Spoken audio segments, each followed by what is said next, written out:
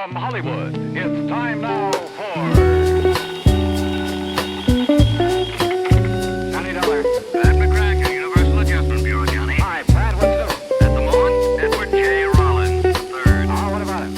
One of our companies has a hefty policy on his life. He said where he wanted to change the beneficiary, then it disappeared. And you want me to go looking for him? That's the general idea. Oh, look, Pat, you could be wasting dough sending me. Chances are he'll pop up again by himself. Oh, yes, I know. Of course, it involves a little trip to the Caribbean, but if you're not interested... The Caribbean? I'll be right over.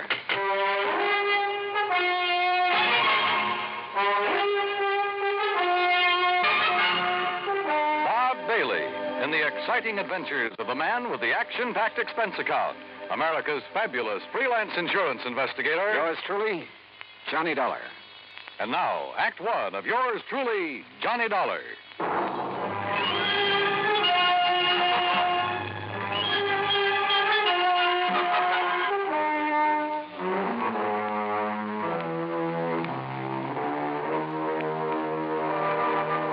Expense account submitted by Special Investigator Johnny Dollar to the Universal Adjustment Bureau, Hartford, Connecticut.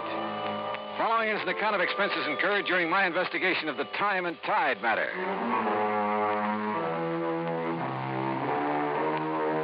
Expense account item 1, $1.20 cab fare from my apartment to the offices of Universal Adjustment Bureau and Pat McCracken.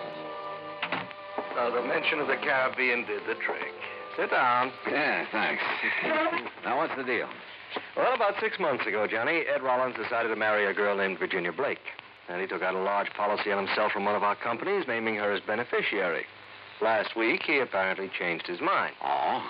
Called from Nassau, said he wanted to remove Virginia Blake as beneficiary, and he was supposed to come to Miami to sign the papers. We had an agent waiting there for him. But he didn't show. What was he doing in Nassau?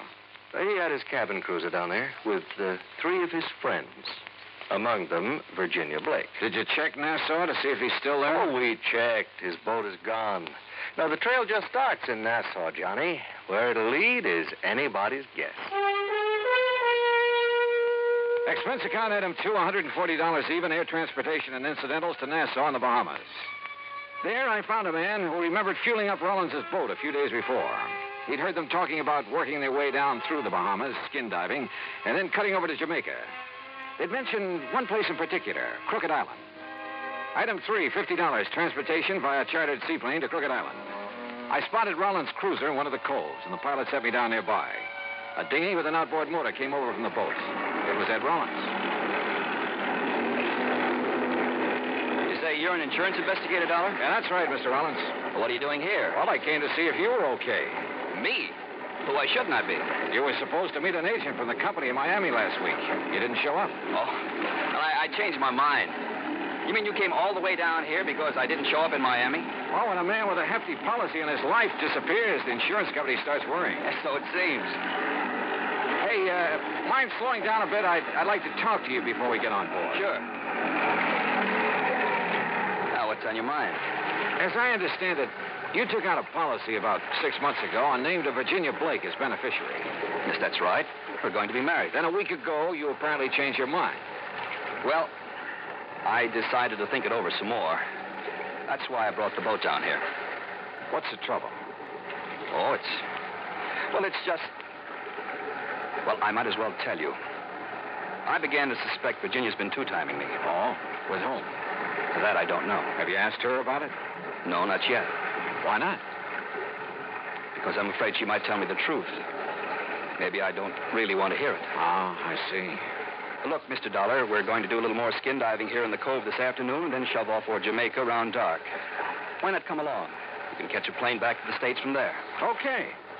Who all's on board your boat? Let's see. Virginia, you know about. Then there's Bill Winslow. Winslow? Yes, kind of a beachcomber at heart. I bring him along mainly to handle the boat. He's real good at it. Anybody else? Oh, Tony Atherton. A worthless sort of guy, but rather amusing company once in a while. Besides, he introduced me to Virginia, so I owe him something for that. I guess. Well, look, you mind introducing me as just an old friend of yours? Yes, that's just what I had in mind. Oh, say, there they are waiting for us on deck.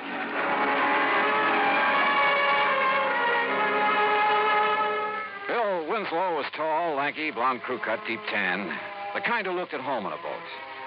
Tony Atherton, on the other hand, was the kind who was at home nowhere, or maybe anywhere, as long as he had a drink in his hand. And Virginia, well, one look at her and you forgot where home was.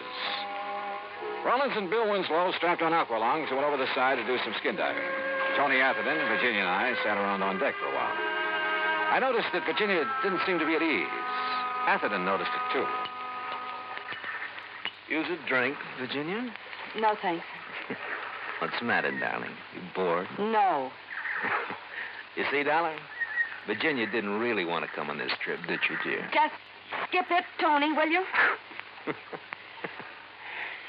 Seems like Ed and Bill have been underwater a long while. Yeah, I was wondering about that.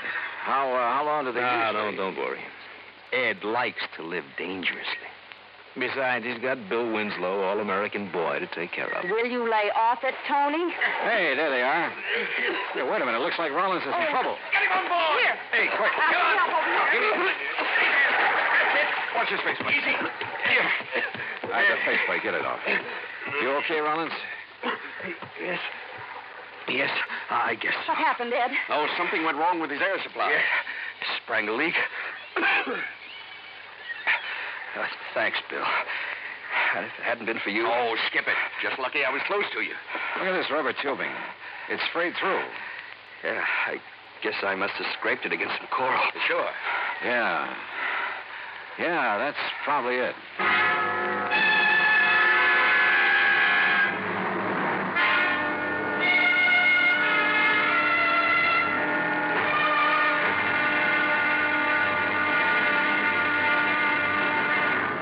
Act 2 of yours truly, Johnny Dollar, in a moment. And now for another episode in the life of Sergeant Donald Bellwether, my husband.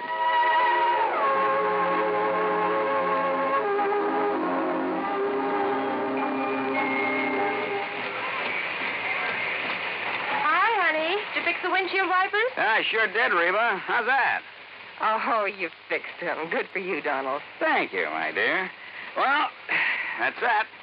Now, if it rains, we're prepared for it, huh? I feel better now. Oh, me too. A driver has to see the danger if he expects to avoid it. That's right. And also keep the back and side windows clear in rain and snowy weather. That's right. Oh, how about the horn? The horn? The horn doesn't work, Sergeant. Aren't you going to fix it? No, I don't think so. Frankly, Reba, I hate horns. Whenever there's a traffic jam, the first thing some guys do is blow their horn. Which does absolutely no good. Of course not. All it does is jar everyone's nerves. No, I don't think I'll fix the horn. Oh, but now wait a minute, Don. Look, supposing we're driving along and suddenly we see a youngster on his bicycle headed right out into the street. Sounding that horn will warn him and possibly avoid a tragic accident. Yes, that's true, but... Or supposing we're driving on the highway, and just as we're about to pass a car, that car decides to pull out into our lane and pass the car ahead of him. He obviously doesn't see us, and he won't hear us shout. But one little beep on that horn, and he'll automatically scoot back and avoid a collision. Reba, you've convinced me. Even though it can be a nuisance, the automobile horn is a necessity. Then you'll repair it? Immediately. Oh, that's my Donald. That's my doll.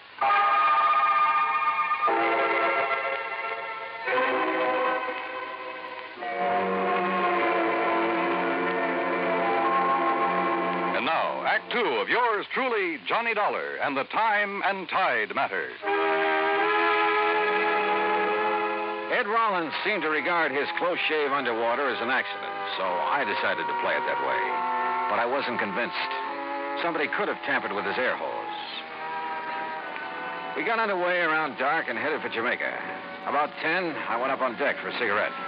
It was a dark night, but from the stern I could see two figures up in the cockpit. One was Virginia. The other at the wheel, I figured, was Ed Rollins. There was a long kiss. Then they lit cigarettes. In the light from the match, I could see it wasn't Ed Rollins at all. It was Bill Winslow. Dollar? That you? Ed Rollins. I guess he'd just come topside. But I didn't know if he'd seen what I'd just seen. If he had, he gave no sign of it. Johnny. You know that stuff I was telling you about? Maybe cutting Virginia out as beneficiary? Yeah, what about it, Ed? I think you better forget it. I've decided to go ahead and marry her. Well, I don't think I could get along without her. Oh, I see. Look, Rollins, it's probably none of my business, but there's something Oh, there's Virginia now up in the cockpit with Bill. Yeah, that's right. I thought she was below. Well, she must be doing some navigating. Yeah. Virginia? Virginia, honey, come on back. Oh, okay, Ed. Watch your footing. We're rolling a little. Yeah, it's pretty heavy swell. How's Bill getting along up there? Okay, why? It's about time I relieved him at the wheel. Well, I'll take over if you like. Oh, thanks, Johnny. But I enjoy handling the boat at night. Virginia, honey, you look sort of tired. Maybe you ought to turn in. I will as soon as I finish my cigarette. Well, I'll take over now. Enjoying the cruise, Mr. Dollar? Sure. How about you? Why not? According to Tony Atherton, you didn't want to make this trip. Tony's very good at remarks like that. Oh, I thought you and he were old friends. Let's just say I've known him a long time. How you doing, Dollar? Fine, Winslow. How's the boat doing? On course. We should reach Jamaica tomorrow night. Virginia. I think I'll go below now. I'll see you in the morning. Good night. Night, Virginia. Well, you seem pretty much at home aboard a boat, Winslow. It's where I belong. You and Rollins seem to do all the boat handling. How about Atherton? He ever give you a hand? No, he's just the passenger type. Well, how about Virginia? Does she handle a boat? She can handle anything. Oh. She's a nice girl, Mr. Dollar. She deserves the best. Maybe that's what Rollins can give her. Maybe. You don't sound convinced. Good night, Dollar. When we reached Jamaica the next night, I decided to do some checking. I went ashore and called Pat McCracken back in the States, asked him to find out what he could about any of them. He was to call me at a restaurant where we were having dinner. Winslow went back to the boat right after the meal, and Atherton drifted out to inspect a few bars. Rollins, Virginia, and I stayed at the table over coffee, but Virginia was restless and edgy. Finally, she told Rollins she wanted to talk to him. They went out on the terrace. And just then, my call from the States came through. Johnny, Pat McCracken. Hi. Did you find out anything? Yeah. Ran a check on Virginia Blake. I found out she's apparently been paying off for something. What do you mean? She's been issuing checks regularly, a couple of $100 apiece, and always to the same guy. You know his name? Yeah. Tony Atherton. I hung up and went out to the terrace, but Rollins and Virginia were gone. I started looking for Tony Atherton. I tried half a dozen bars with no luck. It was after 1 in the morning when I got back to the boat. Atherton was in his bunk. I woke him up. What do you want, Dollar? Don't you realize what time it is? Yeah, I want to know why you've been blackmailing Virginia. Wait a minute. It's a pretty ugly word. You're so right. Now, look, Atherton. Hello? Anybody aboard? Yeah. Who is it? Inspector Hastings, Jamaica Police. Is this Mr. Edwin Rollins' boat? Yes, that's right. I'm afraid I have some bad news for you. Mr. Rollins has been slugged and robbed. What? Good Lord. Was he hurt bad? I'm afraid so. Touch and go whether or not he'll live. Act 3 of yours truly, Johnny Dollar, in a moment. And now for another episode in the life of Sergeant Donald Bellwether, my husband.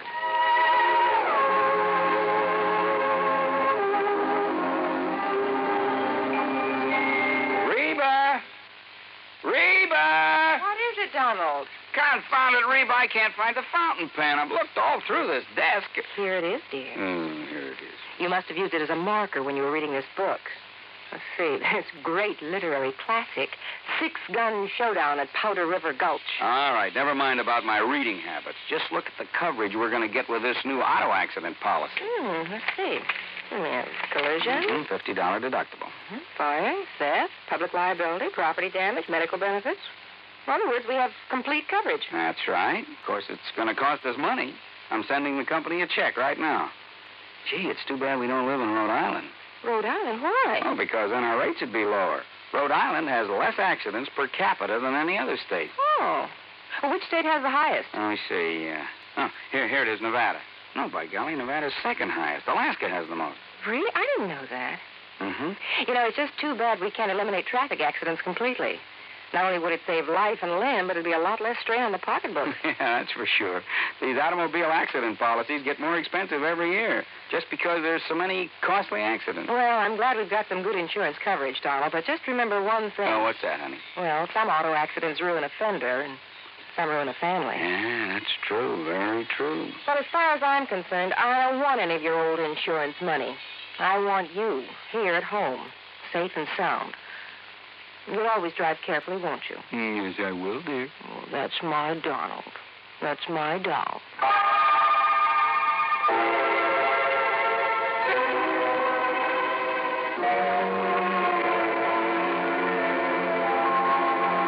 And now, Act 3 of yours truly, Johnny Dollar, and the time and tide matter.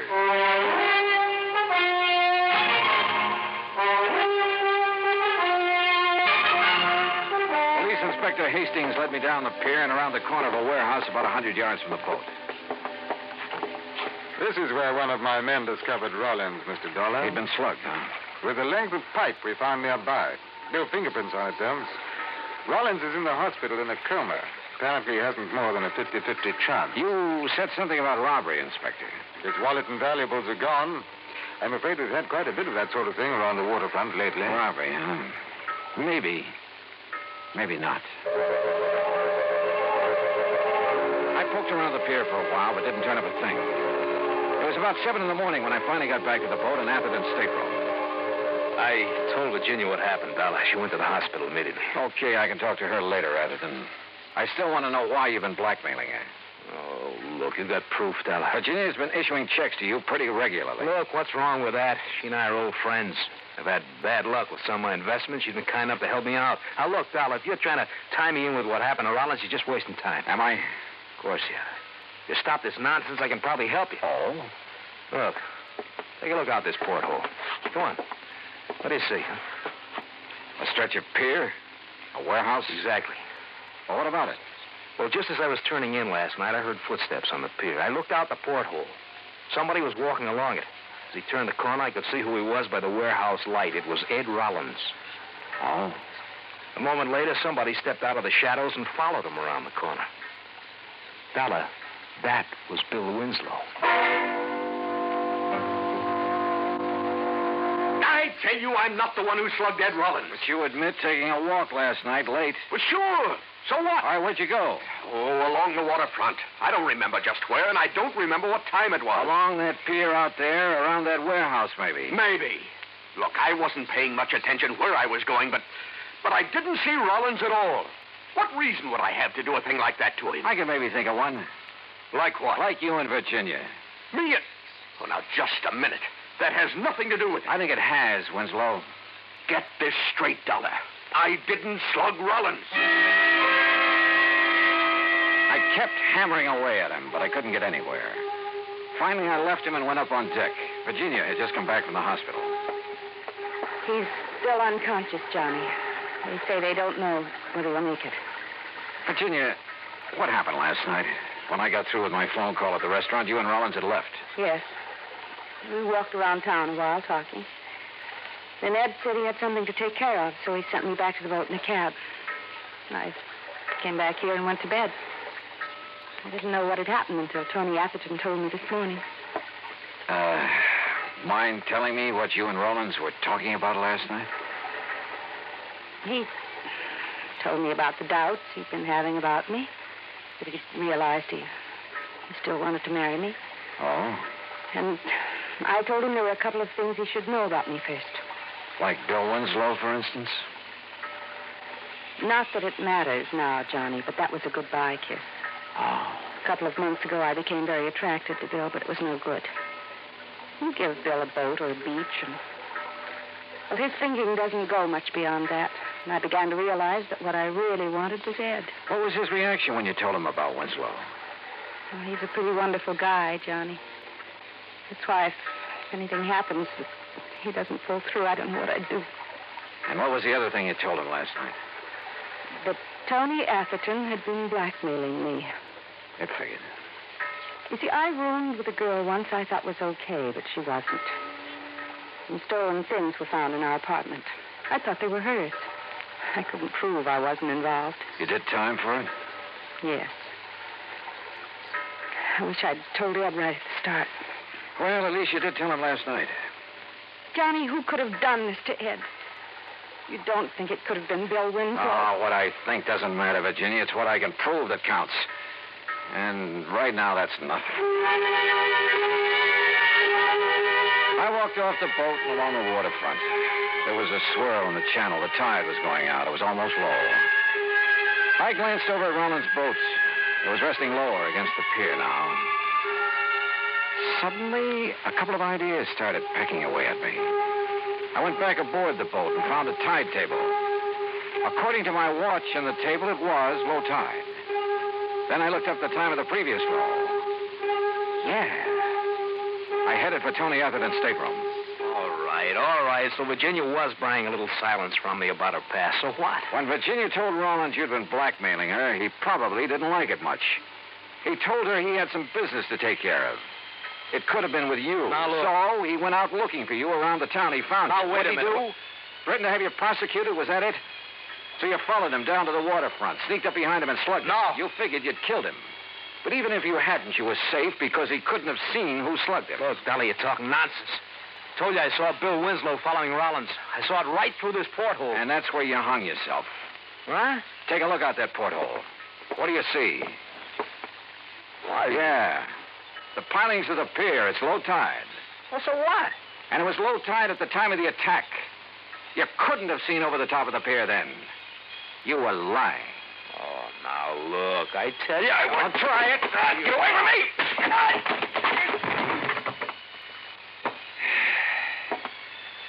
You know, it's funny, Atherton.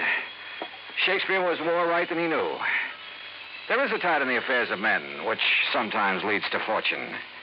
In your case, brother, you missed.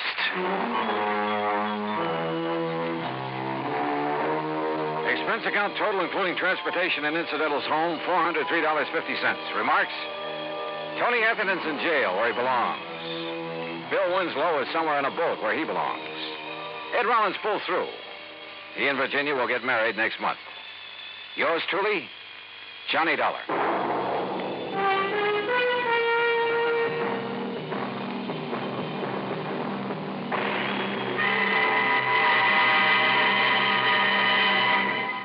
Now, here's our star to tell you about next week's story. Next week, the plot revolves around Ong's hat.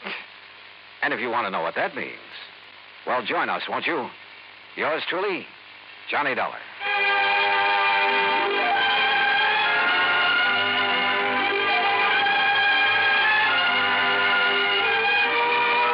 Yours truly, Johnny Dollar, starring Bob Bailey, originates in Hollywood and is produced and directed by Jack Johnstone. Today's story was written by Robert Wright. Heard in our cast were Virginia Gregg, Larry Dobkin, Herb Ellis, Tony Barrett, Frank Nelson, and Ben Wright. Be sure to join us next week, same time and station, for another exciting story of yours truly, Johnny Dollar. This is Dan Cubberly speaking. Yours truly, Johnny Dollar, has been a presentation of the United States Armed Forces Radio and Television Service.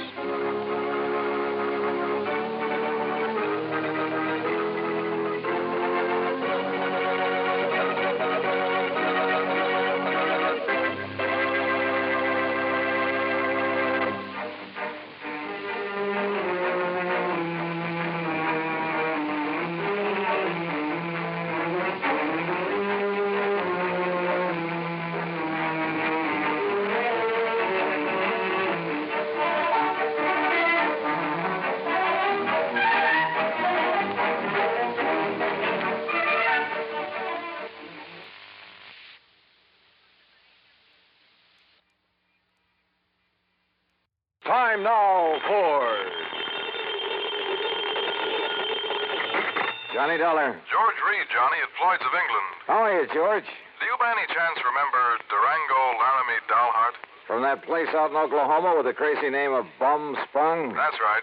Now, Johnny... How could I ever forget him? And more to the point, has he ever forgiven you? Forgiven me? After all, you were the one who accused him of passing counterfeit money. Well, I When know. all he did was wash and starch and iron a few $100 bills to make them look nice and new and crisp. I'm quite frank to admit I was entirely wrong about him that Hey, time. tell me, does he still pay his premiums in brand new money and in person? Yes, and that's what has me worried. How do you mean?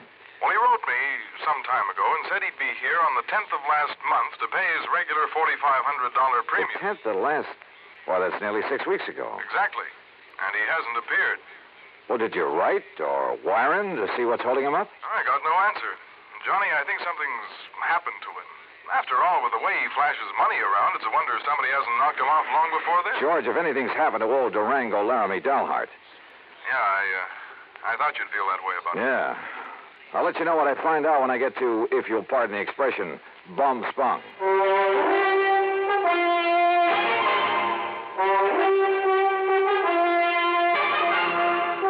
Bob Bailey in the exciting adventures of the man with the action-packed expense account. America's fabulous freelance insurance investigator. Yours truly, Johnny Dollar. And now, Act One of yours truly, Johnny Dollar.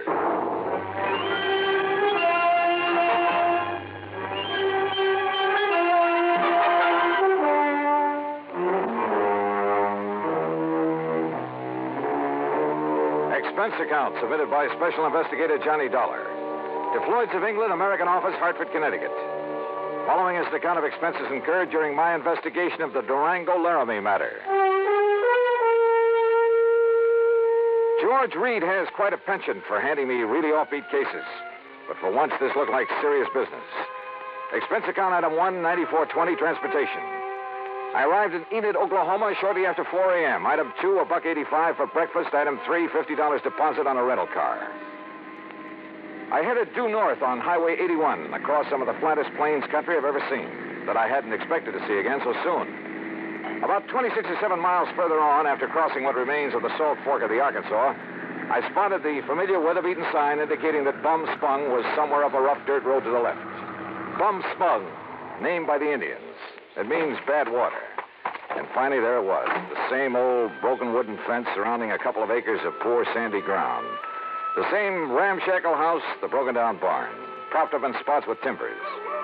And in the yard were the same 2 sad-looking cows I'd seen on my previous visit. The swayback horse and the friendly, mangy, toothless hound, some decrepit-looking chickens. Bum Spung, so-called ranch of Durango Laramie Dalhart, who'd made it in oil and who chose to settle down in this lonely, desolate spot. And standing there looking at it, it was hard to believe that the inside of the huge, unpainted house was clean, modern, well-furnished, thanks to his niece Carol, who occasionally came up to see the old man. As I swung aside the sagging wire gate, I wondered if she was here now. I wondered if anyone was here, but not for long. Durango! Durango, it's Johnny Dollar. Stay outside that fence, you meddling young varmint. This here now is private property. Wait a minute. You're not Durango. I came here to see Durango Laramie Dalhart. Oh, you did, eh? Well, Durango ain't here. Now, look, you. Oh, you shut up that gate and drive away from here. You see this here now, 30-30? Drive away? After you've blown a hole in one of my tires? I did, eh? Well, I guess that wasn't very sociable, now was it? Hey, look, lower that gun for a minute, will you? Oh, no, you don't. No, you don't. You try anything funny and I'll let you have it. Only, I guess it is up to me to fix that there tire for you, ain't it? Huh? After all, as long as I done it. Now, let me take a look and make sure you just ain't up to some trick here. You bet I am. Hey! Just give me that gun now. Oh, no, you don't. No, you... Okay. Now, who are you and what are you doing here and where's Durango? My hoppers, sonny. You sure pack a punch. Start talking, mister. Who are you? Who am I? Sidewinder Wilson, that's who I am. Who'd you think? And who are you? Johnny Dollar, insurance investigator. What are you doing here? What am I doing here? Why, old Durango sent me a telegram, that's why. Oh, yeah? Sure. Here now.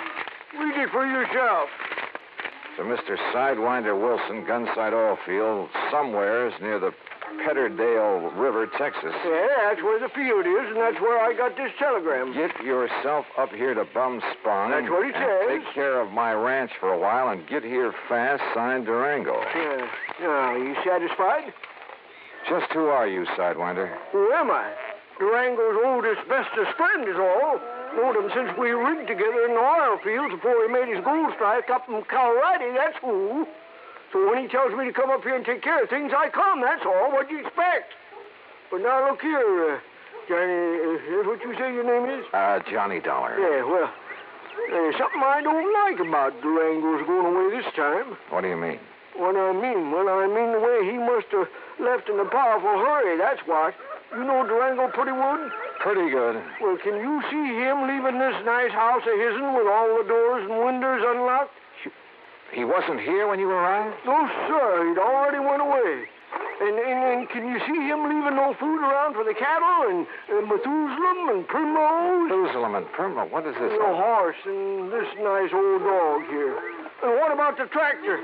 Just sitting out there in the field, plows down halfway up a furrow. What are you getting at, Sidewinder? What am I getting at? I'm saying he must have left in an awful hurry, that's all. And if you ask me, there's something funny about it, and I don't mean funny, ha-ha. Yeah, I think you got something there. You see, he was due in Hartford, Connecticut over 6 weeks ago. Pay up on his insurance, huh? That's right.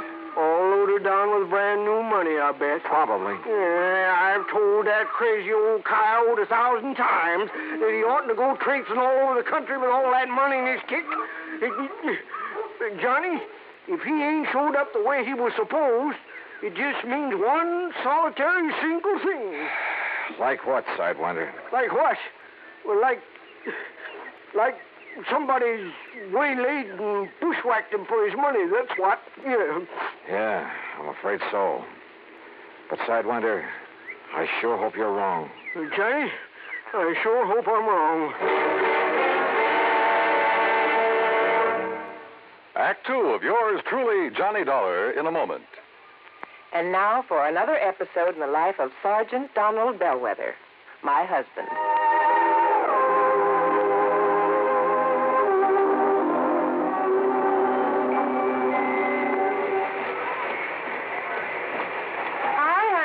Fix the windshield wipers? I sure did, Reba. How's that? Oh, you fixed them. Good for you, Donald. Thank you, my dear. Well, that's that. Now, if it rains, we're prepared for it, huh? I feel better now. Oh, me too. A driver has to see the danger if he expects to avoid it. That's right. And also keep the back and side windows clear in rain and snowy weather. That's right. Oh, how about the horn? The horn? The horn doesn't work, Sergeant. Aren't you going to fix it? No, I don't think so. Frankly, Reba, I hate horns. Whenever there's a traffic jam, the first thing some guys do is blow their horn. Which does absolutely no good. Of course not. All it does is jar everyone's nerves. No, I don't think I'll fix the horn. Oh, but now wait a minute, Don. Hmm? Look, supposing we're driving along and suddenly we see a youngster on his bicycle headed right out into the street. Sounding that horn will warn him and possibly avoid a tragic accident. Yes, that's true, but... Or supposing we're driving on the highway, and just as we're about to pass a car, that car decides to pull out into our lane and pass the car ahead of him. He obviously doesn't see us, and he won't hear us shout. But one little beep on that horn, and he'll automatically scoot back and avoid a collision. Reba, you've convinced me. Even though it can be a nuisance, the automobile horn is a necessity. Then you'll repair it? Immediately. Oh, that's my Donald. That's my doll.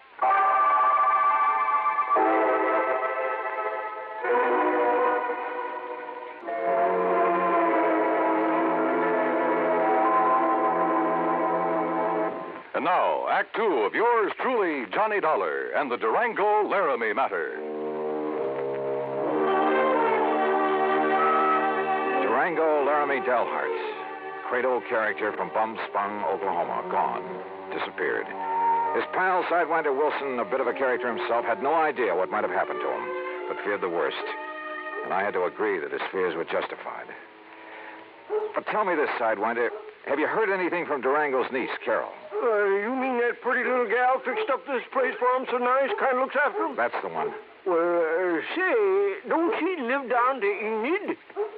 Enid, yes, runs a gas station. That's right, sign of the Flying Red Horse. Come on, help me fix this tire. We'll drive back to Enid. Well, I'll help you fix the tire, but I'm staying right here. Oh, why? Why? Because Durango's trusting me to take care of the place. And if he does turn up, God willing, I'll be here to have him get in touch with you. Okay, now let's get this tire fixed. No, wait. Look. Huh?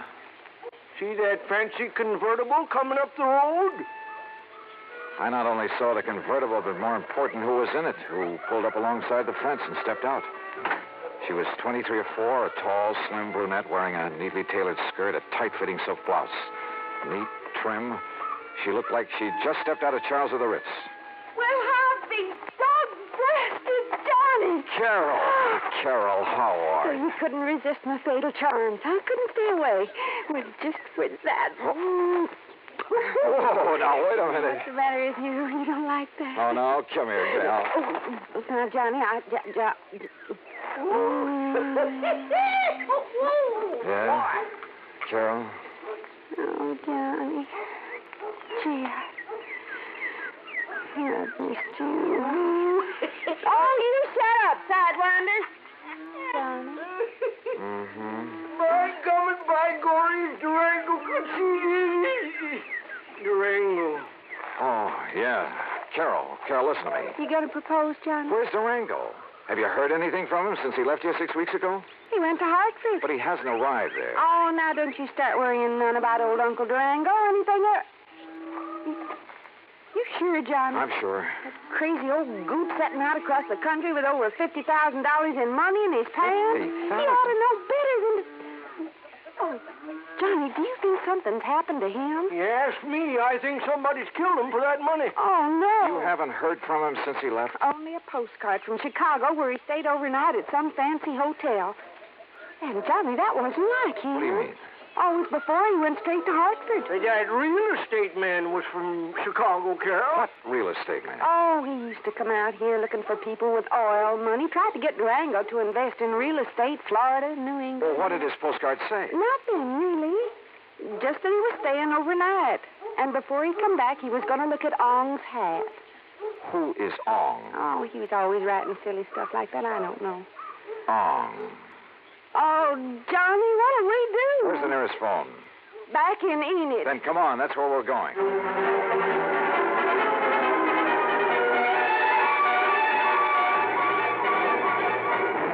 In Enid, I put in a long-distance call to Phil Avery, an old friend at International Press Service, in the hope that if Durango's body had been picked up anywhere in the country, the news files would have some note of it.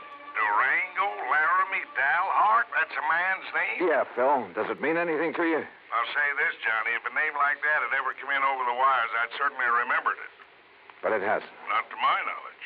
Incidentally, what's this all about? Oh, he left here loaded with cash. Now he's disappeared. No clues? Only that he's planned to see some guy named Ong. Ong? For some crazy reason, he's interested in Ong's hat. Well, that's about as silly as... Ong's hat, did you say? Oh, no. You mean that rings a bell? Are you kidding?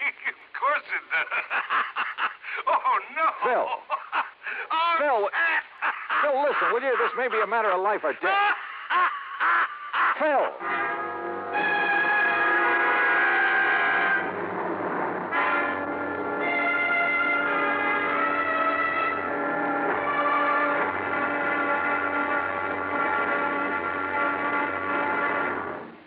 Act 3 of yours truly, Johnny Dollar, in a moment. And now for another episode in the life of Sergeant Donald Bellwether, my husband.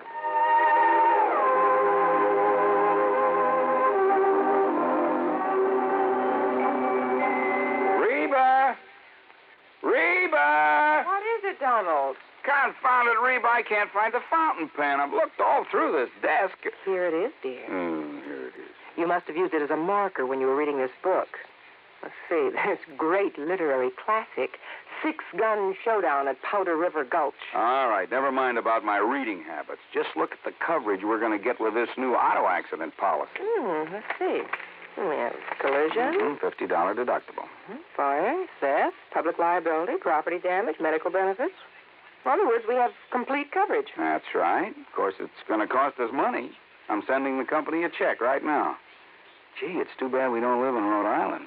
Rhode Island? Why? Oh, because then our rates would be lower. Rhode Island has less accidents per capita than any other state. Oh. Well, which state has the highest? Let me see. Here it is, Nevada. No, by golly, Nevada's second highest. Alaska has the most. Really? I didn't know that. Mm-hmm. You know, it's just too bad we can't eliminate traffic accidents completely. Not only would it save life and limb, but it'd be a lot less strain on the pocketbook. Yeah, that's for sure. These automobile accident policies get more expensive every year just because there's so many costly accidents. Well, I'm glad we've got some good insurance coverage, Donald, but just remember one thing. Oh, what's that, honey? Well, some auto accidents ruin a fender, and some ruin a family. Yeah, that's true. Very true. But as far as I'm concerned, I don't want any of your old insurance money.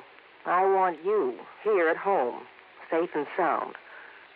You'll always drive carefully, won't you? Yes, I will, dear. Oh, that's my Donald. That's my doll.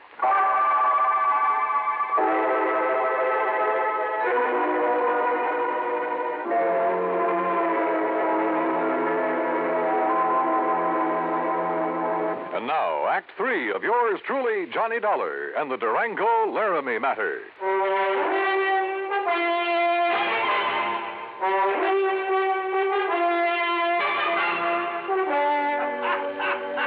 Phil, will you stop that howling and make some sense? This could be a matter of life or death. Ong, did you say? That's right. You know who he is. Ong San, oh, no. Do you know him?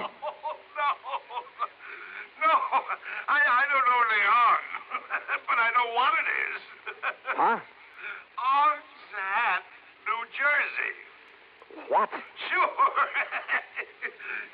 down in the pine and cranberry bog country.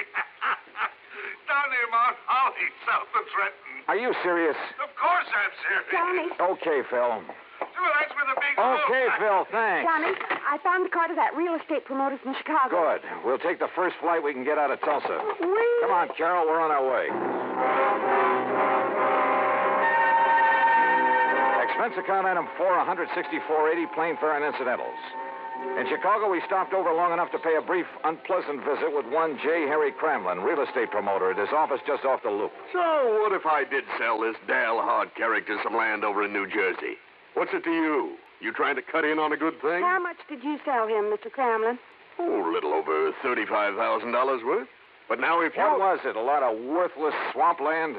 He didn't seem to think so, after the glowing report I gave him. But why did he buy it? Because the old fool thinks there's oil on it. Cramlin, if you've taken Durango... Now, ain't that a name? Durango Laramie Dalhart. If he's been chipped in this deal, well, you better duck the next time you see me coming.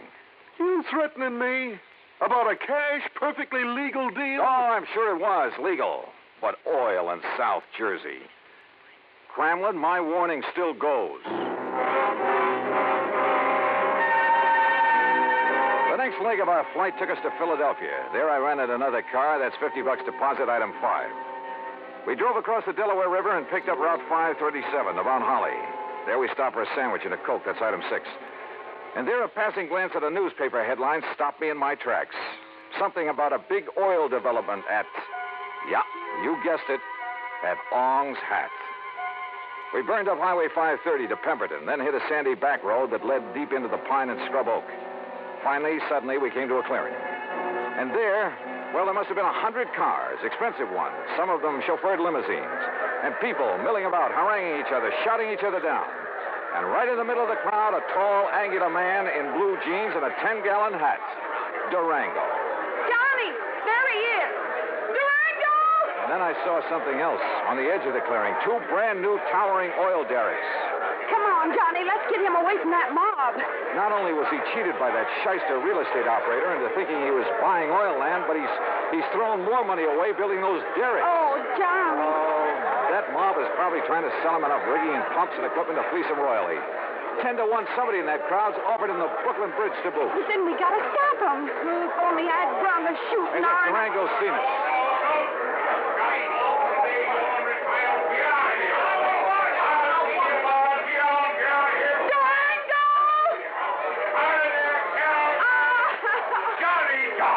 Durango. Well, what's the dog-blasted tarnation ever rung you out for this godforsaken country, huh? Oh, Durango, you old skunk, you're all okay. Why, sure I am. Come on in this shack here so we can get away from this blasted crowd. Come on. You look here, Johnny. What are you doing with my little Carol, huh? I'll tell you, Durango. You sneak out to Enid behind my back and hitch up with her? All right, get on in there now where we can have some peace. Here, sit down where you can. All right, now, you young rascals. Is that what you done? Gone and got married? Well, of course not, you old goot. Oh, well, doggone it, that's what I was hoping for. Oh, goot. Well, don't you give me that, gal. I know how you was talking ever since Johnny come out to Bum Spung last year. Durango, you What'd shut you up. say? I'm afraid this trip is on business, Durango. Business? With a pretty gal like Carol here? And, how'd you two get here, anyway? Johnny brought me on the plane, but what difference does that... Oh, he did, eh? Transported you across state line, huh? A whole lot of them. And if there ain't no law about that, why, Jake, you two are going to have to get married. Durango. And I'm just the one to see that you do. Durango! I don't carry this old 6-gun for nothing. Durango, will you shut up and let Johnny tell you why he's been looking all over for you? What do you mean, looking, Jake? Huh? Durango, you've been had. Me?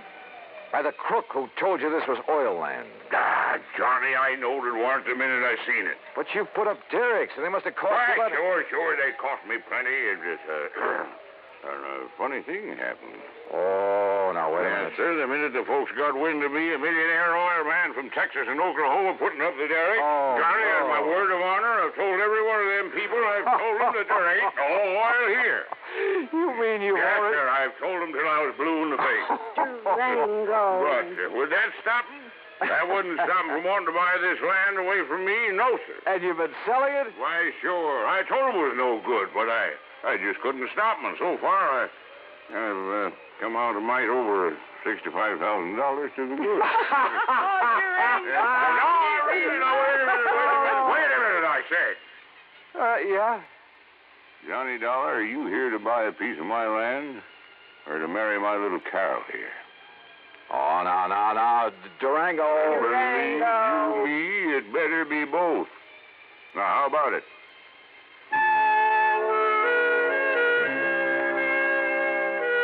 Expense account item 7, $1,000 even. The company now owns a small hunk of land in Ong's Hat, New Jersey. As for Carol, that ever-loving doll, well, someday, maybe someday. Expense account total, including incidentals and transportation back to Hartford, $1,416 even. Yours truly, Johnny Dollar.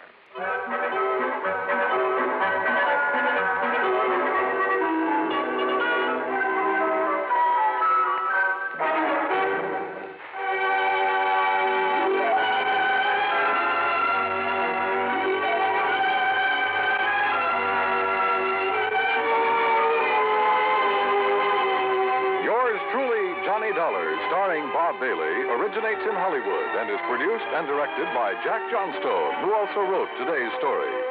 Heard in our cast were Virginia Gregg, G. Stanley Jones, Junius Matthews, Alan Reed, Frank Nelson, and John McIntyre. Be sure to join us next week, same time and station, for another exciting story of yours truly, Johnny Dollar. This is Dan Cubberly speaking.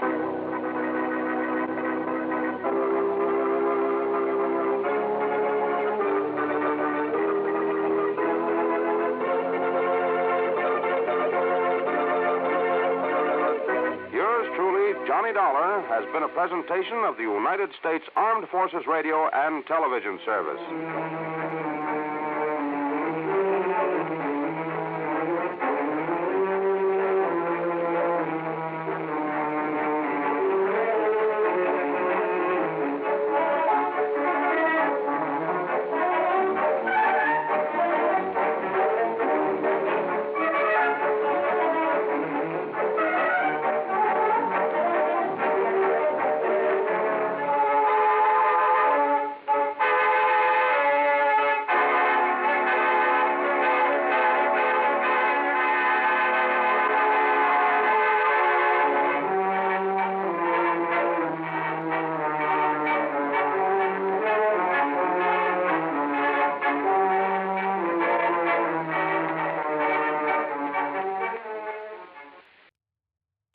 From Hollywood, it's time now for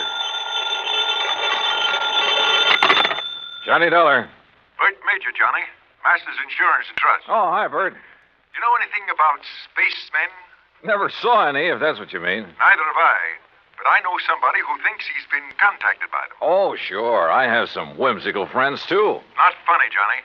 The company is betting $2 million that this man is either a liar or pulling one of the biggest hoaxes in history. $2 million? That's right. Conrad Billings. Ever hear of him? Billings, Texas Oil, one of the richest men in the country? Right. Presently of California, where he's holed up in an isolated mountaintop lodge, minus a $2 million collection of diamonds he took up there with him. And you insured them? Yes, but not against ordinary theft. What does that mean? Those stones were insured against theft by persons or things unknown on this earth. What? That's right. Holy. You're serious, aren't you? You bet I'm serious. Okay, Bert, I'll see you at your office.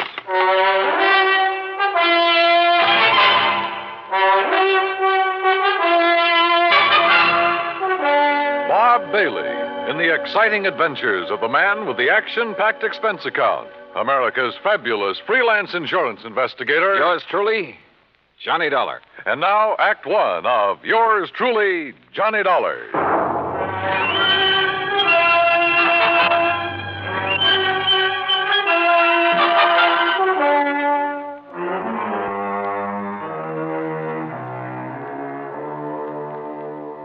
Expense account submitted by Special Investigator Johnny Dollar to the Home Office, Masters Insurance and Trust Company, Hartford, Connecticut. Following is an account of expenses incurred during my investigation of the Diamond Dilemma matter.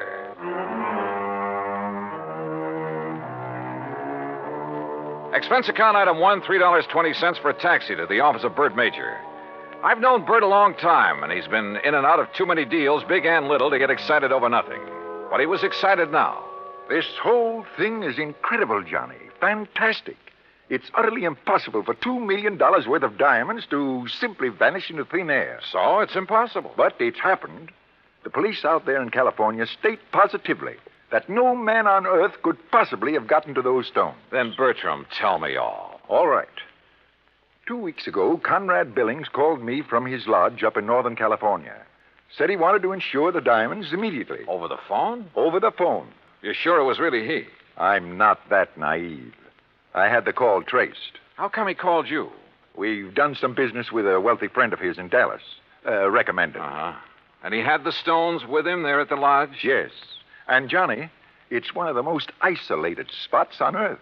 You're sure he had them there? He loves diamonds, Johnny. Almost to the point of obsession. He plays with them like a kid plays with marbles. Lord knows he can afford to. So you insured $2 million worth of diamond marbles over the phone? I did. And you say you aren't naive. Oh, look, a remote lodge, an eccentric old man, some expensive baubles. A rank amateur could get at him. You haven't listened to me, Johnny. You've missed the point entirely. I wouldn't care if he left the diamonds lying out on his front doorstep. I insured those diamonds solely against theft by persons or things unknown on this earth. That's the exact wording of the policy. And now they're gone? Yes. So, someone took them? Prove it. What? Someone, and not something. Now, why would anybody in his right mind want to insure against theft by other than people? I asked myself that question.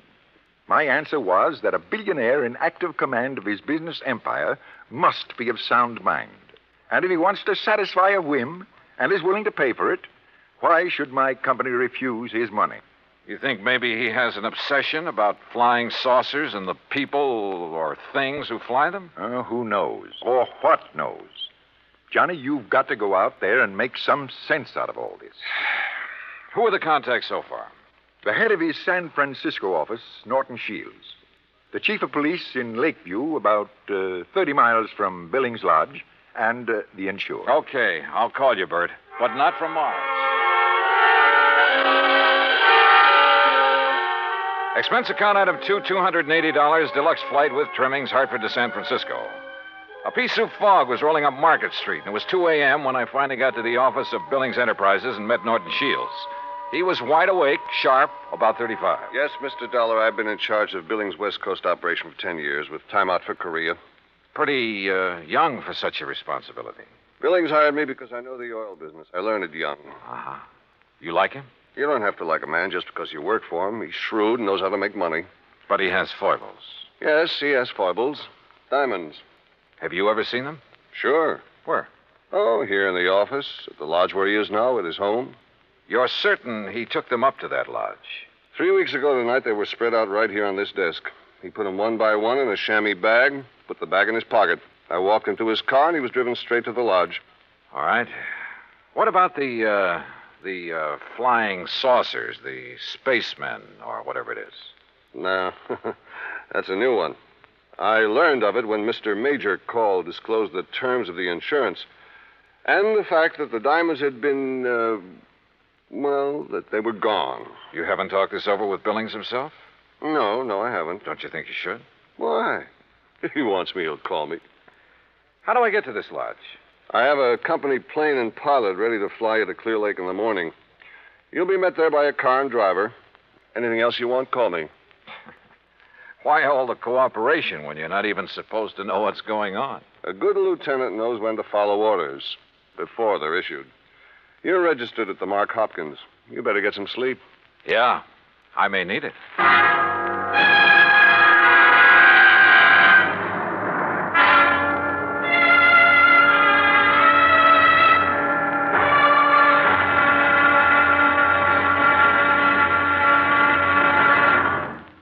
Act Two of yours truly, Johnny Dollar, in a moment. And now, Act Two of yours truly, Johnny Dollar, and the Diamond Dilemma Matter.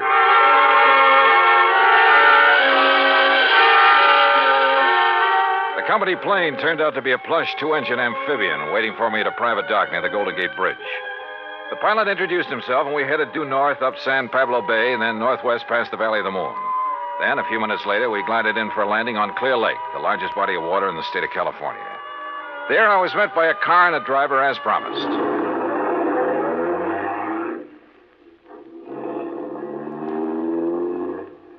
How far is it to Mr. Billings' lodge, driver? About 30 miles. What do you do when Mr. Billings isn't here? Wait for him.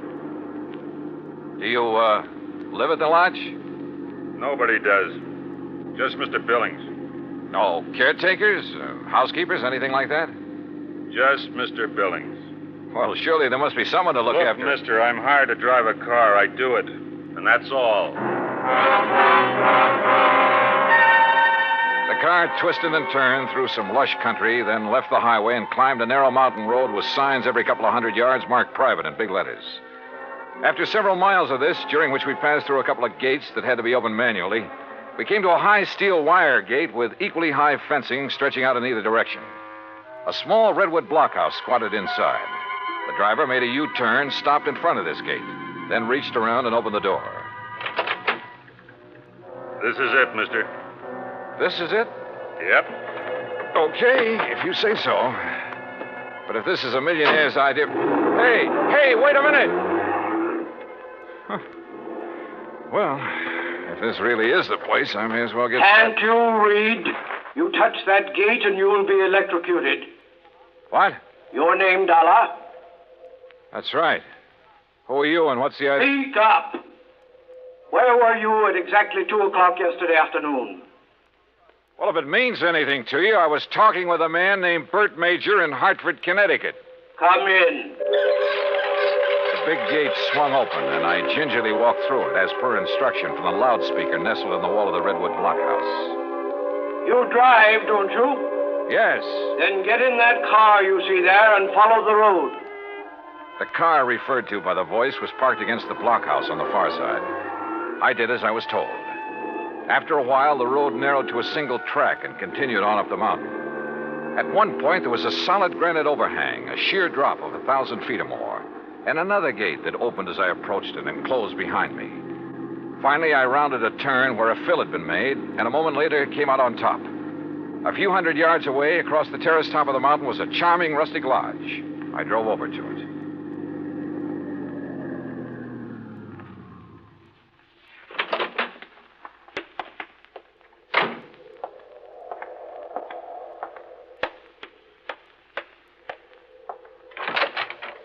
Good morning, Mr. Dollar. Mr. Billings? Come in, come in. Hearing about this man was strange enough. Seeing him was even more of a shock. About 5'2", flashing gray eyes, bullet bald. He was wearing a baggy old jacket that hung nearly to his knees. This way. I want you to see my view of the lakes below. Well? Beautiful. What was that? I said beautiful.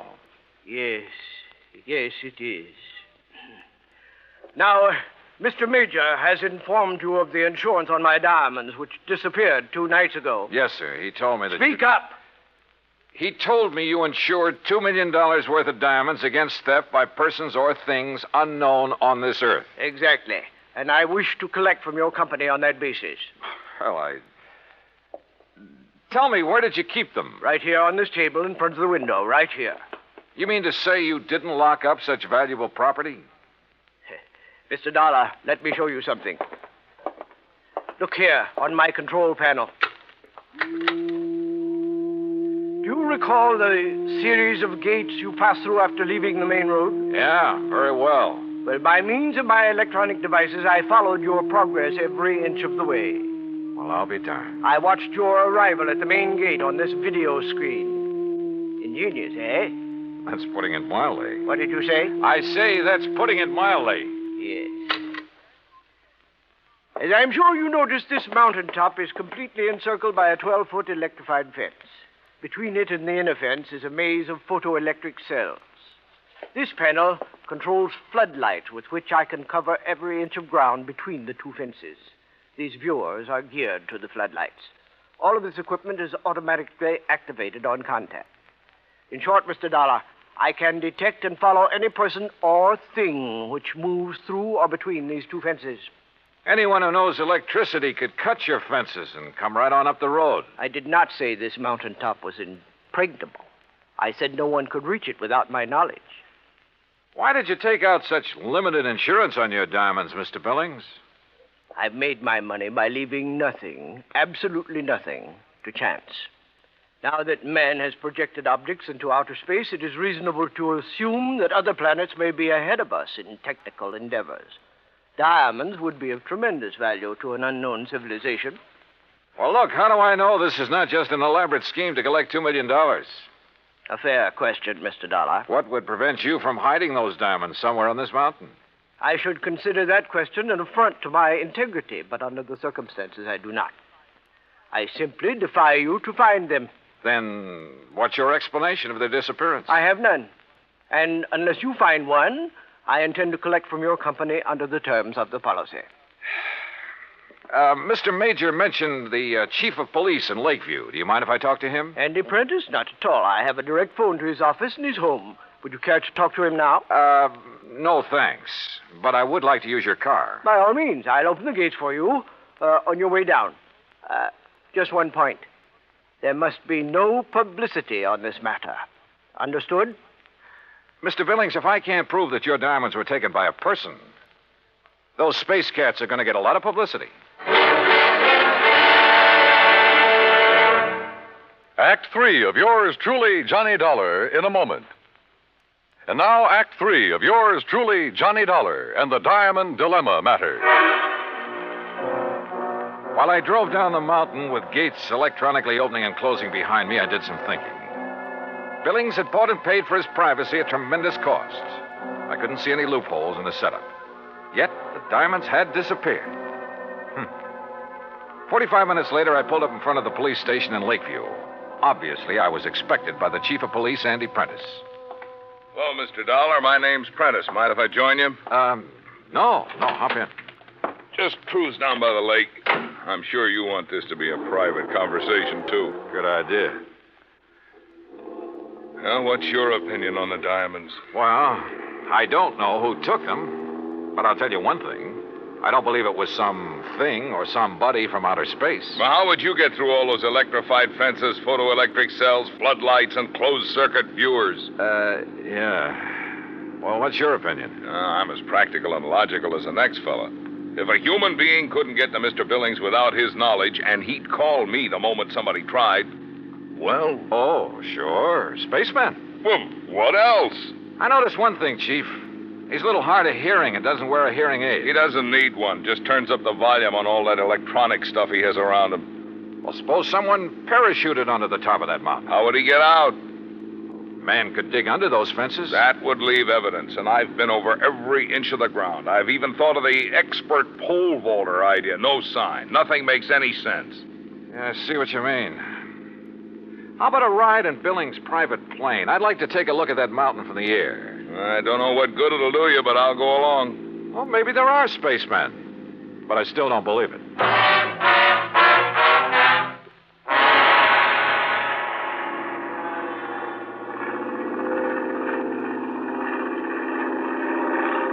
We're coming to it now. See the road winding up? And there's the lodge. Yeah. I asked the pilot to circle around the top as close as the air pockets will permit. Good. Chief, have the pilot drop down just below the top and steer a course between the two fences all the way around. Whatever you say. Oh, pilot! For the next few minutes, I studied the top of that mountain from all possible angles. The road leading up to it, the terraces, the lodge itself. Suddenly, an idea hit me. And a few minutes later, I left a somewhat puzzled chief of police at the landing dock on Clear Lake. An hour later, I was explaining who I was and what I wanted to do to a somewhat incredulous captain of police at San Francisco's International Airport. I finally convinced him I wasn't out of my mind, and he reluctantly agreed to cooperate.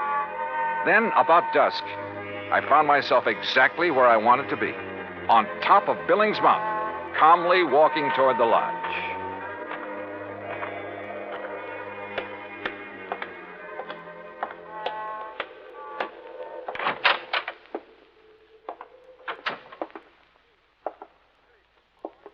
Good evening, Mr. Billings.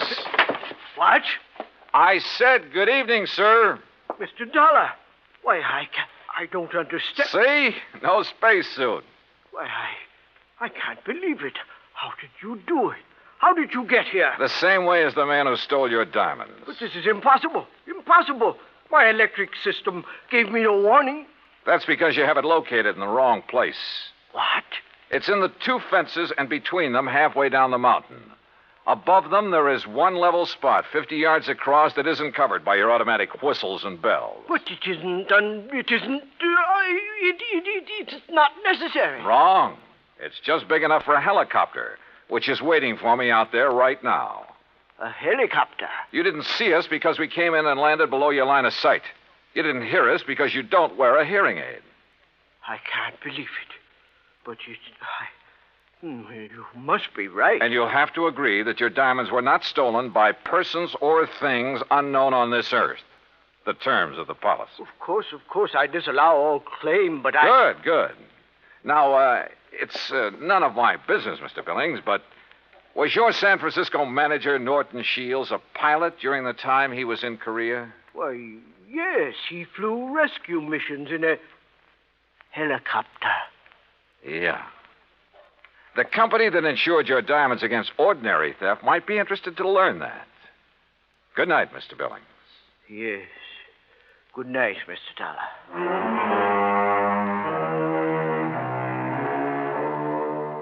You know, in some ways, I felt sorry for him. He'd spent millions of dollars to insure his diamonds and his privacy. Came a real showdown, and it turned out he had neither. Oh, he'll get his diamonds back, sure, and probably buy some more.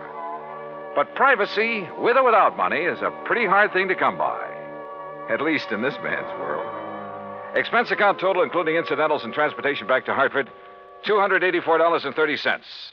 Yours truly, Johnny Dollar.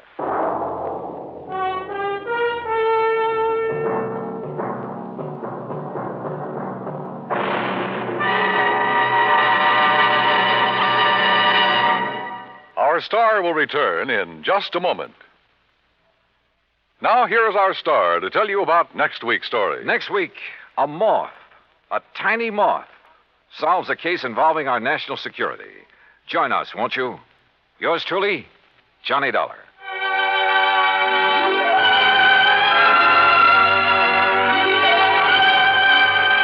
Yours truly, Johnny Dollar, starring Bob Bailey, originates in Hollywood and is produced and directed by Jack Johnstone. Today's story was written by Alan Botsey. Heard in our cast were Edwin Jerome, Paul Dubois, Frank Gerstle, Junius Matthews, and Marvin Miller. Be sure to join us next week, same time and station, for another exciting story of yours truly, Johnny Dollar. This is Dan Cumberly speaking.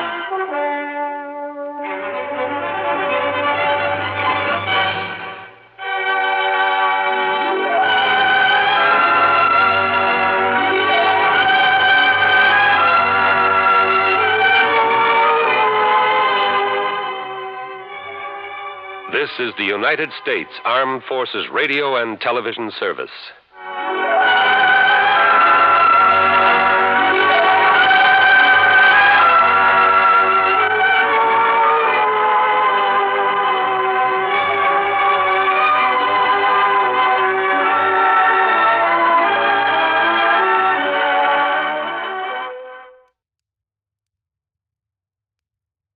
From Hollywood, it's time now for Johnny Dollar. Earl Poorman. Hi, Earl. How are things down in sunny Florida? How soon can you come down here, Johnny? You got troubles? Yes, over a $2,000 insurance claim. Oh, now wait, Earl. How can you justify my fee and expense account on a claim as small as that? Johnny, Yeah? the responsibilities of an insurance company sometimes involve far more than just collecting premiums and paying off on claims. Well, sure. Keeping your clients happy, a little good old public service now and That's then. right, even a little attention to our national security. Sure. But on such a small policy, I still don't see how you can justify national security. Yes, Johnny. I'll grab the first plane.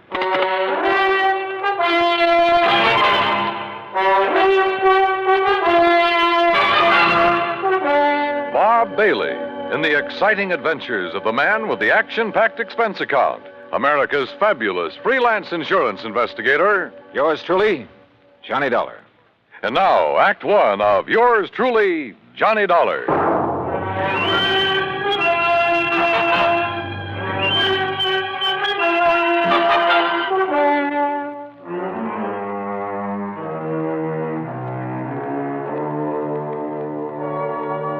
Expense account submitted by Special Investigator Johnny Dollar to Tri-State Life and Casualty Insurance Company, Sarasota, Florida. Following is an account of expenses incurred during my investigation of the Wayward Moth matter.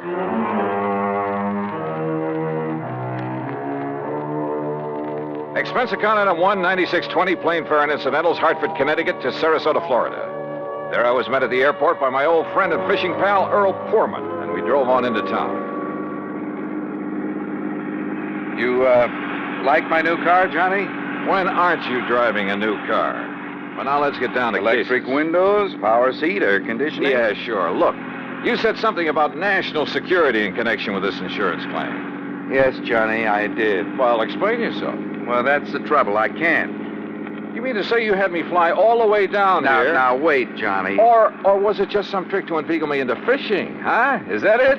A crack at some of the great Florida fishing you've been promising me all these years? Well, who knows? Maybe while you're here, we will be able to get in some fishing, too. Two? In addition to what? Sure, Johnny. I just had my boat repainted, the engine overhauled. We'll go out in the Gulf for kings and Look, bluefish. Earl. And in the bay and the bayou back of the house, I promise you redfish and sea trout until you get tired reeling them in. All right. Just tell me why you've had me come all the way down here to investigate a lousy $2,000 claim. I told you, I don't really know. All right, Earl. National security is involved. Yes. Well? Okay, Johnny. I issued a policy covering the chemical plant of Dr. John C. Allworth. What kind of chemicals? Well, you see, I don't know.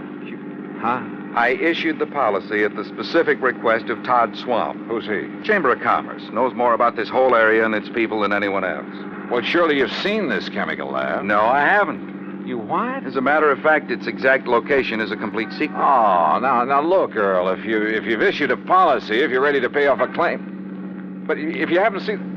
Look, how do you know a couple of $1,000s worth of damage occurred? I've taken Todd Swamp's word for it. I trust him implicitly. Well, this is the doggone...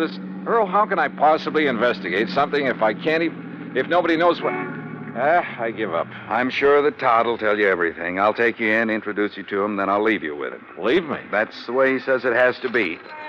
Here, take the keys to my car. You'll probably need them. But how will you get them? And if you need anything or if I can be of help, you know where to call me, at the office or at the house out on St. Armand's Key. Come on, let's go in.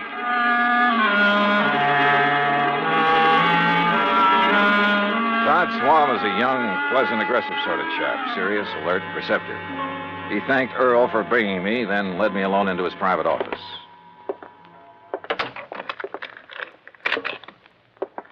Sit down, Johnny, and I'll get right to the point. Ah, thanks. I know all about you, at least all I need to know. Not only from Earl Poorman, but from a lot of the cases you've handled. Well, then you went up on me. I also know that on occasion you've handled security matters, worked hand in glove with the FBI, and so on. So? All right. My job here is not only to promote Sarasota, tell the world what a nice place it is to live, nice people, good homes, ideal climate. Great fishing. Yes, fishing, boating, just about everything. Okay, I'm sold. But what about this Dr. John Allworth? My job is also to be of whatever service I can to the people of the city. All right. Dr. Allworth has lived here for years. Chemist, retired. Until recently, that is. Well, go on. Now, in his small laboratory, carefully hidden in the swamps of the Everglades, for security reasons, Dr. Allworth is producing an important rocket fuel ingredient. Oh? For use at one of the testing centers here in Florida. Cape Canaveral?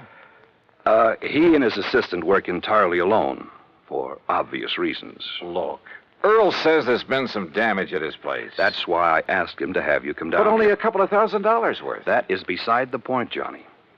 I think it's a case of sabotage. But if nobody's even permitted to know where the place is... And if you're ready, we'll go out there right away. Okay? Right.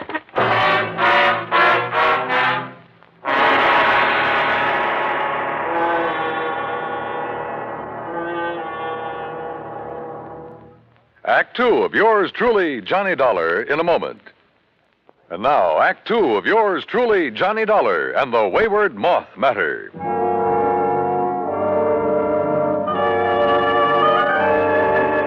Todd Swam, manager of the Sarasota Chamber of Commerce, suggested we use 2 cars, so I got behind the wheel of the one Earl Poorman had left for me and followed him. We drove south on Highway 41 through Fort Myers, then swung left on Route 82 into the Everglades, and finally into the Big Cypress Swamp Country. A few miles further south, I'm not permitted to say how many, we left the main road for a pair of wagon tracks leading into the swampy jungle. We stopped in a little clearing. From a small shack on the edge of a bayou, a tall, husky Indian emerged. He lowered his high-powered rifle as he recognized Todd Swam and walked over to where we'd parked. You bring a man, Mr. Todd. Ben Osceola, this is Mr. Johnny Dollar. Hi, Ben. How do you do, Mr. Johnny? Ben, he's to be let through here anytime he wants. Very well, Mr. Todd. Have you the airboat ready for us? All ready. Back of my house. Good. Come on, Johnny.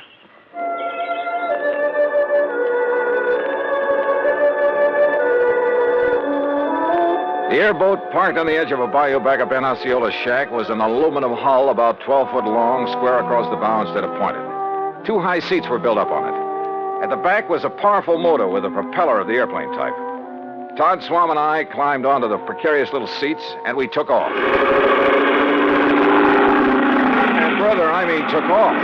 What a ride. The airboat half planed, half skipped over the shallow water of the bayou. Perched up over the hull itself, I kept waiting for us to flip. After a quarter mile or so, we came on a vast plain of soggy, grassy marshland, splotched here and there with patches of clear water. Now and then, on half-submerged logs, big turtles quickly drew in their heads as we approached. More than once, a huge alligator gave us the beady eye, then quietly sank below the surface of a shallow pool. Plenty of rattlers and cottonmouths around here, too. Thanks a lot. Finally, we pulled up to an acre or so of brush and trees that looked almost like an island in the middle of the swamp.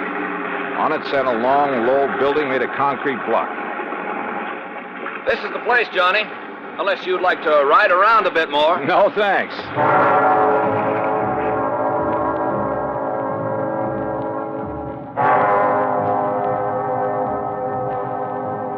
Todd Swam got the introductions over in a hurry. Dr. Allworth, a short, wiry old man with sharp features and a shock of white hair, led us into the laboratory building.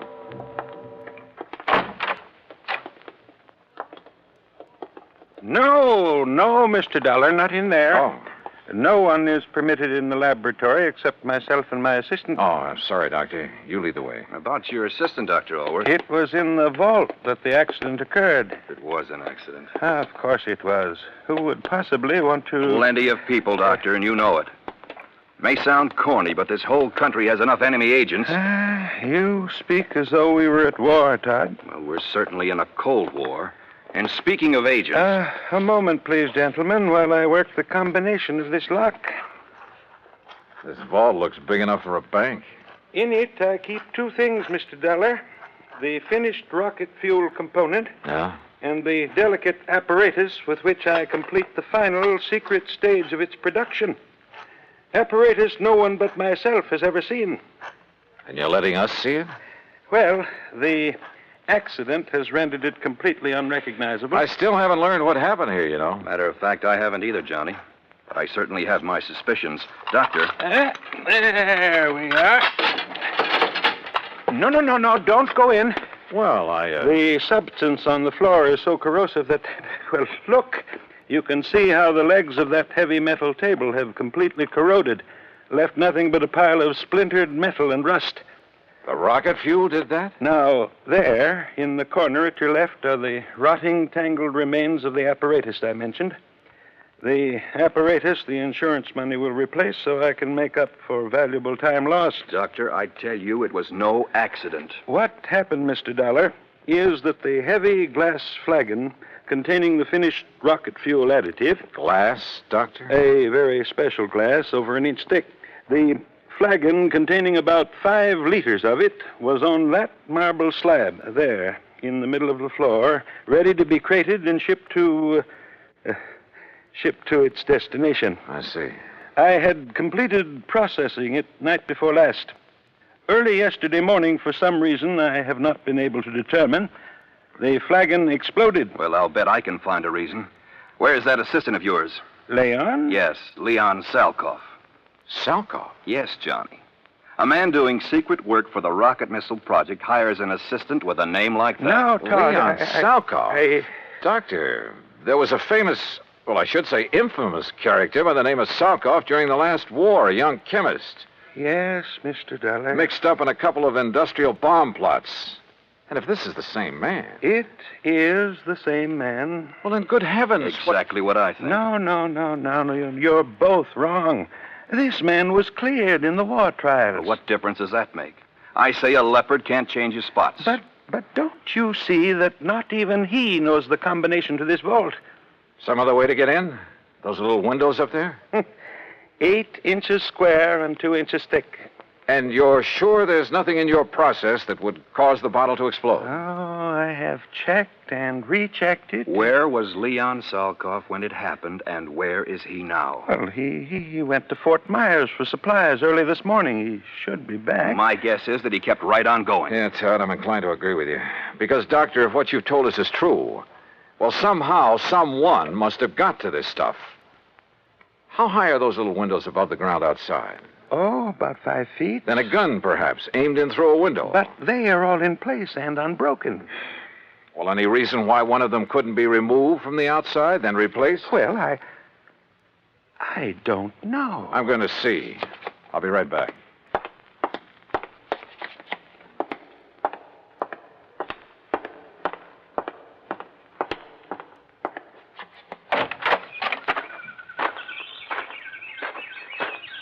Stop! Don't move! What? Do not move, mister, or I will shoot you right through the heart. Act 3 of yours truly, Johnny Dollar, in a moment.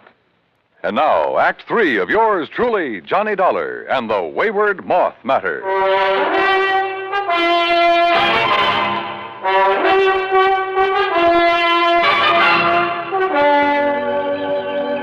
Put your hands above your head, mister. Now, wait. One move and I will pull this trigger. Who are you?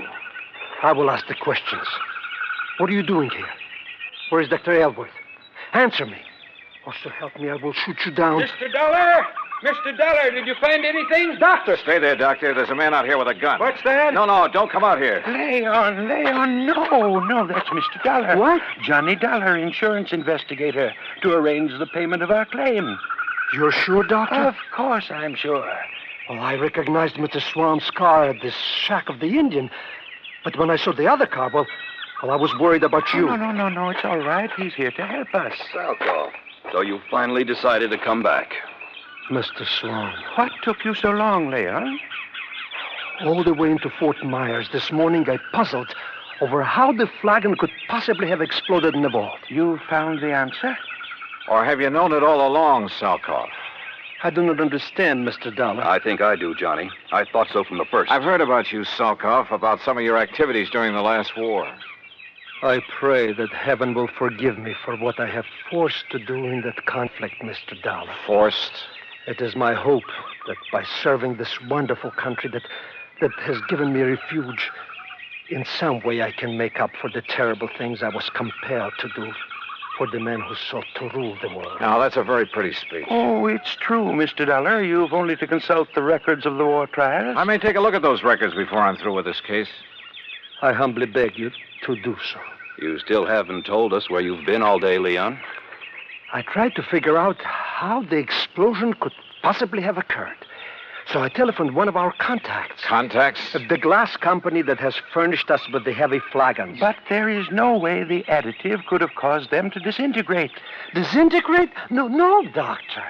Where the flagon had stood, we found a pile of granulated glass. The flagon had completely crystallized. Oh, but even so, Wait. Of course. Of course. By some means, a critical... Exactly. A critical... The formula for the glass that I obtained from the glassworks indicated the possibility. Would you gentlemen mind telling us what this is all about? Mr. Dollar, I believe Leon has found the answer. Well, if he has, I'll take back a lot of the things I've said and thought about him. Of course, we can't be sure until we've proved it. It means waiting until morning. Oh, great. Meantime, we have a lot of work to do.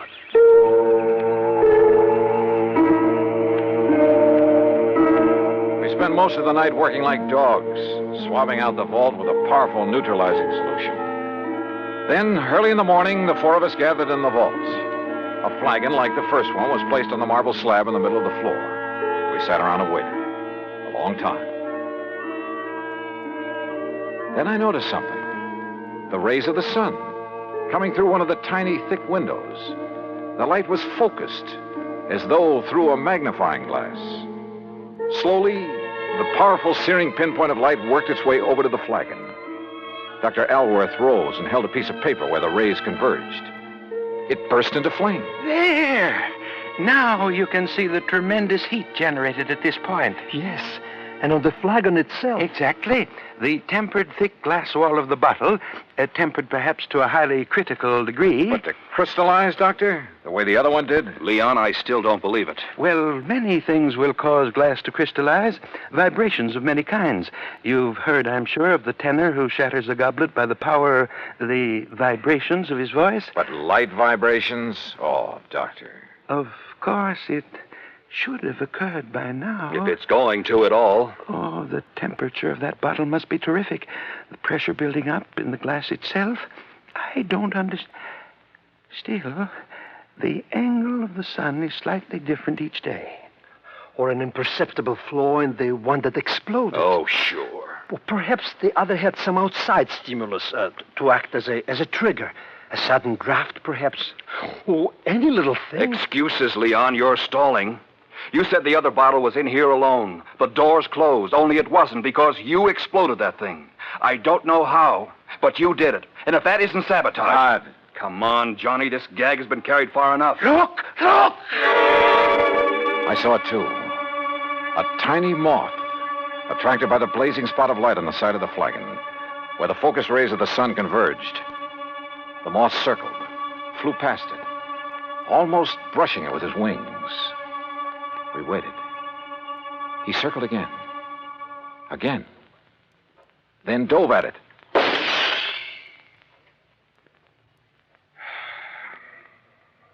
Well, Todd. Yes. Leon, I apologize.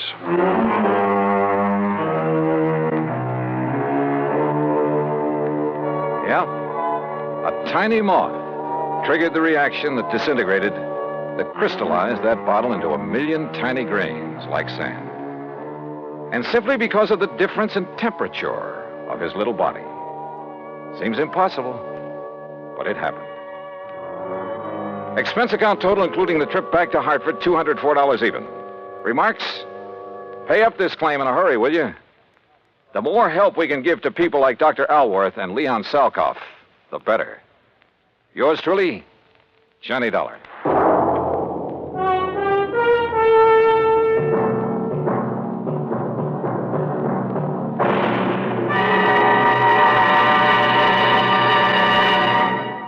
Our star will return in just a moment.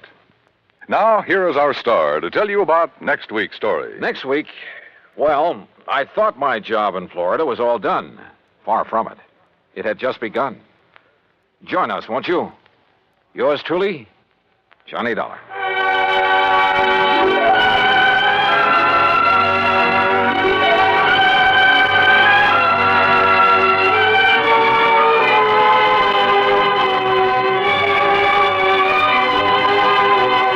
Yours truly, Johnny Dollar, starring Bob Bailey, originates in Hollywood and is produced and directed by Jack Johnstone, who also wrote today's story. Heard in our cast were Vic Perrin, Herb Ellis, Paul Richards, Lou Merrill, and Leon Velasco. Be sure to join us next week, same time and station, for another exciting story of yours truly, Johnny Dollar.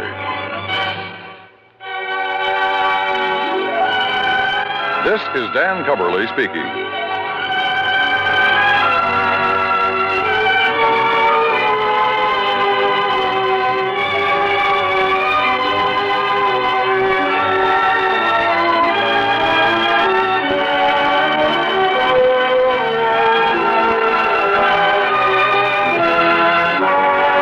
This is the United States Armed Forces Radio and Television Service.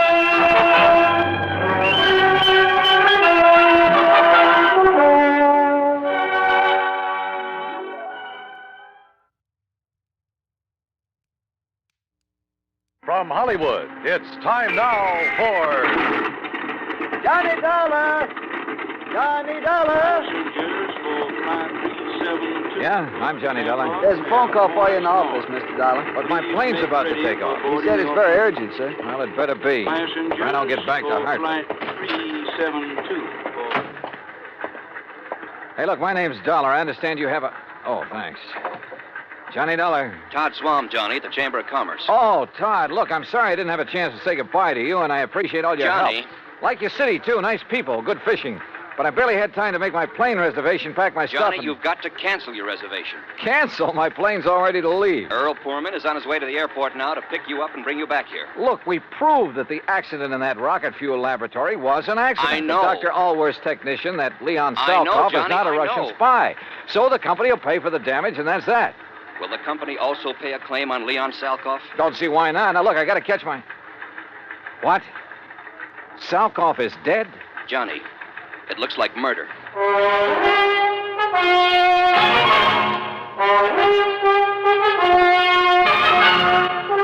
Bob Bailey in the exciting adventures of the man with the action-packed expense account, America's fabulous freelance insurance investigator. Yours truly, Johnny Dollar. And now, Act One of yours truly, Johnny Dollar.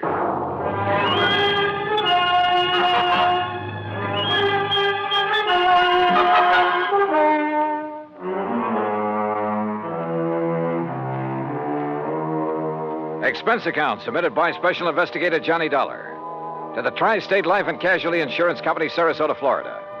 Following is an account of expenses incurred during my investigation of the Salkoff sequel matter.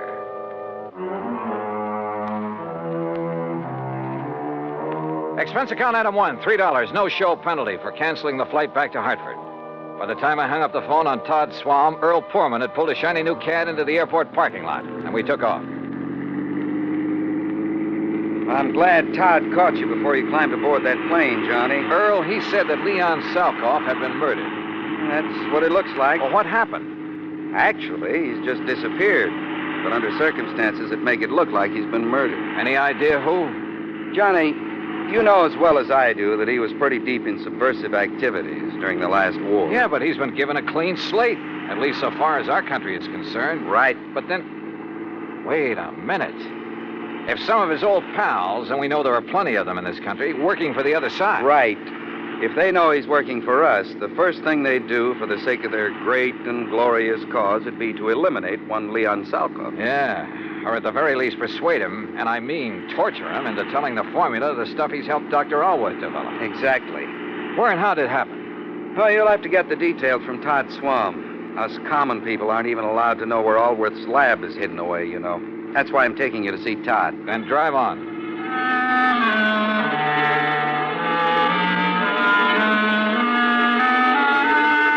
Todd was waiting for us at the Chamber of Commerce building. He thanked Earl for dragging me in from the airport. Earl left, then Todd and I walked out to his car. Here, Johnny, use my car. You know where to go. Out to the lab? Yes. You still haven't told me what happened to Leon Salkov. Because I don't know exactly. Dr. Allworth called me from the nearest phone down there, told me Salkov is gone and that he's sure he was murdered. Have you dragged the police in on this? No, but I telephoned the FBI in Washington. They've promised to send a man. Well, do they know I'm here? They might not want any interference. Well, I told them about your investigation down there at the lab, and they said to give you a free hand. All right, good. Well, I better get going. Johnny, let me know what you find out.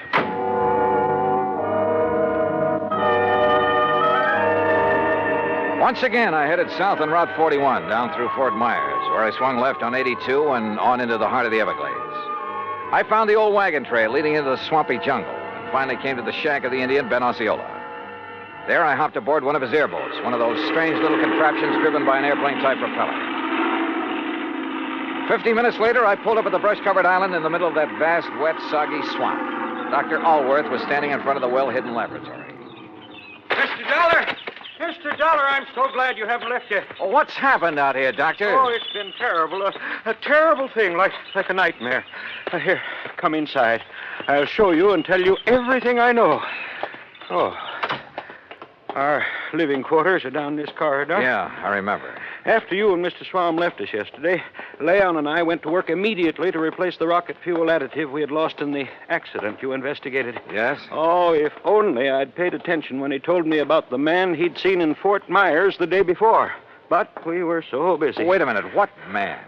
Someone he'd known in Europe during the war. A man he suspected of now working for, well, for those who'd like to sabotage our... Go on, Doctor. Look, Mr. Dollar, this is my room. And this, right next to it, is Leon's room. Great Scott. Yes, there must have been a terrible struggle.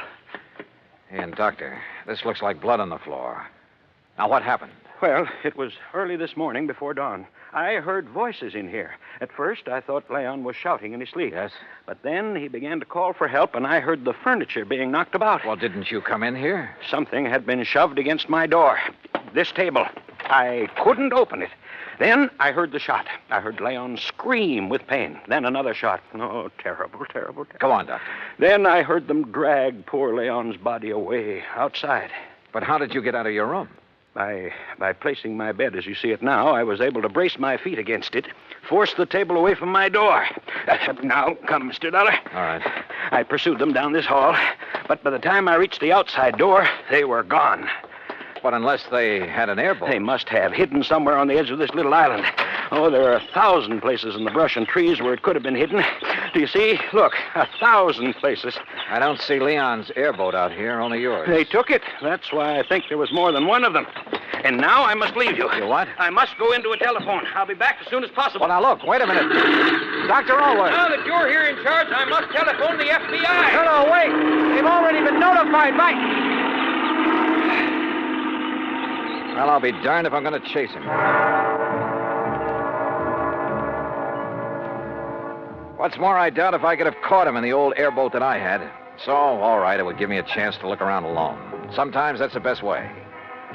I poked around outside for a while, looking for where Leon's attackers might have concealed the boat they'd used. In that swamp and brush, it was like looking for a needle in a haystack. Then I walked back to the laboratory building. The front door was closed. Funny. I thought we'd left it open a minute ago. Oh, well. Huh? Oh, no, you don't. Oh.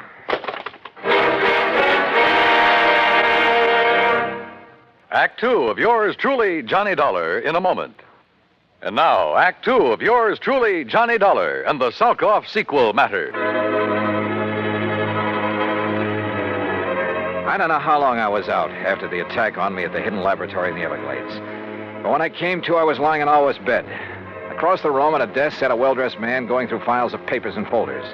I played possum because I wanted time to think. If Leon Salkoff had been murdered by subversives, then this man must be one of them. But how had he got here without Alworth knowing?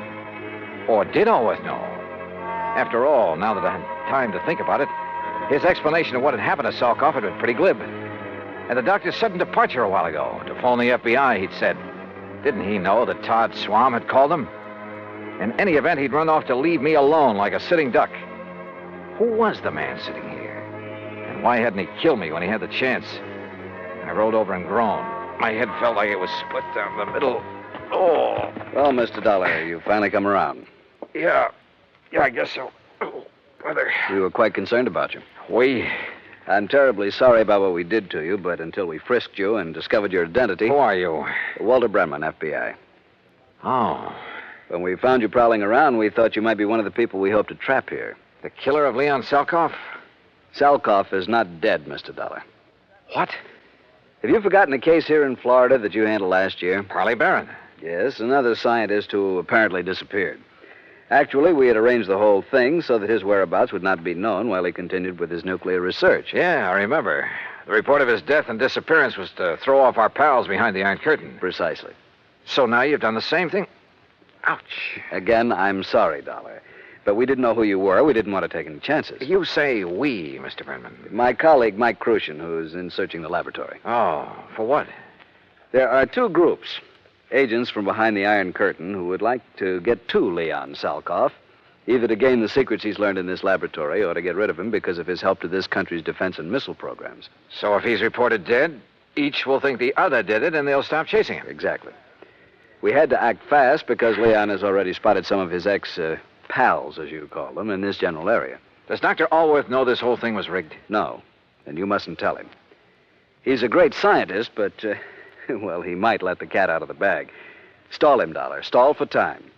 Drag out your pretended investigation. It'll delay Alworth bringing in the police, that sort of thing, until we can take care of Salkoff. That is, install him in his new place. Well, maybe I'm a little muddled because of this wallop on the head, but I should think you'd tell everybody you can, to make sure his so-called death is publicized. Make sure these people who are after him will get the word. Don't worry, they know. I'd stake my life on it. And needless to say, if any of them come out here, we'll be ready for them. Oh, Michael, what did you find? Nothing. Not a single song. Oh, I see Mr. Dollar's come too. Yeah, almost. Say, I'm sorry about the way I slugged you, Dollar. Yeah, me too. I'm sure Walter told you why. You find anything in here, Walt? No. I'm afraid we'll have to go back. Oh, Dollar. Yeah? I take it Dr. Alworth is in on one of his usual all-day trips for supplies? Yeah, something like that. We've got to leave you for a while. You have your gun. You know what to do if anyone suspicious comes around. Well, now, look, when the doctor comes back, I'll have to tell him you've been here. Fine, and that we'll be back. Well, yes. We'll be back. Oh, sure, yeah. Well, Dollar, we'll see you later, huh? Now, you rest. You need it. You're not kidding. Come along, Mike.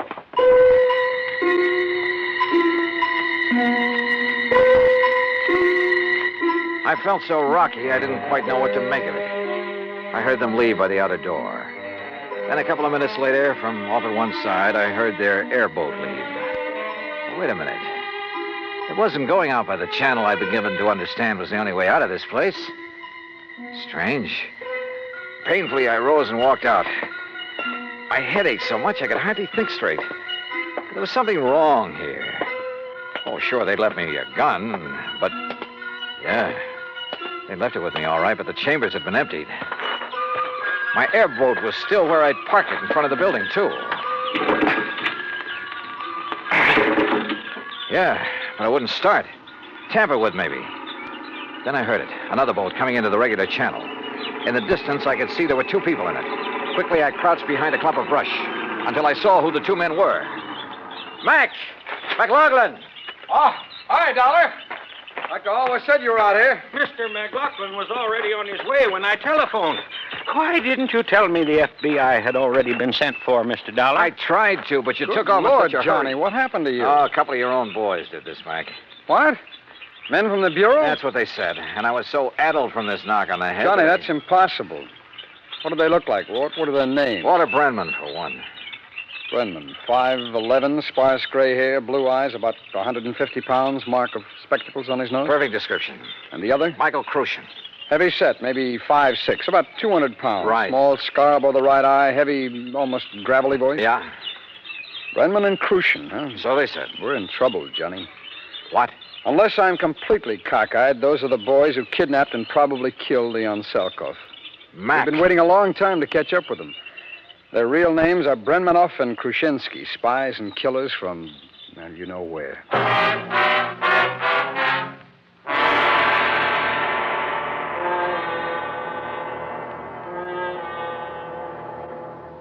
Act 3 of yours truly, Johnny Dollar, in a moment.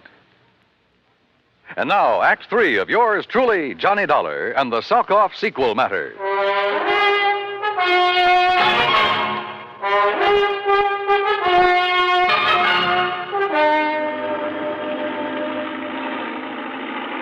McLaughlin, my old friend of the FBI, gave Dr. Allworth a gun with instructions to lock himself into his lab and shoot on sight anybody who set foot on the island before we got back. Then we took off in the airboats. Briefly as possible, I told Mac what had happened to me at the laboratory there in the middle of the Everglades. Only a pair like Brenmanoff and Krushinsky would have the guts to impersonate FBI agents. After that beating, I was too muddled to even ask for their credentials. What I don't understand, Mac, is why they didn't kill me. They haven't yet learned the formula, that missile fuel. So? They've got to leave every possible door open, Johnny. With you convinced that they're from the Bureau... So they think. Yeah. Well, it meant they could go back to the lab. After the doctor returned, maybe even get your help in obtaining the formula from him. What? Sure.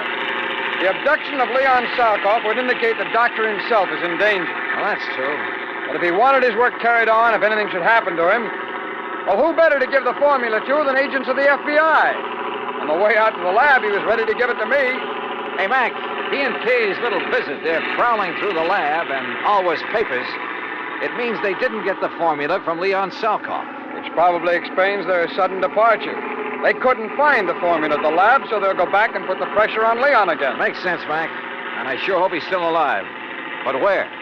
Well, let's hope an all-points bulletin will help us catch up with them when they leave this swamp. Got to come out of it somewhere. They've had a big head start on us. Yeah, but this channel we're taking is the most direct route to the highway. Any highway. They carried off their foes pretty well. They even knew about that Farley Barron matter I handled with you boys. Well, why not? You broadcast the whole thing on your radio show. You gave me clearance. Sure. But just keep mum about this affair, huh? Until after the boys on the East Coast launch a space satellite successfully. Don't worry.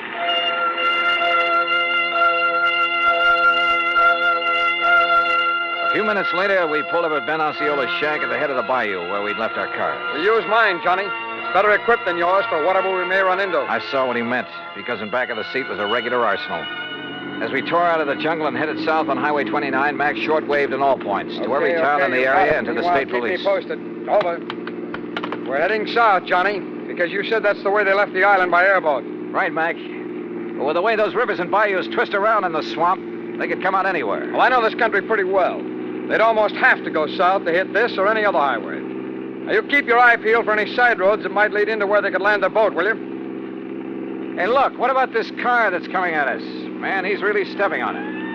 That's okay, Johnny. It's a police car. Police, huh? Sure. Sure. But did you see who was driving it and who was sitting beside him? What? Yeah, Krushinsky. And our old pal Brenman. Hold on to your hat. They must have heard the all points. Well, if they didn't, they're hearing it now in that car. And if that thing is souped up like most police cars... Don't worry, boy. They won't get away from this old boiler.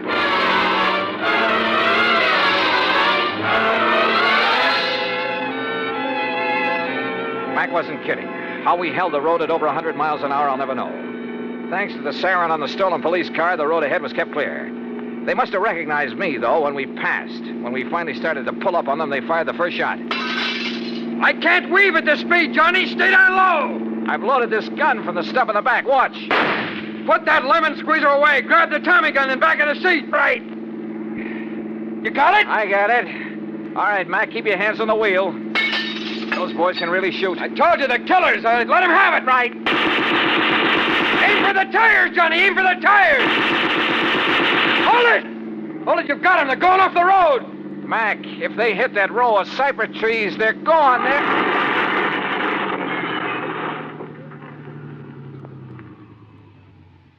Yeah, they are.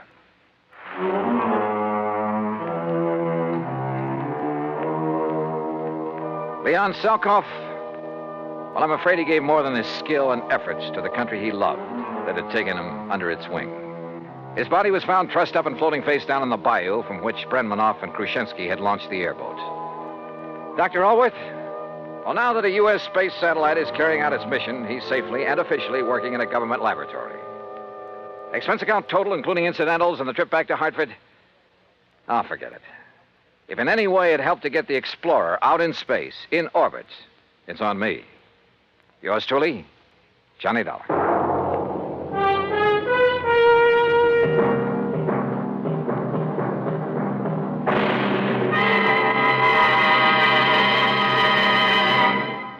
Our star will return in just a moment.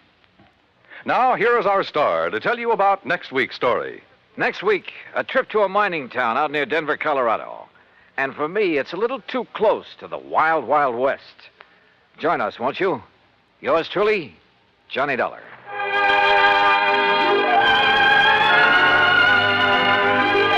Yours truly, Johnny Dollar, starring Bob Bailey, originates in Hollywood and is produced and directed by Jack Johnstone, who also wrote today's story.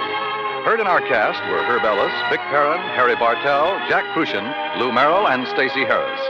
Be sure to join us next week, same time and station, for another exciting story of yours truly, Johnny Dollar. This is Dan Cubberly speaking.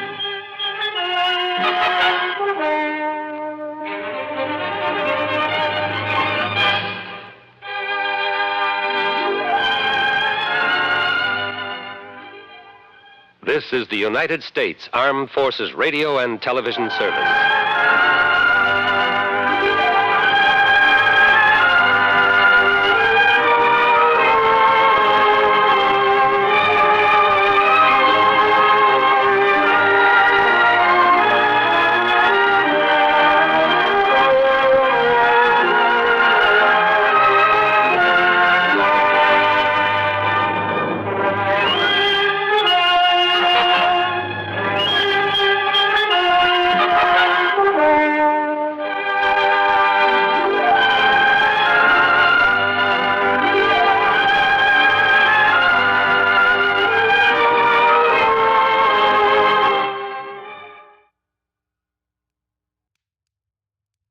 From Hollywood, it's time now for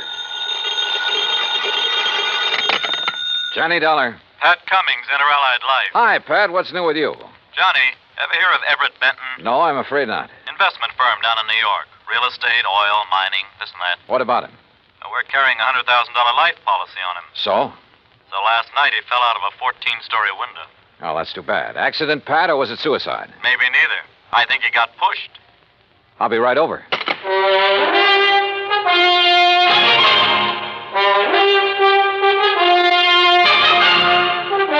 Bob Bailey in the exciting adventures of the man with the action-packed expense account, America's fabulous freelance insurance investigator. Yours truly, Johnny Dollar.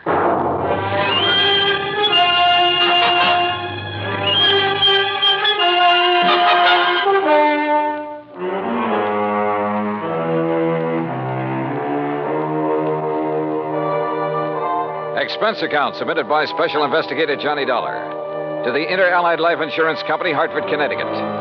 Following is an account of expenses incurred during my investigation of the Killer's List matter.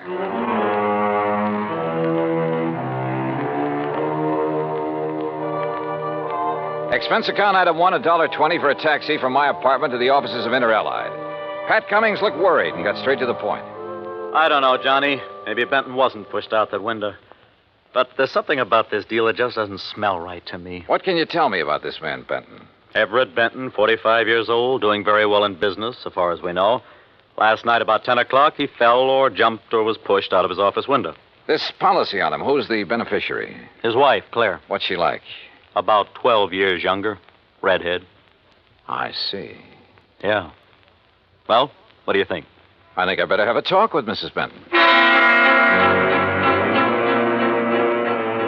Item 2, $14.40, transportation and incidentals to New York City. The Benton's apartment was on East 67th, very fashionable, very expensive. And Claire Benton looked right at home in her surroundings. Do you mind if I fix us a drink, Mr. Dollar? Not at all, Mrs. Benton. It's been a pretty wearing day. I imagine it has. Police, questions, reporters. You know. I'm sorry to be throwing more questions at you at a time like this. I'm used to it by now. Here's your drink. Thanks. Cheers. Yeah, cheers. You know, you certainly seem to be bearing up very well. Yes, I suppose so. Mr. Dollar, I think it would save time and embarrassment if we had a few things understood. Such as? You've heard of the ideal marriage. Well, Everett's and mine was not it. Oh. Naturally, I'm very sorry he did what he did, but... Well, we weren't exactly happy together. I take it you think he committed suicide, Mrs. Benton. Is there any doubt about that? Apparently not in your mind. None at all. If it was suicide, why did he do it? I wouldn't know. Everett hadn't confided in me for some time. We haven't been very close recently. Oh, Mrs. Benton, just suppose it wasn't suicide. Everett had no enemies that I knew of. I see. About the insurance policy. Yes, about the insurance policy, Mr. Dollar. $100,000, isn't it? That's right, when you get ready to file a claim. I intend to in the morning. I see. Oh, and one other thing. It just so happens that I have an alibi for last evening. Oh? And it's the nicest kind of alibi there is, Mr. Dollar. What do you mean? It's airtight. And that was Claire Benton. Very calm and collected. And incidentally, anxious to collect. I thought her over all the way to the office of Detective Lieutenant Tovich of Homicide. That's item 3, $1.60 cab fare. Yeah, I talked to her, Johnny. She's a hard one to figure out. Well, what do you think, Tovich? Did he jump or get pushed? You got any ideas? How about financial troubles? He was in the investment business. Have you looked into that? According to his lawyer, his affairs are in good shape. Oh, he'd made his share of poor investments over the years. Wildcat oil leases, stuff like that. But in general, he was doing okay. He was worth a lot of dough, Johnny. Okay, let's assume he was pushed out that window. What was he doing in his office at 10 p.m.? I've wondered about that, too. Any indication anybody was with him? No. The night watchman was in another part of the building when Benton came in. Let himself in with his own key. There could have been somebody else with him, all right. But who? Claire Benton says she has an alibi. Yeah. Don't know as I care for it much, but I haven't been able to break it down. Who is her alibi? Larry Santis. Santis. Runs a supper club over in the East 50s. Yeah. The Ace of Clubs, he calls it. Larry Santis. Thanks, Tovich.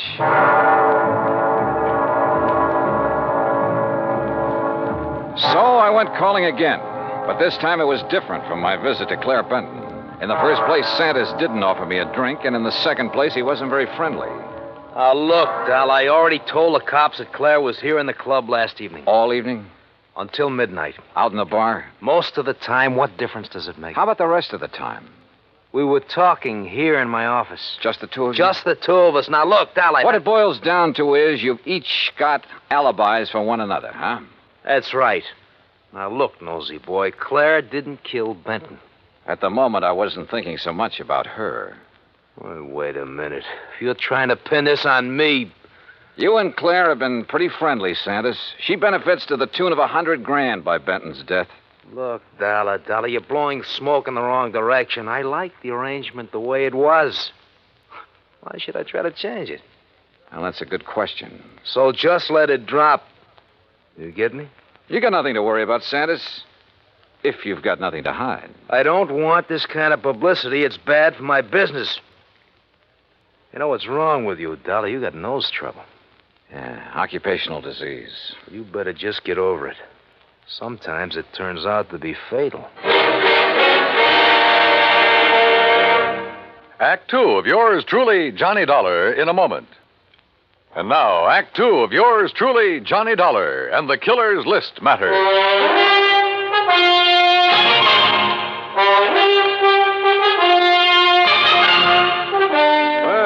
Looks like you didn't get any further with Larry Santis than I did, Johnny. Look, Tovich, both Santis and Claire Benton had a motive for killing her husband. Matter of fact, two motives. Money and getting Benton out of their way. Johnny, I'm with you. But we're not even sure yet it was murder.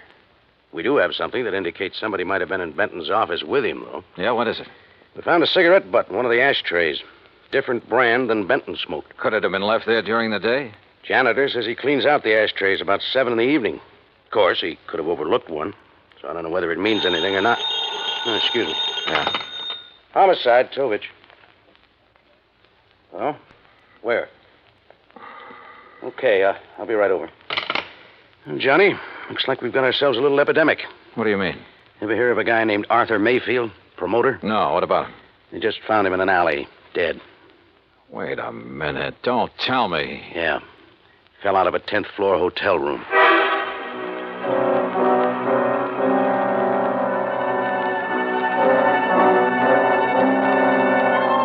Lieutenant Tovich and I went over to the West Side Hotel where Mayfield's body had been discovered. There was nothing in his room to indicate anyone had been there with him. As a matter of fact, there was nothing couriered. Item 4, $1.80 cab fare to Claire Benton's apartment. Mr. Dollar, I really don't see the point of this. I've told you twice that I did not know this Arthur Mayfield. Did you ever hear your husband mention his name? I've never heard the name until now. From you. Mrs. Benton, mind telling me where you were last night around midnight? I take it that's when Mayfield died. Approximately. I suppose you have an alibi. You suppose correctly. You know something? I wouldn't be at all surprised if you were about to tell me you were with Larry Santis again. You know something, Mr. Dollar? That's exactly where I was last night. I know, Tovich. I know it could be just a coincidence that two guys fall or jump or get shoved out of windows within 24 hours. But I got a hunch there's some kind of connection between them. Could be, Johnny, but so far we haven't been able to find it. Well, how about their past? The armed forces, maybe? I've already checked that out. The answer's no. Could they have been involved in any sort of business deal? I asked Benton's attorney about that. He's checking through all of his papers. He's promised to call me. And you haven't been able to find any organization they both belong to, any situation in which they could have been thrown together? Not so far. Unless they served on a jury together, something like that. Well, don't laugh. That could be it. And they might have convicted somebody who took this way of getting revenge. Yeah, I'll check it out and call you if we find a connection. But don't count on it, Johnny. Don't count on anything.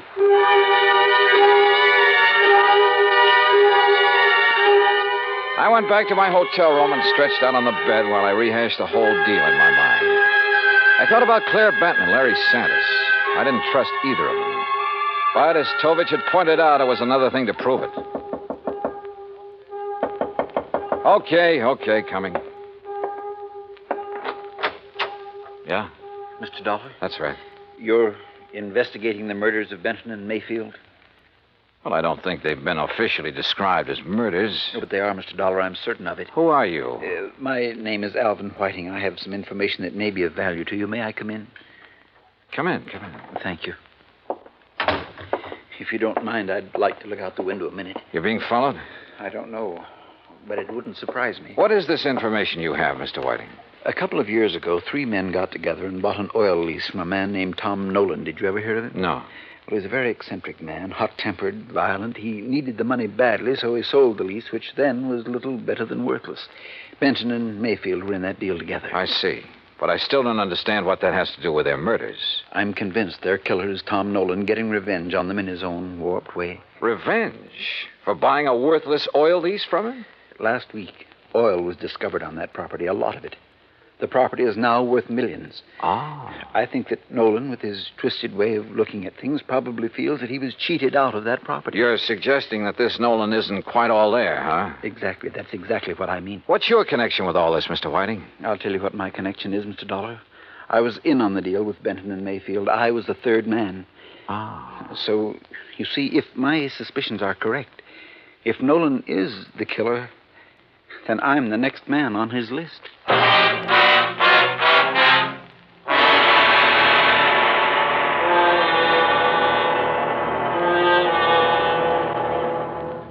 Act 3 of yours truly, Johnny Dollar, in a moment.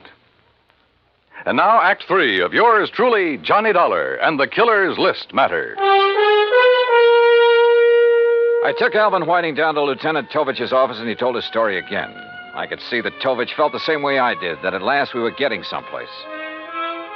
Matter of fact, Johnny, I was about to call you. Benton's lawyer just turned up the lease agreement linking Benton, Mayfield, and Mr. Whiting here. Question is, where's Tom Nolan? I don't think I'll draw an easy breath until he's been found and arrested. We have a bulletin out on him, Mr. Whiting. One thing we found out, About a year ago, he served time for assault and battery. Oh? Mr. Whiting, I'd suggest you take every precaution until we pick up Nolan. Don't worry, Lieutenant. I propose to remain in my apartment until you apprehend him. I'll post a man in the building to look after you. Thank you, sir. Homicide, Tovich. Oh, what's the address? Right. Thank you. We've located the little hotel where Nolan's been staying. Come on, Johnny.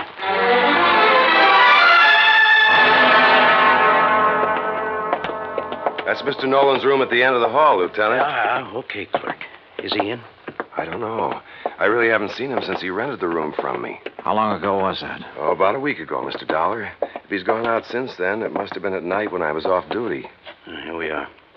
Try your pass key quietly. Right.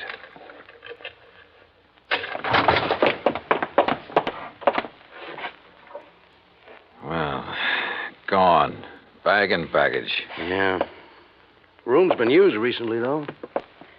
Hey, in this ashtray, cigarette butt. Same brand we found in Benton's office. Doesn't prove anything, but it might tie in. Yeah, Tom Nolan could be our boy, but where is he? You say he rented the room from you, clerk. What did he look like? Oh, middle-aged, as I remember. Bushy hair, sort of a wild look to him. Fits the general description Alvin Whiting furnished us. And the mugshot I pulled out of the files. Well, all we can do now is rig a stake out for him here, and then wait. Lieutenant Tovich posted a couple of men in Nolan's room, and we went back to headquarters. While he was getting out another bulletin, I went through Nolan's record. Assault and battery, resisting arrest. There was no doubt he was a violent sort of guy. And with the indication Whiting had given us that Nolan was a little unbalanced, the weird revenge motive might fit. Then something in the records caught my eye. I went back to the office of Larry Santos at a supper club. Oh, look, Dal, I told you the last time you were here. Now, I got a few things to tell you, Santos. The two murder victims, Mayfield and Benton, went in on a business deal with a man named Alvin Whiting. All right, so what? They bought an oil lease from Tom Nolan. All of a sudden last week, that lease got real valuable. Alvin Whiting figures that Nolan's the killer. Says he's not all there, and he was trying to get his own strange kind of revenge. Look, Dollar, what's all this got to do with me? That's what I want you to tell me. Look, I don't know anything about any of them. Last year, Nolan was arrested for assault and battery. According to the police records, the man who put up bail for him was you. Okay, so I put up bail for him. Look, Tom Nolan's my uncle, Dollar. Sure, he's offbeat, but he's harmless. Assault and battery? Harmless? So he beat up a guy. That doesn't mean he'd kill anybody. How'd he get mixed up with Benton, Mayfield, and Whiting? Well, he was broke. I asked Benton's wife to get her husband and the others interested in buying Tom's lease to get him some dough. I didn't know the lease would turn out to be valuable. After Nolan got out of jail, he left town, moved to Coopersville. That's upstate. Yeah? Well, he's had a room right here in the city for the last week. I didn't know that. Believe me, I didn't. Look, I haven't heard from him for 6 months. That's the truth. Dollar, I've told you all I know. I still didn't trust Santos, but decided to follow up the lead he'd given me about Coopersville. Maybe Tom Nolan had gone back there. I called Tovich to tell him, and he had a nasty little surprise for me. Alvin Whiting had disappeared from his apartment. I didn't know whether Tom Nolan had gotten to Whiting or not, but I did know I had to find Nolan in a hurry. I hightailed it to Coopersville. It was a small town with half a dozen hotels and rooming houses. I made the rounds, flashing Nolan's picture. Finally, I struck pay dirt. Why, yes, I recognize that picture. That's Tom, all right. But he told me his last name was Niles. You say he roomed here, Mrs. Carr? Yes, kept himself mostly, but he didn't make no trouble for anybody as far as I could see. Moved in here about, 6 months ago.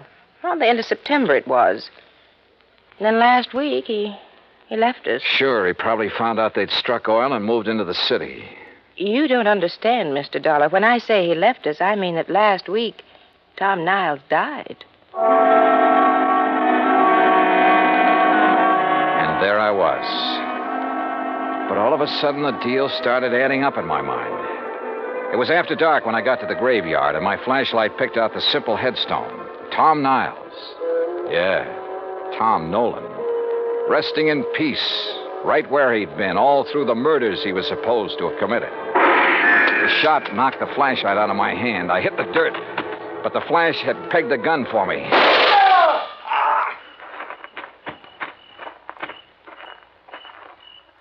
Well. Alvin Whiting. Oh, Dollar, my arm. Oh, don't worry. I'll get you a doctor, Whiting. I want you to be in good shape to stand trial. How'd you work it? Hire some drifter to rent that room back in New York under Nolan's name? Some character you picked up in the park? No, they've got to understand.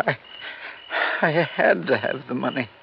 I was in debt. I was desperate. You almost got the money, too, didn't you? Yeah, it almost worked. You rigged the story that Nolan was the killer, that you were on his list of victims. That way you end up in sole possession of the oil lease. If I'd only known he was... Yeah. Never try to frame a guy who's already dead.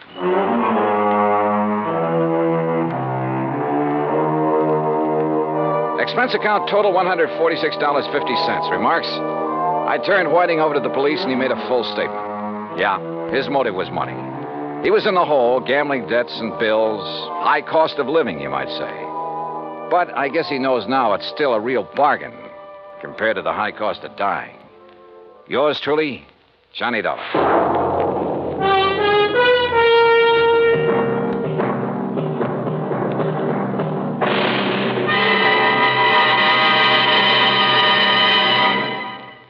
Our star will return in just a moment. Now, here is our star to tell you about next week's story. Next week, Dame Nature takes a hand and helps me solve a crime. Join us, won't you? Yours truly, Johnny Dollar.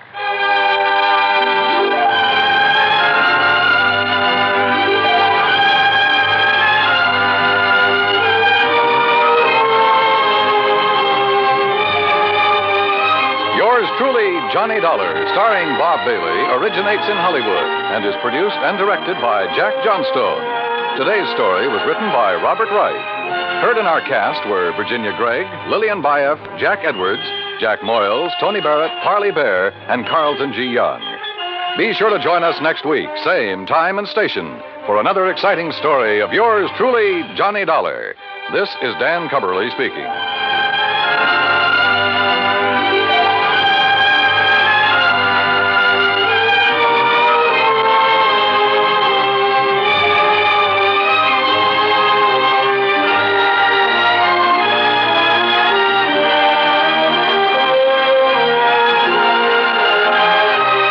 This is the United States Armed Forces Radio and Television Service.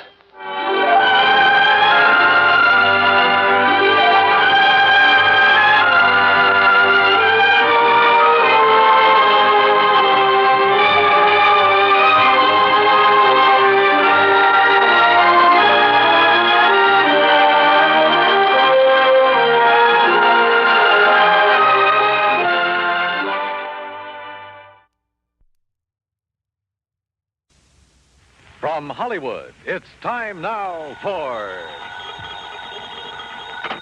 Johnny Dollar. Earl Poorman, Johnny, down in Sarasota. Don't tell me, Earl. The Florida weather's finally behaving itself. The water in the Gulf is warmed up, so I'll grab my fishing clothes, tackle box, couple of rods and reels. Maybe you better grab your Levi's, boots and saddle, and a couple of 6 guns instead. Huh? What is this, a Western? It may be an Eastern Western before we're through. Listen, Florida is the leading cattle state here in the Deep South. I had heard something to that effect. Okay. The freezing weather a short while back hit some of the ranchers pretty hard. To say nothing of the tourist trade. Right. Ordinarily, the year-round pasturage makes it unnecessary to lay up a lot of hay and feed for the winter. That figures. But this year, thanks to the freeze, the cattle were so weakened by malnutrition and then sloshing around in soggy pasture land that, well, at least a couple of 100,000 of them have died. Well, what's your problem, Earl? Outside of the high cost of steak. A rancher's just hit me with a big fat claim. Oh, how much? $78,750. Says that he lost his entire herd. Well, I knew a lot of them had lost quite a few. But the entire herd? Yeah. You coming? I sure am.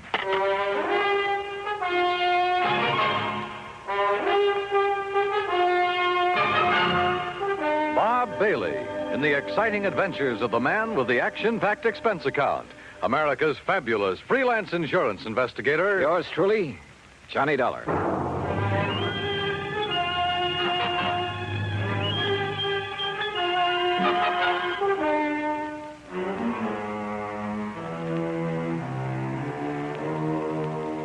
Expense account submitted by Special Investigator Johnny Dollar to the Tri-State Life and Casualty Company, Sarasota, Florida office. Following is an account of expenses incurred during my investigation of the Eastern-Western matter. Expense account item 1, 9480, plane fare and incidentals, Hartford, Connecticut to Sarasota. As I expected, Earl Poorman met me at the airport.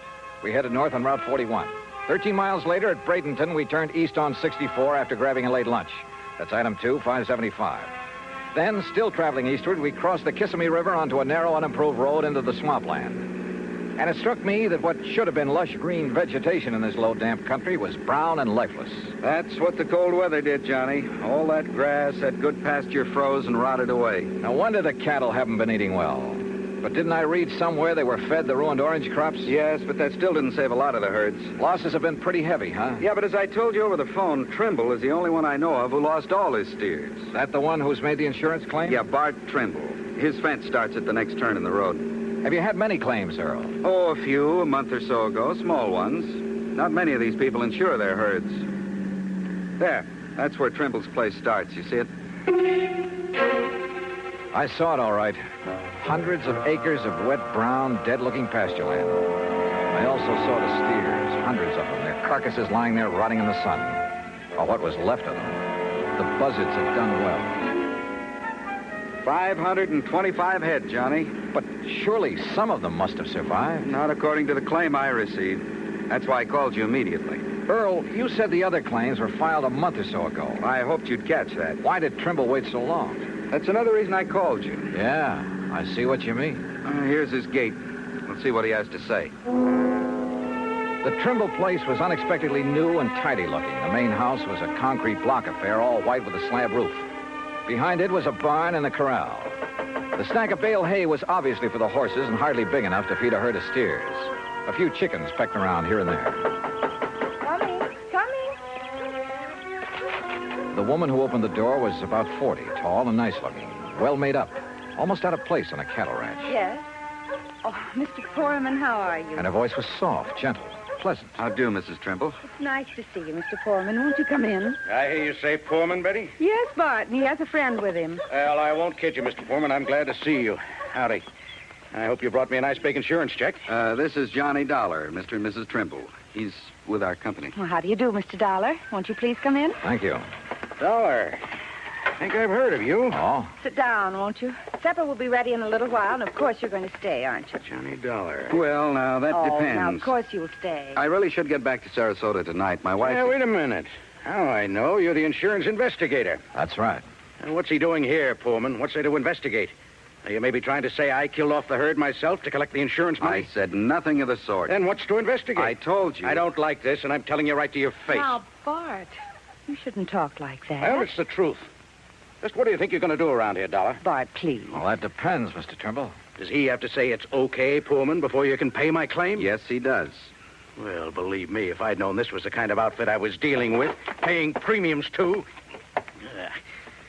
Okay. All right, poke around as much as you want. Stay around as long as you like. We'll bed you down. We'll feed you. We'll show you what kind of people we are. Just don't get in my way. I've got a lot of work to do. And don't tell me I'm a crook. Now, let's be reasonable about this. Me? I'm being reasonable. You're the one that... what do you want, Shorty? Well, you told me to tell you, boss. Tell me what? A truck has come to pick up them hides. And help them load them on the truck. Go ahead. You're selling the hides from those animals? I will. Sure. Why not? Oh, we could salvage, that is. Anything wrong with that? Nothing at all. All right. You want horses to snoop around? Help yourself. Saddles are in the barn, but just stay out of my way. Come on, Shorty. Let's get out where the air's nice and clean. Sure, boss. I'm sorry. But Bart's been so upset over losing all those steers. Well, of course, we can't blame him for that. He's been working so hard, trying to save some of the hides and sell the carcasses for fertilizer. Yes, I know. But with so many ranchers trying to do the same thing. Why did he wait so long before filing his claim, Mrs. Trimble? Well, because he's been so busy and because he hoped he could salvage something from the herd, I guess. Or because this lapse of time has given the bodies a chance to decompose? What? Has given the buzzards and other scavengers a chance to remove any evidence that maybe those steers were deliberately... Oh, no. Oh, surely you don't think for a minute that my husband would... Where can I find the nearest veterinarian? Well, the vet we use is up in Kissimmee. Okay. But Mr. Dollar, you don't... Well, you can't possibly think... I'll let you know what I think. After a good cow doctor has a look at those animals.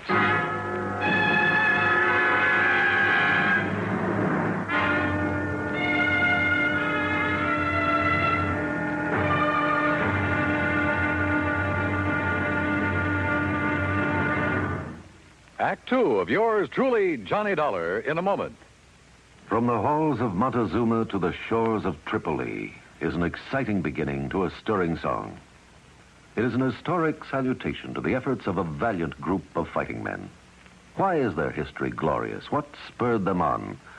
Patriotism and desire for excitement are sometimes given for reasons, but these are not the answers. The answer is, these were men of vision, men who understood our country's needs. Respect, honor, and prestige are things that go hand in hand with a country's greatness. Major Smedley D. Butler recognized this in the year 1915. At that time, our diplomatic negotiations with Haiti were disrupted by Coco bandits who perilously affected the lives of some United States citizens in Haiti. A contingent of Marines under the command of Major Butler was sent in to bring the bandits under control. Though they were holed up in Fort Liberté, Major Butler found an opening in the wall and led a terrifying charge through the breach that resulted in very dangerous hand-to-hand combat for himself and his men. Amid a furious onslaught of Coco bandits and a hail of enemy bullets, Major Butler succeeded in overcoming the resistance and creating a peaceful atmosphere. His grateful country awarded him the Medal of Honor for bravery, forceful leadership, and action above and beyond the call of duty. The second time he was awarded this high honor. Major Smedley Butler had a code of conduct born of years of devotion and service to the United States of America. And now, Act two of yours truly, Johnny Dollar, and the Eastern-Western matter.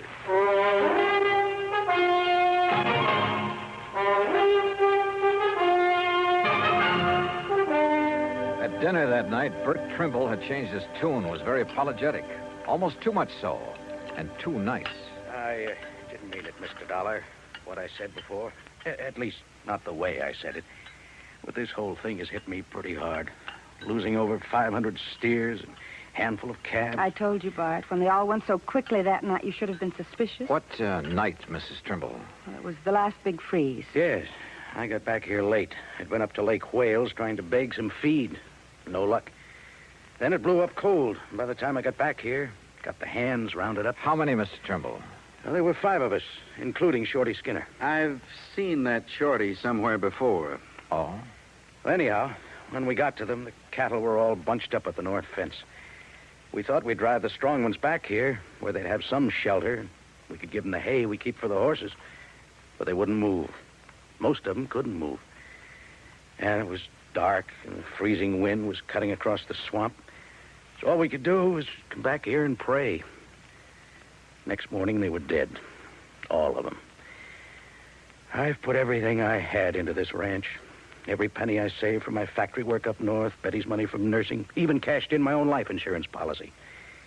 And now they're gone. So if I got a little nasty, well, I guess a man can take only so much. It's been awfully hard for Bart these past 3 years. And then just when things were going good. Your hands bunk out in that building beside the barn, huh? Only Shorty skinned out all the steers we could. The other boys left. I still owe Shorty some wages. I'm going to ask a pretty blunt question, and I want an honest answer. Huh? Had you ever thought of giving up, going somewhere else? Sure, lots of times. For Betty's sake, too. Even thought of going out to California. I see. She has relatives out there, all doing fine. They've kept after us to go out there and crop farm with them. Maybe I should have. But we stayed, didn't we, dear? Yes, I wouldn't give up. Even Betty reconciled herself to sticking it out. If only we'd known that this was going to happen. Yeah.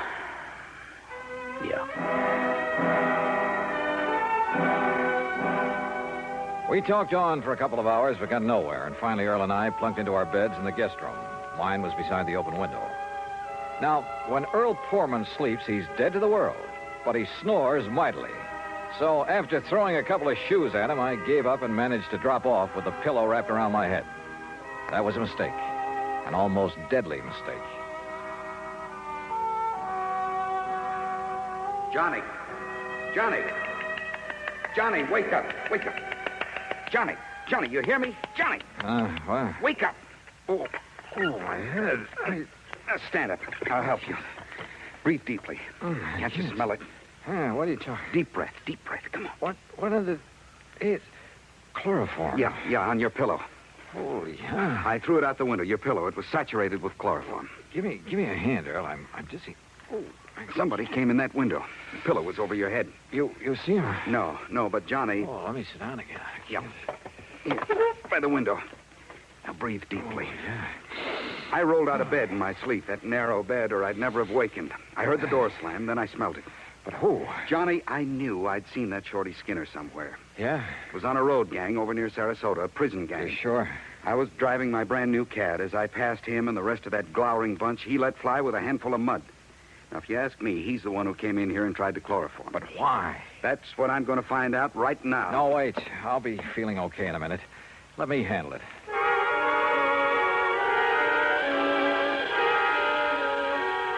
By the time I was able to navigate and get dressed, Mrs. Trimble called us for breakfast. To say the Trimbles were upset over what had happened to me would be an understatement. Breakfast waited while we all went out to the bunkhouse. Shorty was gone. Took what little he owned with him, too.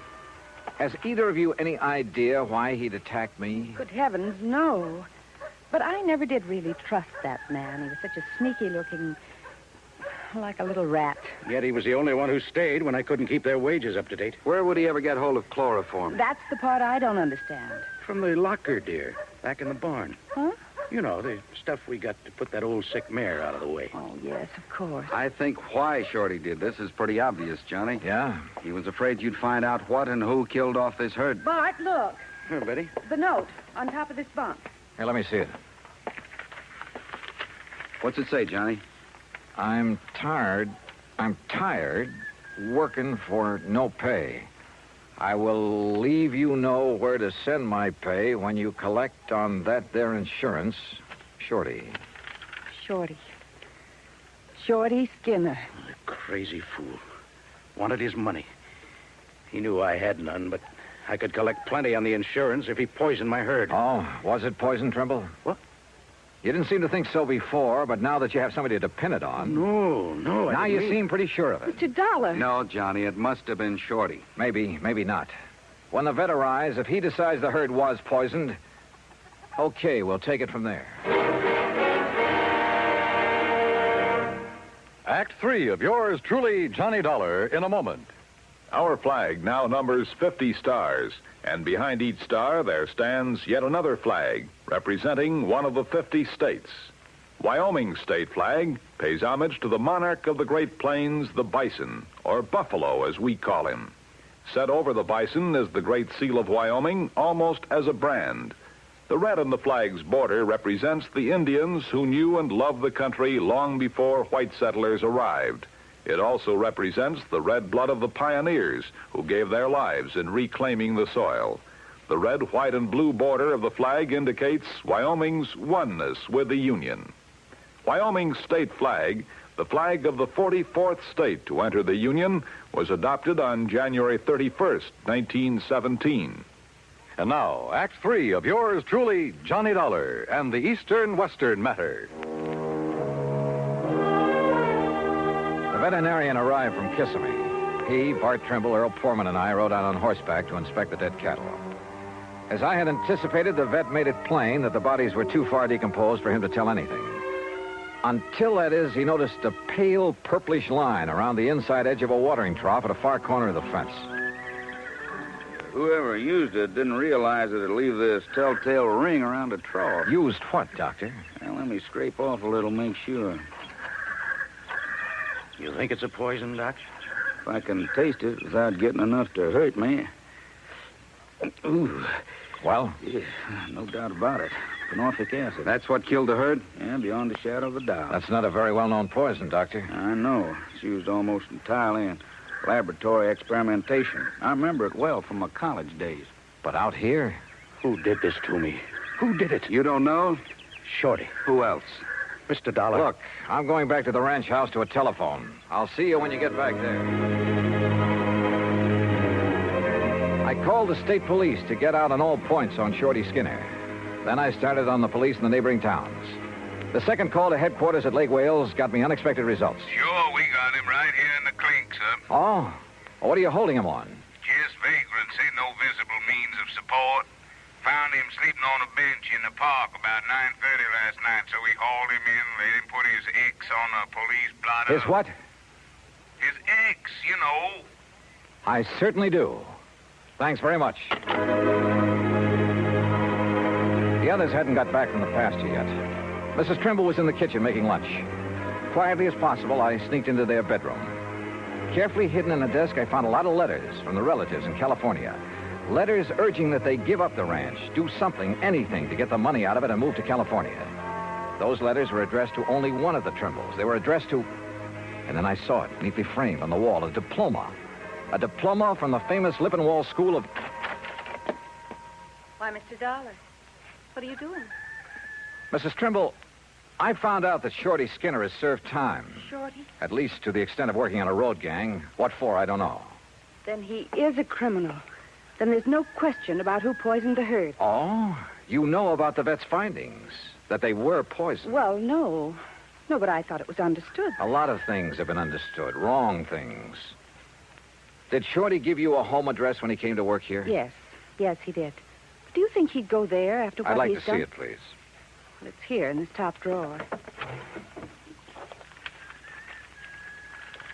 Yes, here. That's not his writing. No, that's mine. You see, Shorty can't write. Oh? So he couldn't have written this note you found in his bunk. But who... But look at it. Doesn't that curlicue on the letter T look like the one here when you wrote his address? And how about this capital I?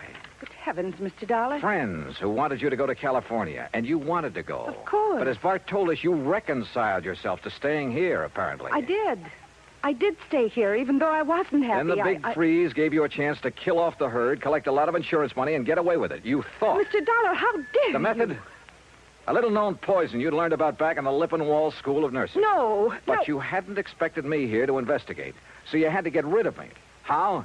As a nurse, you knew all about chloroform. Look, Mr. Dollar... It was a natural, with me sleeping with my head on the pillow, and you knew that Earl was a sound sleeper. He's been here before. And who'd get blamed? Shorty, because he'd left. Only Shorty had left long before that. What? He was picked up in Lake Wales at 9:30 last night. What? Well, then, no, listen. You killed the herd. You tried to kill me. Is that true, Betty? Bart. Tell me. Is it? Yes. Yes, it's true. You know how I hated this place. This horrible, miserable cattle ranch. This living out in this godforsaken wilderness. Betty. Well, you wouldn't do anything about it, so I did. Oh, good Lord. But I failed. But I failed.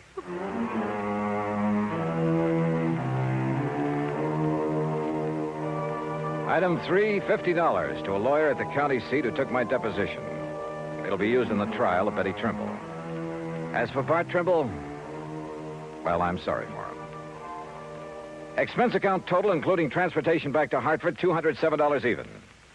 Yours truly, Johnny Dollar.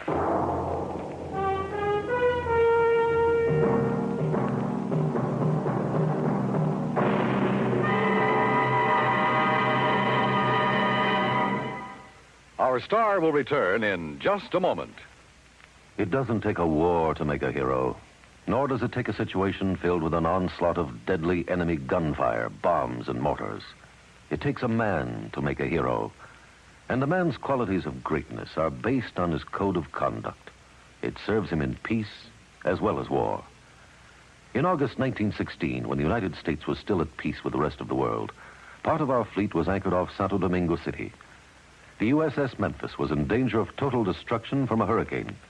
Only the efficient operation of the engines and boilers could get her out of the critical area. Lieutenant Claude A. Jones was senior engineering officer aboard. In rapid succession, boilers and steam pipes began bursting about him, scalding him with clouds of steam. Thousands of tons of water came down on him. In complete darkness, Lieutenant Jones nobly remained at his post as long as the engines would turn over. His supreme, unselfish heroism inspired the men with him. When the boilers exploded, Jones, with 2 men, rushed into the fire rooms and rescued the men trapped there. In the face of death by drowning, burning, or suffocation from the scalding steam, Lieutenant Claude Jones performed a heroic feat because he felt it was his duty to do what he did. He earned the Medal of Honor because he had a code of conduct that served him well.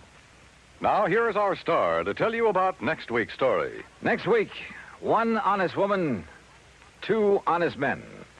Yet $100,000 was gone. Fact. Join us, won't you? Yours truly, Johnny Dollar.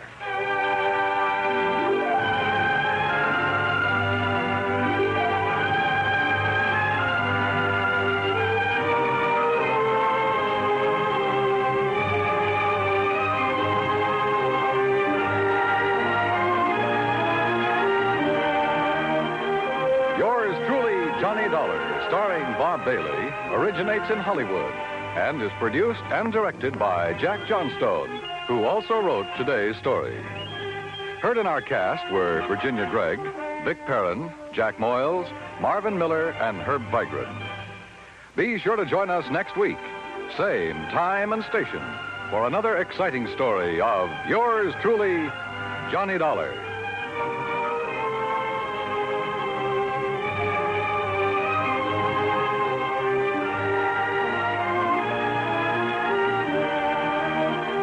This is Dan Cubberly speaking.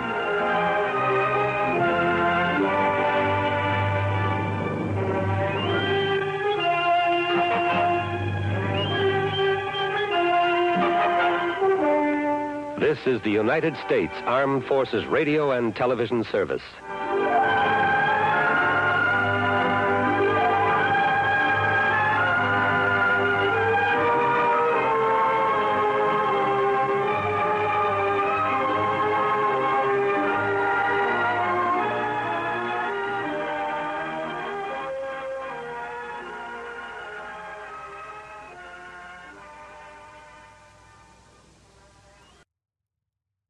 From Hollywood, it's time now for Johnny Dollar. Fred Norwood, Northeastern Indemnity Association. Oh, hello, Fred. I haven't heard from you since that case down in Managua, Nicaragua. Got another nice long trip lined up for me? I'm afraid not this time. But if you can leave right away, I wish you'd run down to Baltimore for us. Baltimore? That depends. Depends on what? How free I can be with my expense account in the seafood department. Chicoteague oysters, soft-shell crabs, terrapin soup. Johnny, if you can get us off the hook on this one, I'll okay your expense account blind. Big one, huh? Over 100,000. Murder? Arson? $111,421 missing from a safe. Wow, and you're liable for it if it isn't recovered, huh? For the full amount. But who'd keep that much cash in a safe? Outside of a bank, that is. The Trillingham Tobacco Company. But why? Better get the details from August Trillingham, if you'll take this on. On a freewheeling expense account? Freddie, I'm your boy.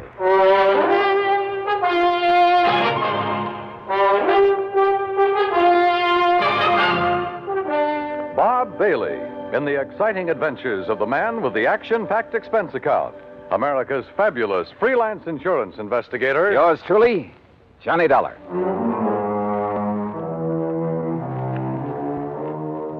Expense account submitted by Special Investigator Johnny Dollar to the Northeastern Indemnity Association, Hartford, Connecticut.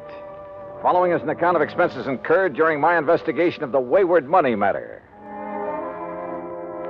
Expense account item 1, 2630, plane fare and incidentals, Hartford to New York to Baltimore, and a cab to the Sheraton Belvedere. After all, I could afford the best. Item 2, a 10-cent phone call to Mr. August Trillingham. He'd be glad to see me. Somewhere that name rang a bell. Item 3, $1.20 for a cab to the Trillingham Tobacco Company on Conway near Charles Street. It was a huge old brick building with what I guess you'd call a vaulted roof. Offices at one end of it, and the rest looked like a kind of warehouse. I'm glad you could get here so quickly, Mr. Dollar. The loss only occurred last night, you know. Well, I left Hartford the minute the insurance company called me.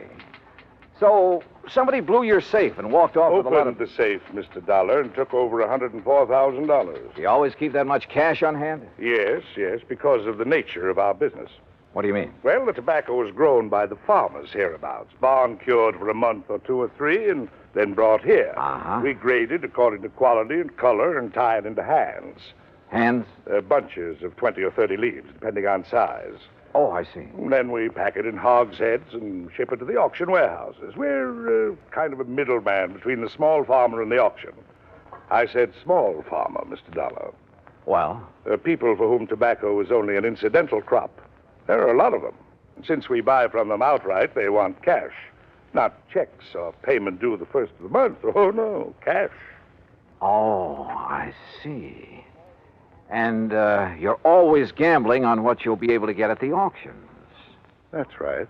Ah. How's business, Mr. Trillingham? Not as good as I'd like, of course, but I'm sure it'll pick up later in the year. Why do you ask? Oh, just wondered. In a matter like this, I want to know all I can. Yes, but you said that as though you meant to imply that Why? perhaps... I meant to imply nothing. Look, you said that safe wasn't cracked. I said it was opened. And I'm sure I know by whom. You what? Well, then why send for me? Well, after all, the liability is now your company's. Well, who did it?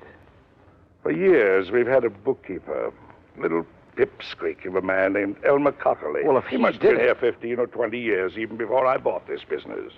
You haven't always owned it? Oh, no. I made my money during the late 20s, Florida real estate. Oh, yes. Seems to me I've heard something about your success down there. I retired, traveled around till the mid-40s, and then decided to get back into the swing of things, and I bought this business. Yes, okay. Now, about this Elmer Cockerly. Oh, a mild, timid, ineffectual sort of little man.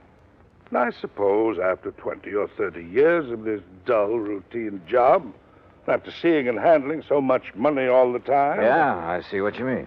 Well, anyhow, at tax time, I decided to have the accounting firm of Hanley, James, Chadwick, Kermer, and Wormsbecker go over our books, just as a matter of course. And? It was then that Elmer Cockerly suddenly discovered that some of the records were missing. I see. Things balanced out at the end of the year, mind you, but those 3 or 4 months were missing. And it was during that period that Elmer had painted his home, bought a new car. Didn't you investigate immediately? Of course. Seems to me it was then that you should have sent for me. Well, since our business is strictly cash, both in and outgoing, there was nothing we could pin on him. What's more, he was as concerned as I was, apparently. And after all, since things finally balanced out, well, but I wonder. Yeah, I should think you would.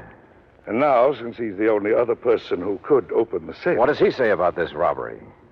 He didn't come in this morning. I called his wife. She hasn't seen him since he left for work yesterday morning.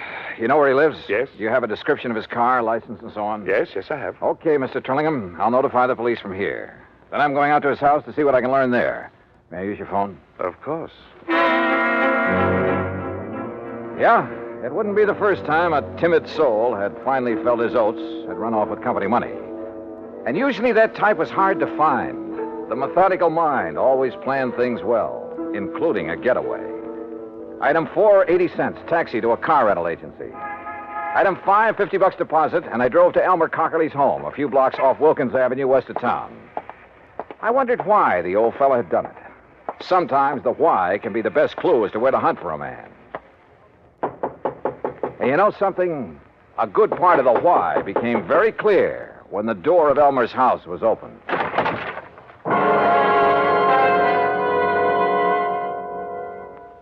Act 2 of yours truly, Johnny Dollar, in a moment. And now, Act 2 of yours truly, Johnny Dollar, and the Wayward Money Matter.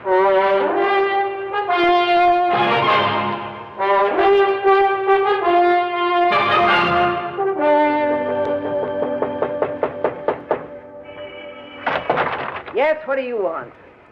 Mrs. Cockerly? I'm Mrs. Cockerly. Who are you? Johnny Dollar, insurance investigator. Insurance investigator. I haven't even filed a claim on Elmer yet. Oh, you think your husband is dead, Mrs. Cockerly? Of course he is. You think for a minute he'd walk out on me?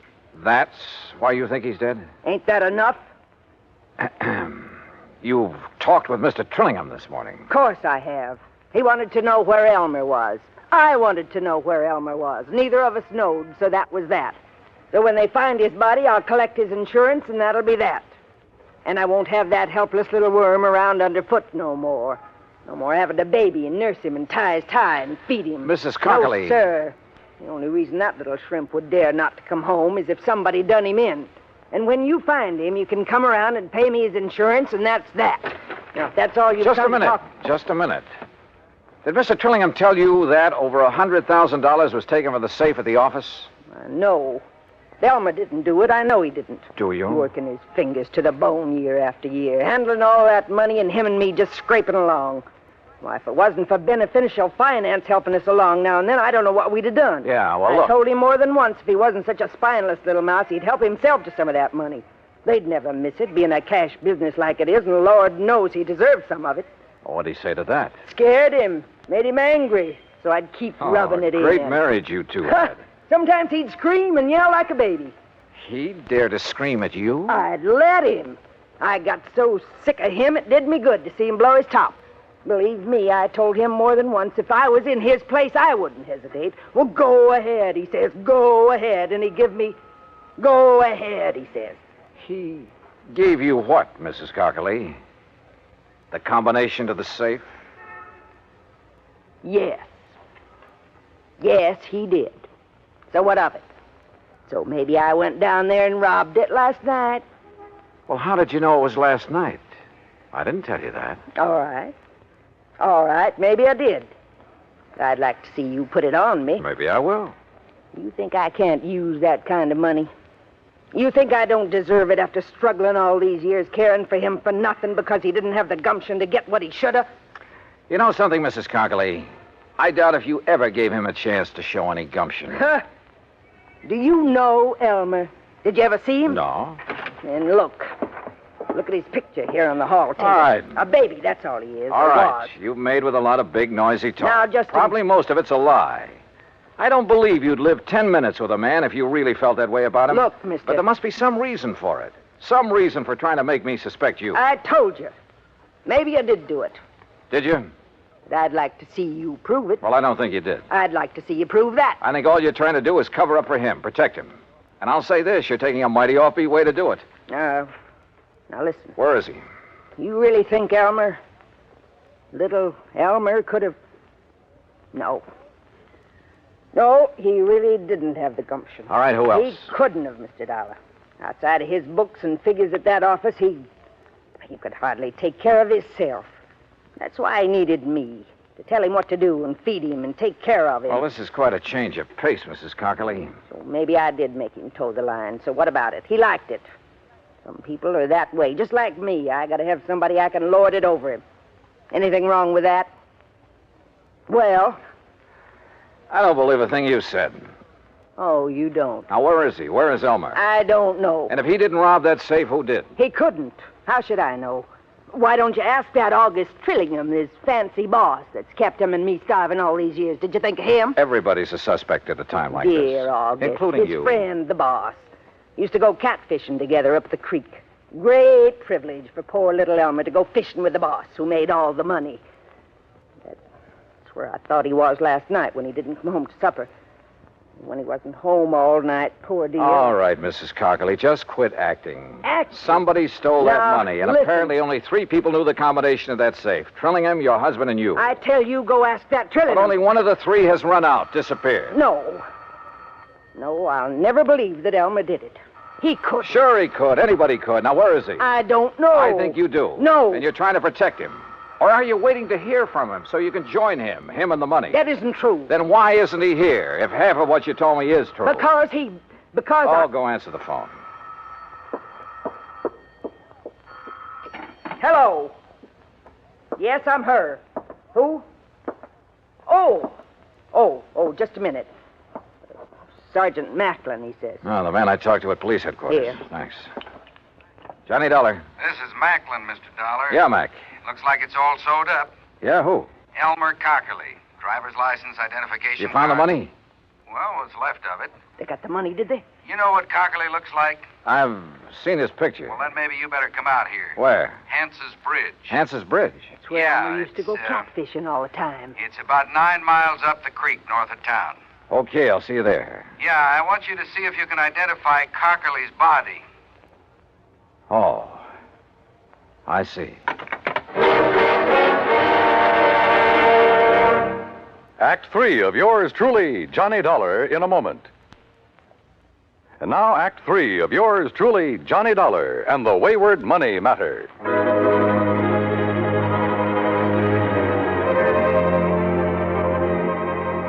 Without telling Mrs. Cockerly what I'd learned over the phone, I took off in my rental car for the creek north of town for Hans's Bridge. Yeah, this was a crazy case if ever there was one. Elmer Cockerly, bookkeeper for the tobacco company, was the only real suspect in the $104,000 robbery. And where there's only one suspect, I always begin to wonder. But who else was there? His wife? Maybe. She'd done everything she could to confuse me. The owner of the company, Trillingham? Yeah, I thought of him too. Until I got the word from the police that they'd found Elmer Cockerly, or what was left of him. They'd found the money, too, or what was left of it. What's left of it is right, Dollar. I'm afraid most of that 100,000 went floating down the creek when Cockerly and his car rolled over into it. Well, we'll see how much of the dough is still inside when we get the car up on the bank. How do you figure it happened, Sergeant? Well, the old boy was making his getaway, is all.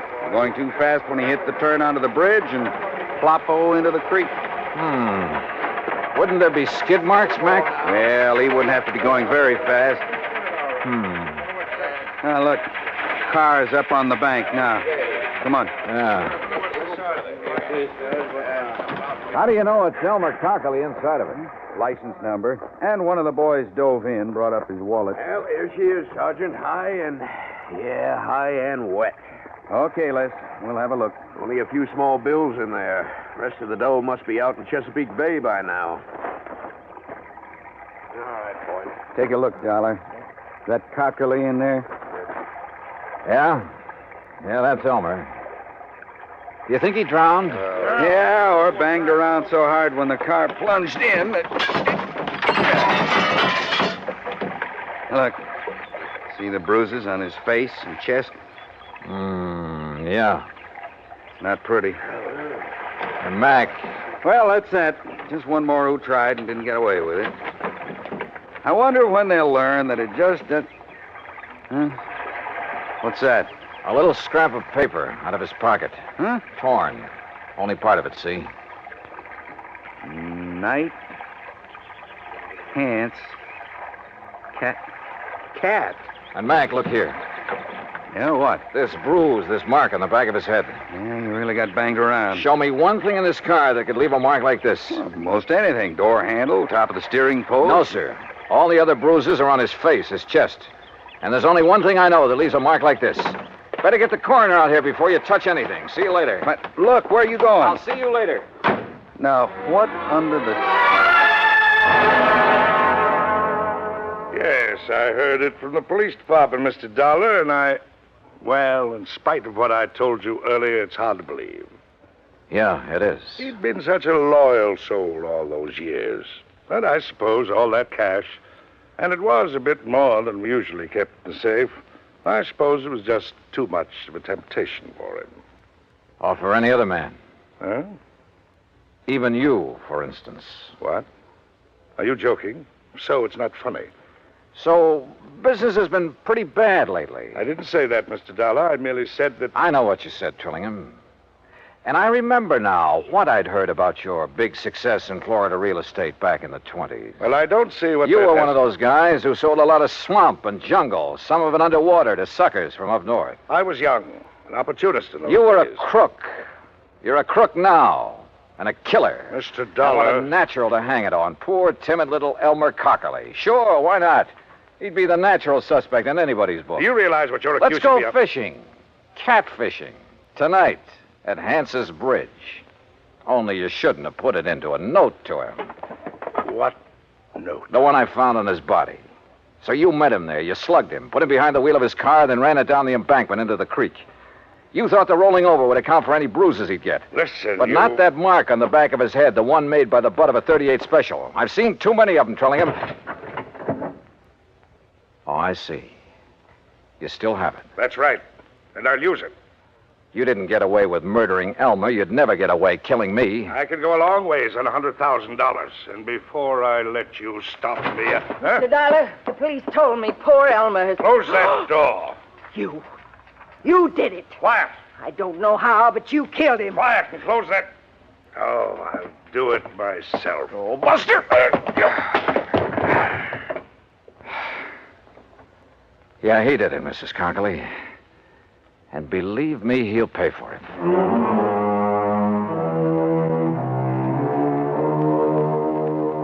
Well, so ends another dirty chapter in the history of crime.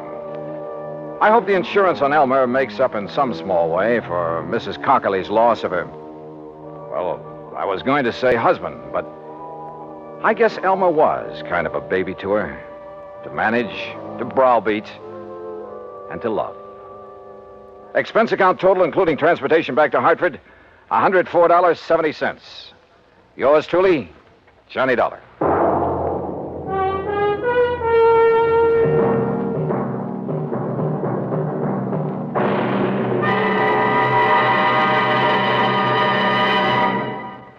Our star will return in just a moment. Now, here is our star to tell you about next week's story. Next week, a fishing trip to Lake Mojave Resort. Fishing, that is, for a thief. Join us, won't you? Yours truly, Johnny Dollar.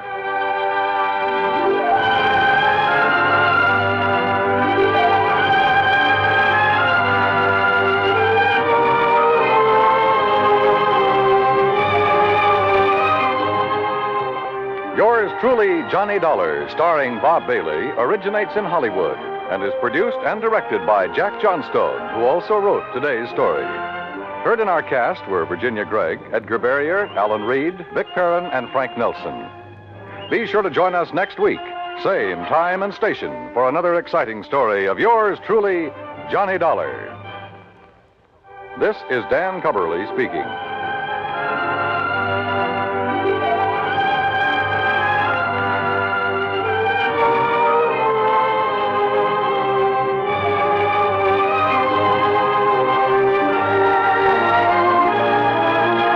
This is the United States Armed Forces Radio and Television Service.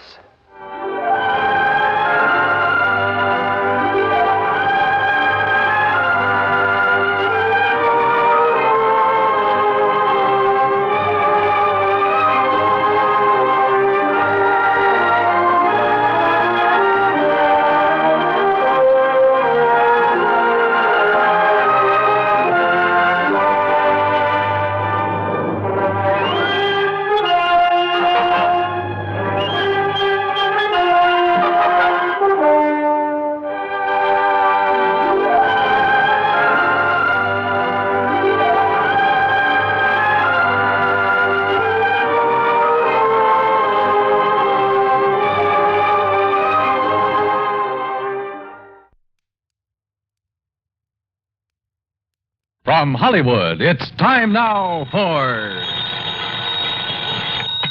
Johnny Dollar. Pat McCracken, Johnny, Universal Adjustment Bureau. Oh, hi, Pat. Johnny, you've handled a lot of difficult cases for the companies we represent. You've done a magnificent job. Saved some of them a lot of money. Huh? Sometimes nipped things in the bud even before they've happened. Pat. And there have been times when you've given up personal plans to take them on at a moment's notice and without question. Listen, that bush you're beating around is getting pretty big. All right, then I'll get to the point.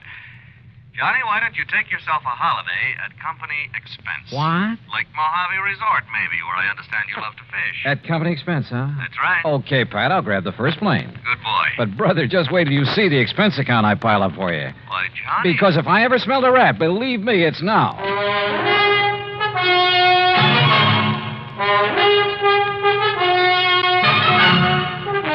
Bob Bailey, in the exciting adventures of the man with the action-packed expense account, America's fabulous freelance insurance investigator. Yours truly, Johnny Dollar.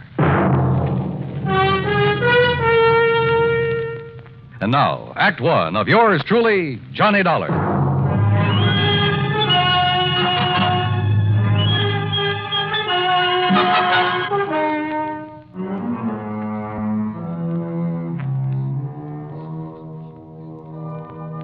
Expense account submitted by Special Investigator Johnny Dollar to the Universal Adjustment Bureau, Home Office, Hartford, Connecticut. Following is an account of expenses incurred during my investigation of the Wayward Trout matter.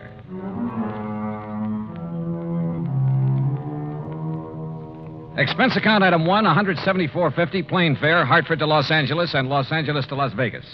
Item 2, $50 deposit on a rental car. I headed south on Route 95. The Mojave Desert. Thousands of square miles of sand, sun-bleached gravel and rock, of cactus, sage, and Joshua trees. High flat mesas, towering crags. Countless trails leading off from the highway. Long abandoned roads leading up into the harsh, bleak mountains, with their promise of infinite wealth to the prospectors who scratched away in their hungry search for silver and gold. And who knows, perhaps some of these were trails of the pioneers who beat a tortuous path westward to the great Pacific, who, with their oxen and heavy wagons, were lucky if they made 6 miles a day. Yet here I was, cruising along at an easy 60 miles an hour.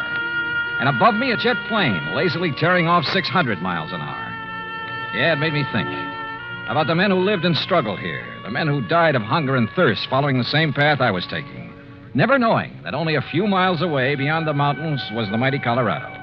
Water, food, and life for those lucky enough to find it. But let's get to more practical things, like Davis Dam and huge Lake Mojave. On the east bank at the lower end, Lake Mojave Resort, with its clean, modern cabins, boathouse, dock, and harbor. Everything for a fisherman. It was after 9 p.m. when I pulled in. My old friend Buster Faber was waiting for me. By golly, Johnny, I'm glad to see you. Yeah, same here, Buster. How are you? Before you start on why I'm here, how's the fishing? You remember Ham Pratt, the general manager? Sure do. How is he? Went out 3 days in a row, got 3 limits, 5, 6, 7 pounders. Oh, and I have to come here on business. Yeah, but as soon as you clear it up, you and I are going to do some fishing. Believe me, we'd better. But now, what's the problem? Oh, well, here, let me take your bags. You're in number 8. Okay. I'll put you right next to Mr. Hatch. Hatch? Old-time confidence man, Johnny, and just plain big-time thief. Oh, Gordon Hatch? That's the one. Used to operate up in San Francisco, over in Reno? Tried Las Vegas, too, but they ran him out. Sure. He served a couple of short stretches for petty theft, things like that. But they could never nail him for anything big. That's right. Sit down. Yeah. Well, what's he doing here? Oh, ordinarily, we'd give a man like that some excuse about being full up, something like that. I should think so. But Ham and I decided if we let him stay, and with somebody like you here, well, maybe we could do a kind of public service. Keep talking, Buster. Well, Tuesday morning, I got a call from some wealthy folks in Los Angeles. They wanted accommodations for themselves and their wives beginning tonight. They're doing now. So? Well, Tuesday afternoon, this Gordon Hatch came barreling in. My wife, Marilyn, not knowing who he was, put him in number 7. What are you getting at, Buster? Well, those folks from L.A. have been here before, Johnny, and the women always come with enough furs and jewelry To a fishing resort? Well, you see, every night they drive up to Vegas to gamble and take in the fancy night spots. Ah, but what makes you think Hatch would come here just because of them? One of them's a lawyer that got him sent up for embezzlement once, and Hatch always swore that someday he'd get even. Oh, well, now, Buster... I don't think he'd try any rough stuff, anything like that. He isn't the type, but... Well, that's why I called Hartford. Well, what's the insurance angle? There isn't any. Unless a lot of heavily insured jewelry suddenly disappears from around here. And your man in Hartford was willing to play along with that. Yeah, I see. Well, so do I. Hmm? I see we have another guest, Buster. How do you do? My name is Gordon Hatch. Mr. Hatch, this is Johnny Dollar. He's come for a few days fishing, same as you. Excellent. We must go out together, Mr. Dollar. I found a couple of wonderful spots. Yeah, I understand you had pretty good luck, sir. Oh, didn't Ham Pratt tell you about the big one I got over near Sculpture Rock? Nearly 10 pounds. I'm keeping him in a live box so I can take him back to Los Angeles and have him stuffed. Live box? Yes. It's a big sort of box made of heavy screen, Johnny. You leave it in the water, it'll keep the fish alive for days. That's right. Well, aren't you afraid somebody will walk off with them? Oh, the nice people who come to this nice place? Of course not. And as a fisherman, I'm sure you know that even the worst crook in the world wouldn't touch another man's catch. Yeah. Look, excuse me, I hear some cars coming down the road. Must be the folks I'm expecting. Why, of course, Buster. I'll see you later. Right. Any plans for the evening, Mr. Dollar? Oh, not particularly. I'm a little tired. Well, then come along into my cabin next door. Have some excellent scotch and plenty of soda. Oh, well, I've had a pretty long day. Now, look, we can relax and regale each other with tall tales about the big fish we've caught here and there. After all, there isn't anything else to do out here of an evening. Oh, I kind of thought I'd wander down to the dock and see if Ham Pratt is about. Oh, save that for tomorrow. Now, come along, Mr. Dollar. I won't take no for an answer. Actually, I was glad for the invitation. I wanted to know more about this man, sound him out if possible, about his real reason for being here. As it turned out, we spent a very pleasant evening talking entirely about fishing. Only once, in answer to a pretty direct question, did he speak about what I wanted him to. That is all water over the dam, Mr. Dollar. If it's possible to make amends for some of the, shall we say, questionable things I may have done in the past, both I can only assure you that I'm sincerely trying to make such amends. Please don't embarrass me this way again. Yeah, sorry. Now, tomorrow we'll go fishing. Well, I'll not only take you to one of the hottest spots on the lake, but I'll show you the beauties I have in the live box. You'll turn green with envy. Nightcap? Well, it's been a pretty long day, and I really should hit the sack. So should I. So, here we go. Bottoms up, and may tomorrow bring us each a limit. Then I will drink to him. Now, there we are. And I'll see you at the crack of dawn. Sleep well. Right. Right? Wrong. Sure, I was tired. It had been a long day. But not long enough to make me drop off to sleep almost before I could get out of my clothes. That nightcap had a lot more than scotch in it. Yeah, I'd fallen for one of the oldest tricks in the world. And until I woke up, anything could happen.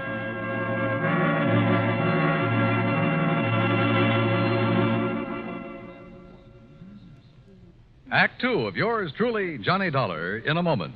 And now for another episode in the life of Sergeant Donald Bellwether, my husband.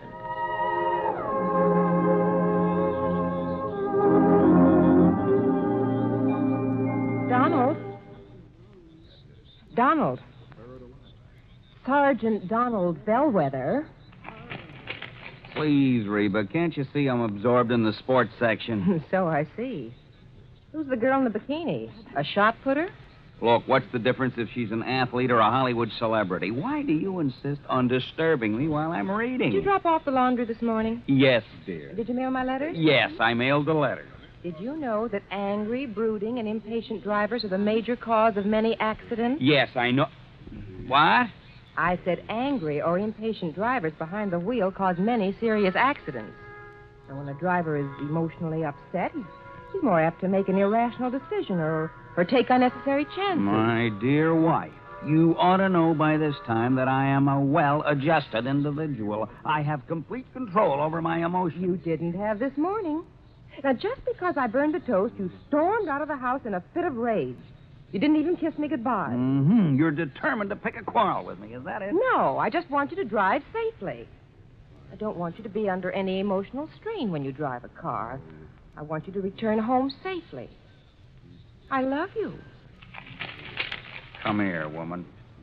Yes, darling. You sit right here on my lap, and I'll give you that kiss you missed this morning. And you promise you'll never again drive the car when you're angry? I promise. Oh, that's my Donald. That's my doll.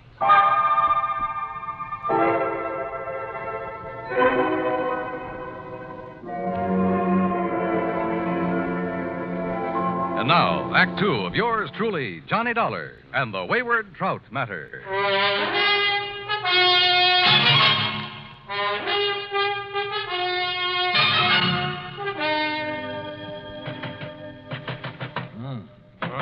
What is it? Hey, Johnny. Huh? Oh, it's Buster. You all right in there, Johnny? Oh, sure, I'm all right. Here. Oh, holy, what time is it anyway? Almost 9 o'clock. Oh, look at those big red eyes. Yeah, you aren't kidding. I feel as though Where's Gordon Hatch? Went out fishing at the crack of dawn. Said you'd promised to go with him, but he pounded on your door and finally gave up. Johnny, you look like you... Hey, Buster, the folks you were expecting in from Los Angeles. Yeah, they came right after I left you and Mr. Hatch last night. 6 of them. I figured you wanted to be alone with Hatch to sort of feel him out. Yeah, I did. But is everything all right? Yeah, so far as I know. And the point is, did you learn anything from Mr. Hatch last night? Only that he claims to have turned over a new leaf, is now the soul of integrity. Yeah? Well, I wonder. You say he's out fishing, huh? That's right. You know where he went? Well, one of his favorite holes, the one I told him about, is in the big basin about 10 miles up the lake. What about the folks from L.A.? They're still asleep in their cabins. Look, Johnny, like I told you, Hatch isn't the kind of trying any rough stuff, even against Mr. Fellows, the lawyer who sent him up one time. And he's here with that party? He's the one that organized it, made the reservations. Now, listen, Johnny, I may be all wrong about Hatch. In spite of his threat to get even with Fellows? Well, I mean, maybe he's gone straight. He certainly acts like a nice enough guy. Yeah. Well, the only thing I can do is keep an eye on him. If he makes a play, I'll nab him. If he doesn't, well, my trip out here will have been wasted. Wasted? I thought you and I were going to do some fishing. Oh, well, now that's different. Ooh. Hey, I better get some breakfast in me. Yeah, sure. I'll tell Mary over at the cafe to have it ready for you. Yeah, okay, Buster. Sunny side up and with plenty of strong, dark black coffee.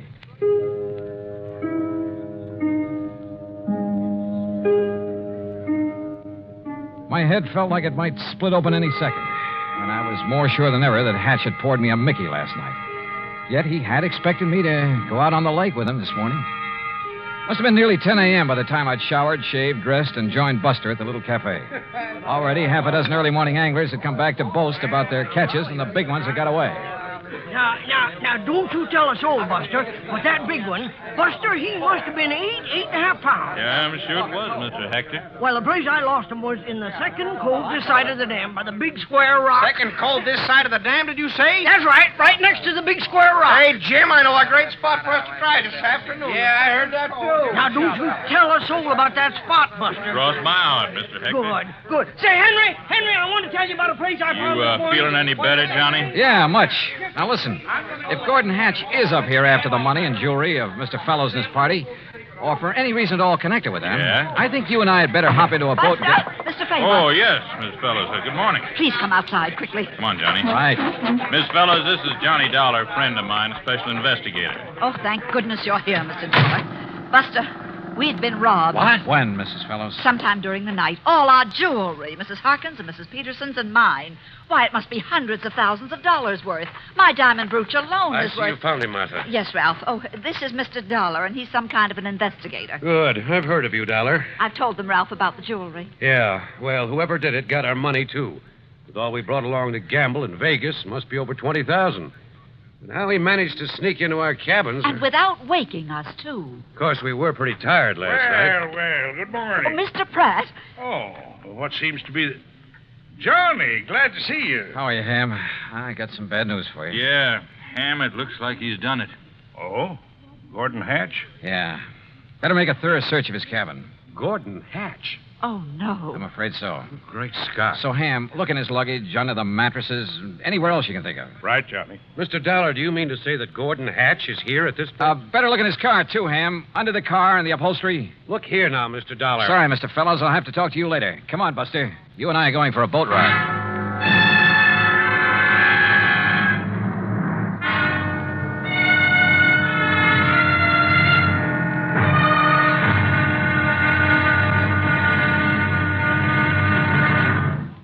Act 3 of yours truly, Johnny Dollar, in a moment.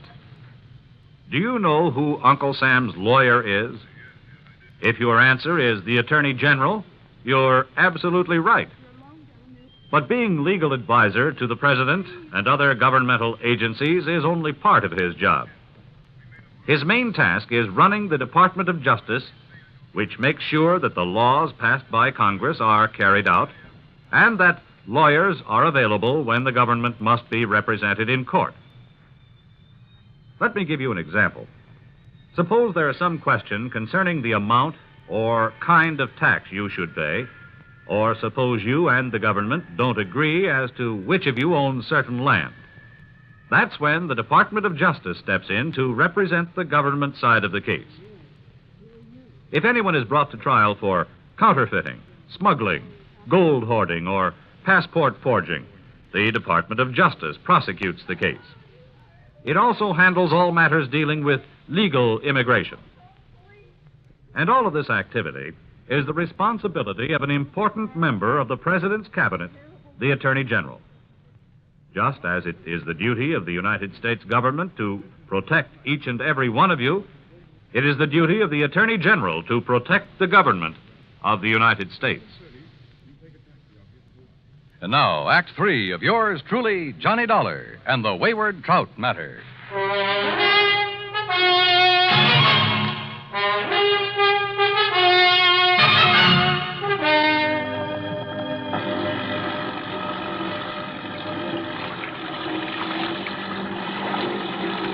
Lake Mojave was calm as a mill pond, and Buster made the spray fly as we headed almost due north up toward the big basin. But we didn't have to go that far.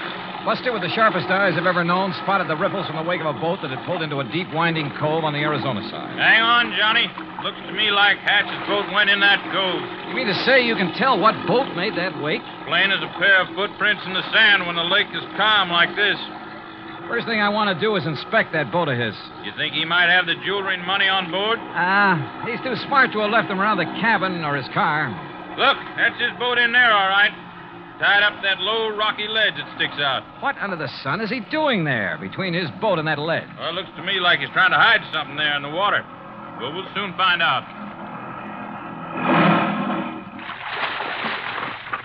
Well, Buster, Mr. Dollar, it looks like you've caught me in the act. Yeah, it kind of looks that way, doesn't it, Hatch? What were you so busy shoving down in the water between your boat and that ledge when we pulled out? I figured no one would find it here, Mr. Dollar. Yeah, I'll bet. But I decided to move the live box into this hidden cove when I first came out this morning. The live box? But after all, it was you who warned me someone might try to steal some of these beautiful fish I've caught, and I'm keeping alive in it. But as long as you found me out, well, here, take a look at it. Now, look in here on his boat, Johnny. Here, look at them. Ever see such a nice mess of bass in your life? Yeah, they're beauties. And that trout on the bottom. I got him way up the lake yesterday morning. Must be 10 pounds.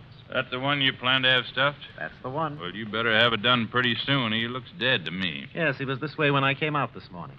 So, when I'm through fishing today, I'll head back to L.A. with him to a taxidermist. Hatch, there's something I want to talk to you about. I know, Dollar. But it's your own fault. Huh? I pounded on your door till I thought I'd wake the dead. Oh, no, that isn't what However, since you're here now, well, why not keep our fishing date now? Mr. Hatch, will you Darn please... it, though, I don't have an extra rod in my boat. Well, come on, Johnny. I'll give you one out of my boat, rod and reel. Oh, yeah, sure, okay. Dollar, I'll take you to fishing spots even Buster doesn't know about. Not a sign of the jewels and stuff on his boat, Johnny. I even went through his tackle box. Well, maybe he's hidden the stuff somewhere along the shore. If he's the one who took it. He looks and talks as innocent as a baby. So the only thing I can do is keep an eye on him, try to feel him out. Come on, boys. Time's a wasting. Oh, here, Johnny, you try this rod on for size. Well, that looks good to me. And here, take along a couple of these fast strike minnow hooks. If anything, they'll get you big bass. They sure will. Yeah, or maybe a trout like the one that Mr... What's the matter, Johnny? Come on, Buster. What?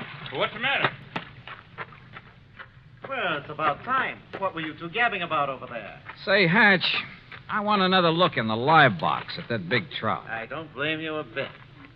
Step into the boat, and I'll raise the top so you can really see it. No, I think I'll pull the whole contraption up here on the ledge. That'll take the fish out of the water. Well, you said that trout was dead early this morning. Well, that's right. Then why is he on the bottom of this thing? Why isn't he floating belly up? Here now. I don't know, but I don't see... Now, wait, what are you doing? Oh, those beautiful fish in there will die like the trout. Oh, I just want a real close look at that trout. Oh, just a minute. These live ones will hold still long enough for me to... Dollar, put them back in the water. Here we are. Ooh, 10 pounds? Look here now. Why, this fish weighs 20 pounds if he weighs an ounce. Dollar? And no wonder the way you've got him stuffed full of... Well, how about this? A beautiful diamond brooch. No wonder you decided to get back to L.A. And not to stuff this trout, but to unstuff him. And how about this bracelet? Emeralds, aren't they? And look at these nice new $100 bills. A bit wet, perhaps? You're holding more than money and jewels in your hand, Dollar. Oh, now, put that thing away. I'm talking about your life. And I won't hesitate to pull this trigger unless you toss that money and those jewels into this boat. While I toss this over at you, Mr. Hatch? Put it down, Buster, or I'll shoot you, too. Toss me the jewels, Dollar. Toss them. And Buster, stay where you are. How about the whole trout, Mr. Hatch? All right, drop that. Boy, Johnny, you really clobbered him. Yeah, but... Oh, Buster, if you hadn't thrown that oar... And if you hadn't hit him in the face with that wet fish, Johnny, he would have plugged you. Yeah, Buster. I always did like trout.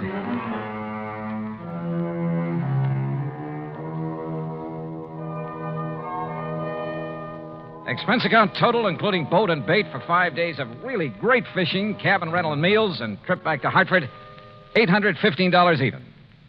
Yours truly, Johnny Dollar.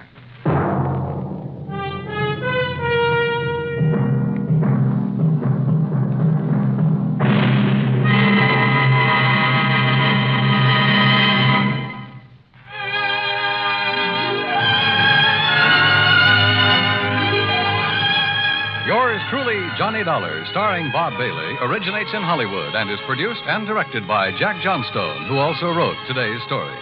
Heard in our cast were Eleanor Audley, Larry Dobkin, Barney Phillips, Edgar Barrier, Junius Matthews, Russell Thorson, and Alan Reed. Be sure to join us next week, same time and station, for another exciting story of yours truly, Johnny Dollar. This is Dan Cumberly speaking.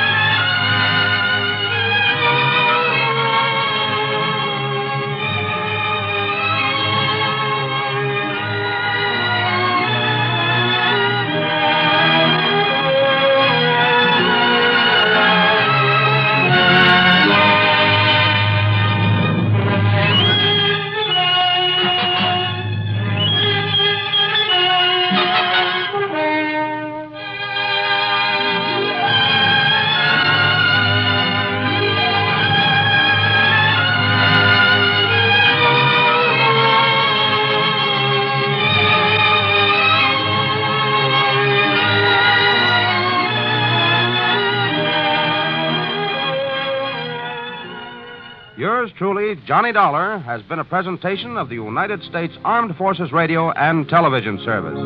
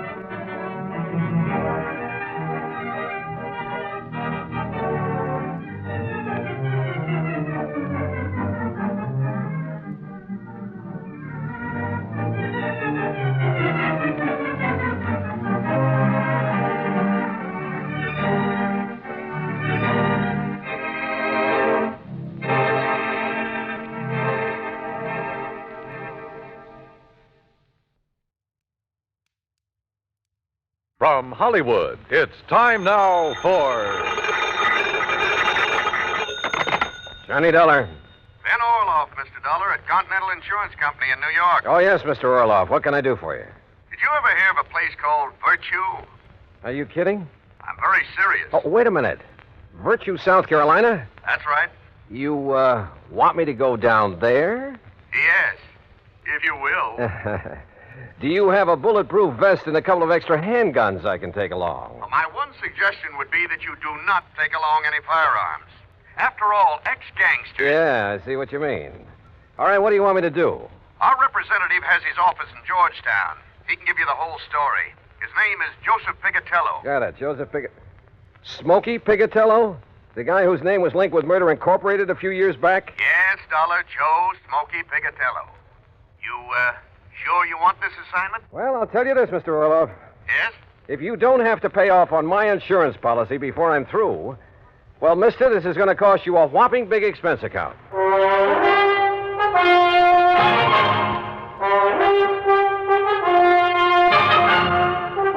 Bob Bailey in the exciting adventures of the man with the action-packed expense account. America's fabulous freelance insurance investigator. Yours truly, Johnny Dollar.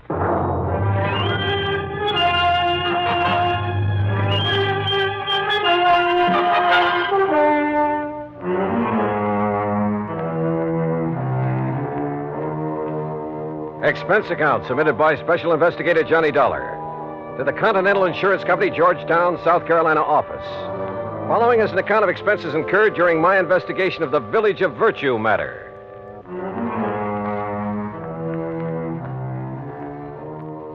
Expense account item 1, $47 even, transportation and all the incidentals I could think of, Hartford, Connecticut to Georgetown, South Carolina. Item 2, $1 for a cab to Continental's office on Screven Street. Hi, Dollar. I'm Joe Pigatello. Glad to see you. Sit down. Thanks. Now, look, Joe, before we go into this matter, there's something I'd like to know. Sure, pal. Ask it. Just what are you doing in the insurance business? Look, you remember back in New York just before Tom Dewey took over as DA? The great holy racket buster? Yeah, and I'm sure you do. Okay.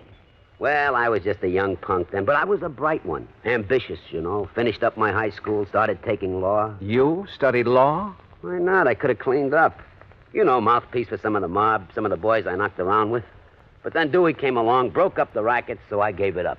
To do what, Joe? Oh, you know, this and that. Chicago for a while with some of the boys Al Capone left behind. And down near the border at San Diego for a while. Smuggling narcotics across from Mexico? Then some of us tried Las Vegas, but we didn't get anywhere. What was that crack? Well? Listen, I'm clean. You make a crack like that, you can prove it, okay. If you can't, don't say it.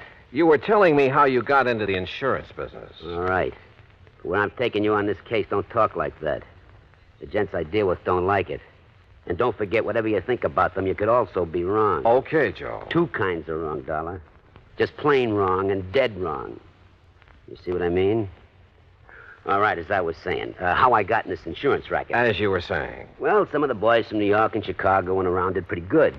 Instead of blowing all their dough on booze and dames and big times, they were smart. They leased an old plantation up in the valley north of here on the PD River. The old Caraway plantation. It's right next to the town of Virtue. Great name for a hideout, I'll say that. I didn't say hideout, Dollar. It was just a nice, quiet place where they could live it up in a nice, quiet way. And at the same time, they wouldn't have any cops around their neck. No police in Virtue? Nobody but old Paulie Caraway. Anyhow, after 6, 8 months of taking it easy, mint juleps and hunting and fishing instead of being on the lam all the time, well, Johnny, you wouldn't believe it. What do you mean? Well, they all settled down there to spend the rest of their life. They all went respectable. Every last one of them. You sure of that?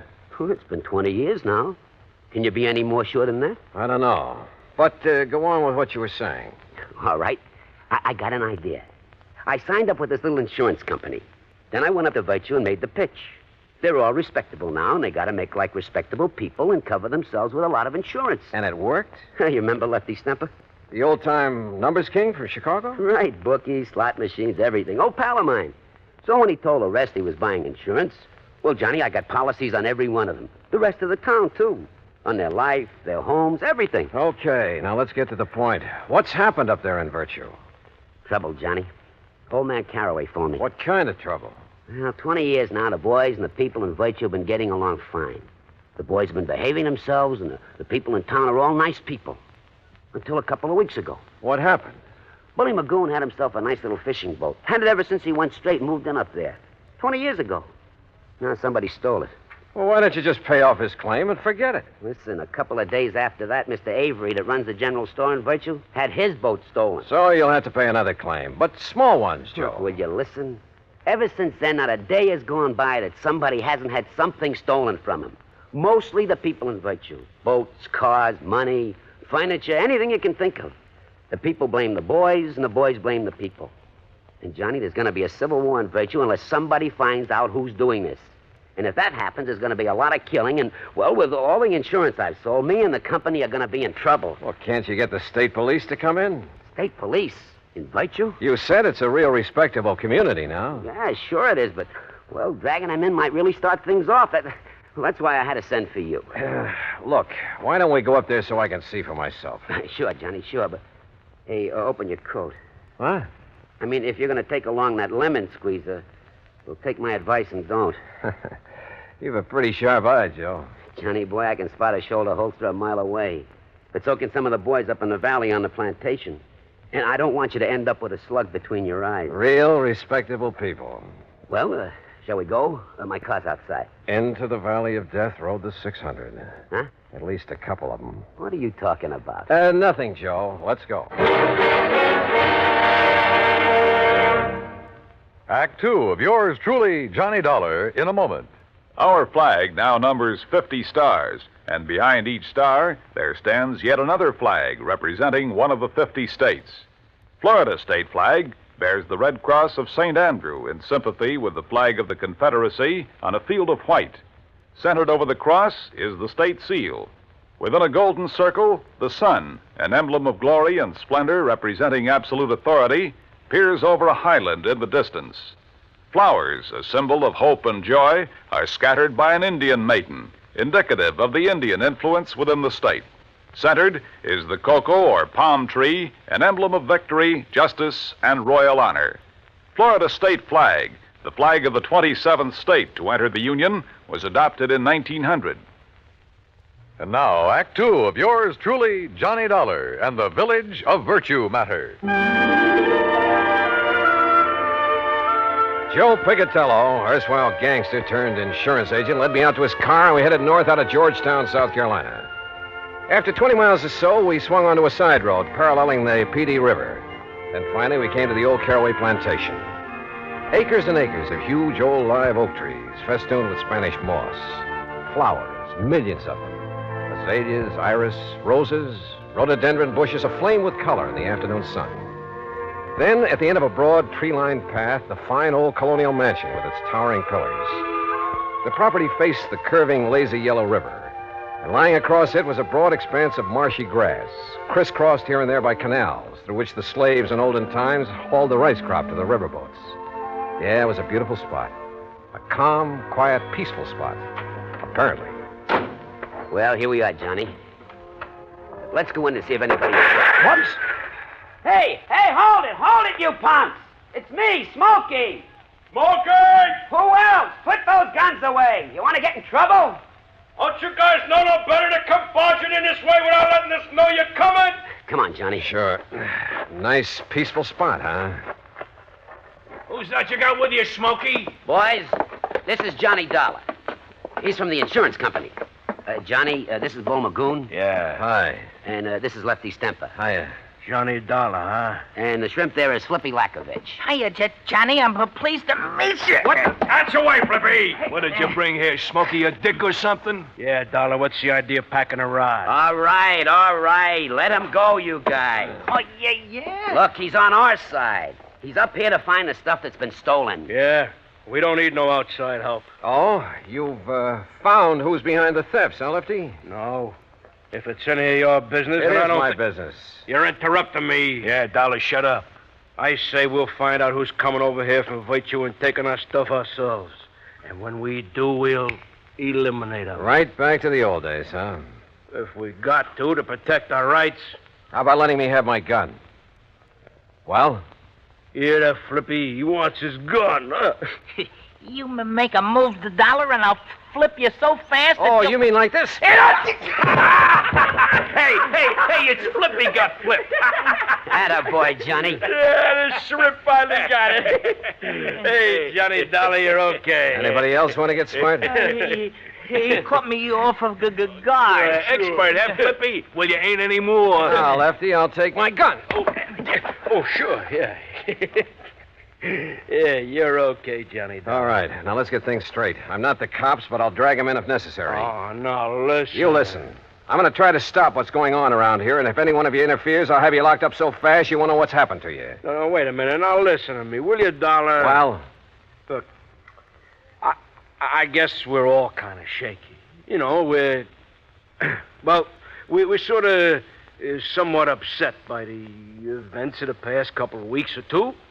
You know what I mean? Lefty, Joe told me that if the burglaries, robberies, whatever they are, go on much longer, there's liable to be a war between you and the people of the town. We ain't worried, no. We got enough guns and ammo stashed away around to shut up. Bull. Oh, yeah, sure, Lefty, sure. I'm sure you have. But if you ever expect to make peace again with the townspeople, if you expect to stay on here... We got at least 15 years to go. Shut up. Okay. All right, look.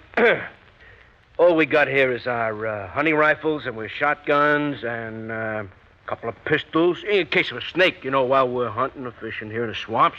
A lot of cottonmouths around here, you know. Yeah, that's a fact, Johnny. The point is, I didn't come here without providing for any and every exigency. What's that mean? Oh, boy, what a dope. It means if anything happens to him, we're dead. Now, ain't that...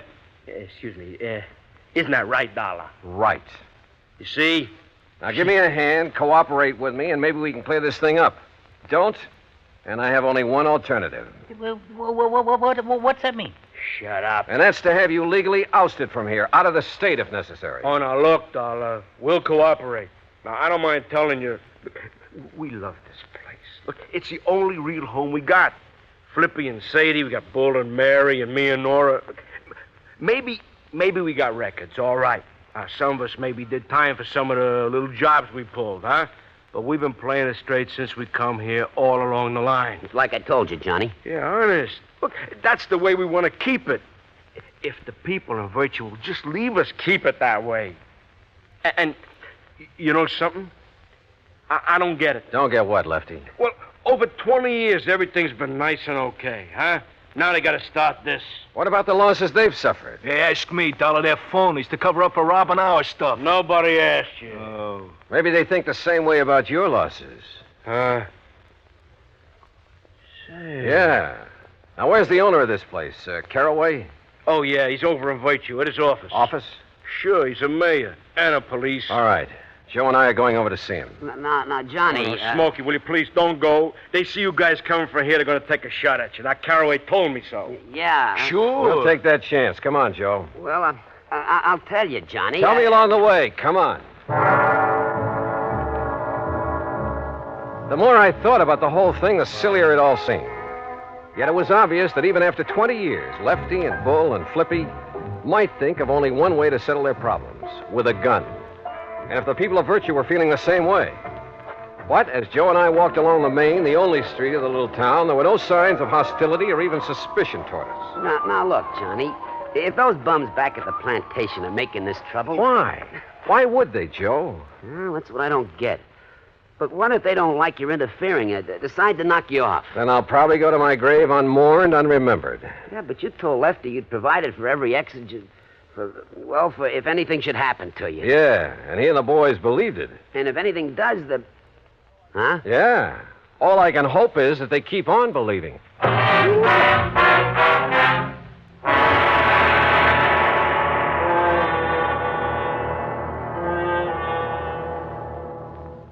Act 3 of yours truly, Johnny Dollar, in a moment.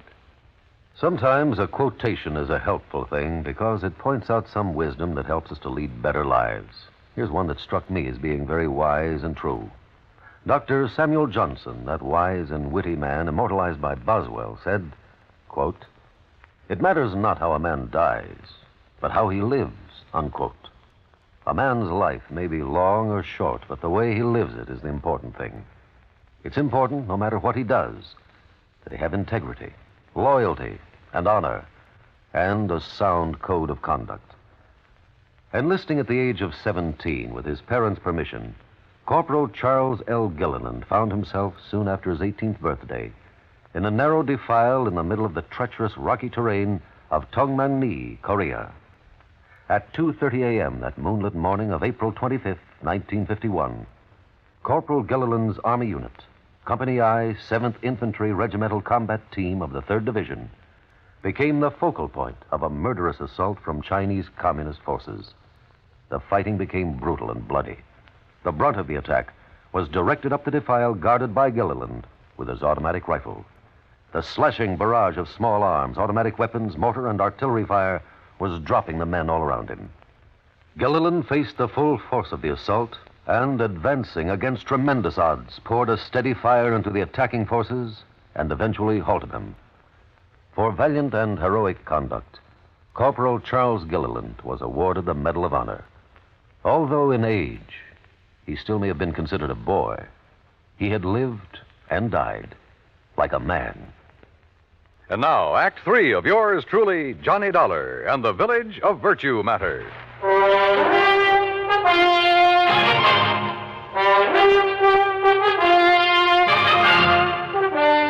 Joe Picatello and I walked the main street of Virtue, South Carolina, unmolested, virtually unnoticed. And we found the mayor, Parley Caraway, in the little shack that served for an office.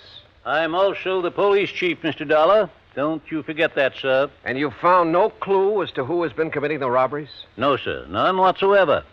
But who else would do it? They're all three of them ex-gangsters. Sure, ex-gangsters. Why, Mr. Carraway?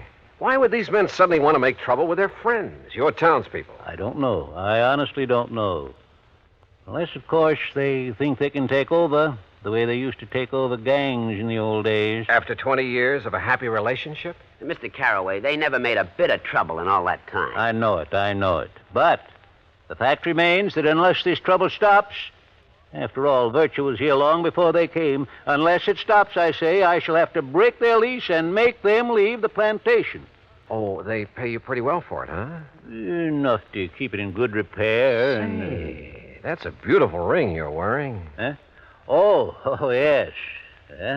2.5 carat diamonds, sir. Yeah. And is that your nice new car out front? Yeah, it certainly is. Ain't it pretty? About $8,000 pretty. Say, didn't you have a new one last year, too, Mr. Carraway? Of course. I try to have one every year. But now, Tell gentlemen... me one thing, Mr. Carraway. Yes, sir? If you really think the robberies around here are going to cause so much trouble... Oh, I do. That's why I contacted Mr. Picatello. Well, why haven't you called in the state police? Because I am the mayor of Virtue. I'm the police department, and I can take care of these things myself. And now that you gentlemen have witnessed the bad blood between these gangsters and the people of the town, well, sir, I'm going to throw them off that plantation. In spite of all the money they've been paying you? Yes, sir, and I'm sure you gentlemen will back me up in... all the money, did you say? Enough to keep you well-dressed, well-fed, and fancy cars. And now, look here, sir. Do you realize how much that property will bring? Well, now, that depends. How much have you been offered? I'll tell you how much. $124,000. Ah. How did you know? You just told me. Well, now, listen. You also told me why you've been robbing the people of Virtue and those men at the plantation to stir up bad feeling, give you an excuse to get them out. What? Johnny, you're right. Now, just Carraway, if I do call in the state police, it'll be to have you locked up. No. And if Joe here has any sense, he'll tell the insurance company to bring charges of fraud against you. You said it. Oh, but the money. Think of all the money I could make selling the old place. Now, where's the stuff that's been stolen? It hasn't been harmed. It's stored away, carefully stored away. I was going to give it back when those men left, and I could sell the place. Give them their stuff, too? Oh, I'd make up for it in cash, every cent of it in cash, yes. I'd say it was for breaking the lease. Truly, Mr. Dollar. Now, you listen, you old money-grubbing crook. You're in trouble. You'll call in the state police? You bet I will. Unless... Unless what, sir? First, you lay off the plantation. You've leased it to those men. Let them have it. And return all the stuff you stole. Oh, but if they find out... Well, you figured how to get it away from them. Now figure out how to get it back. Discover it, anything you like. Well... The point is that if you don't get it back, I'll tell them where it is. And you know what that'll mean. Oh, yes, sir, Mr. Dollar. I'll get it back. Also respect that lease. I believe it has 15 more years to run. Yes, sir, it has. I will. Okay. Do all this, and Joe and I will forget the whole thing. But if you don't, and Joe will be checking on you. You said it. Oh, but I will, Mr. Dollar. I promise you I'll get right on the... Come on, Joe. Let's go back to the plantation and have a drink with some respectable citizens.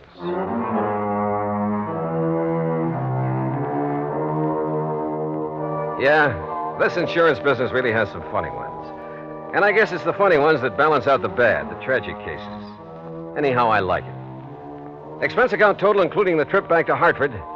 Call it $100 even. And in view of our little secret, Joe, well, maybe you'd better pay it out of petty cash. And listen, those pals of yours, you better drop in on them now and then to make sure they do stay on the straight and narrow, as well as that old coot Carraway. Yours truly, Johnny Dollar.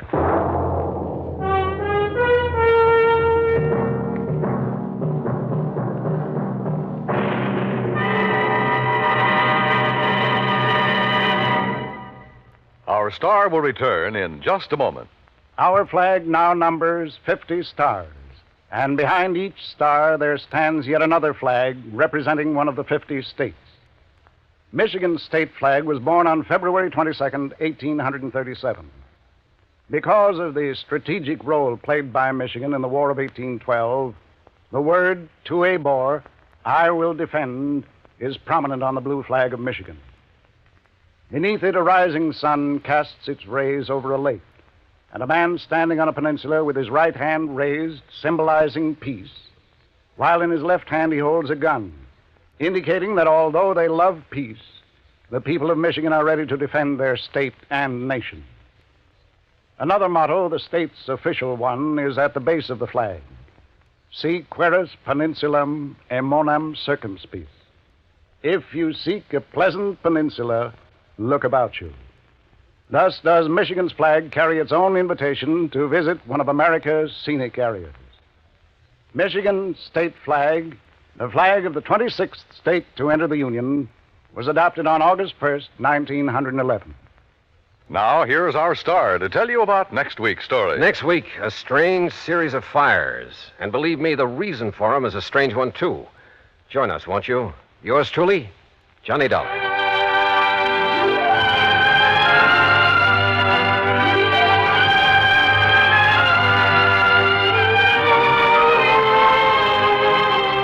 Yours truly, Johnny Dollar, starring Bob Bailey, originates in Hollywood and is produced and directed by Jack Johnstone, who also wrote today's story.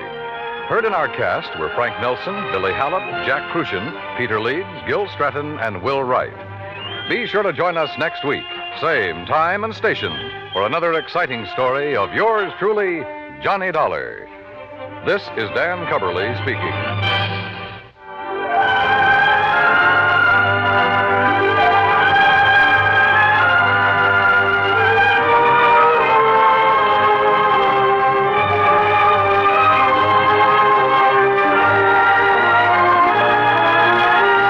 This is the United States Armed Forces Radio and Television Service.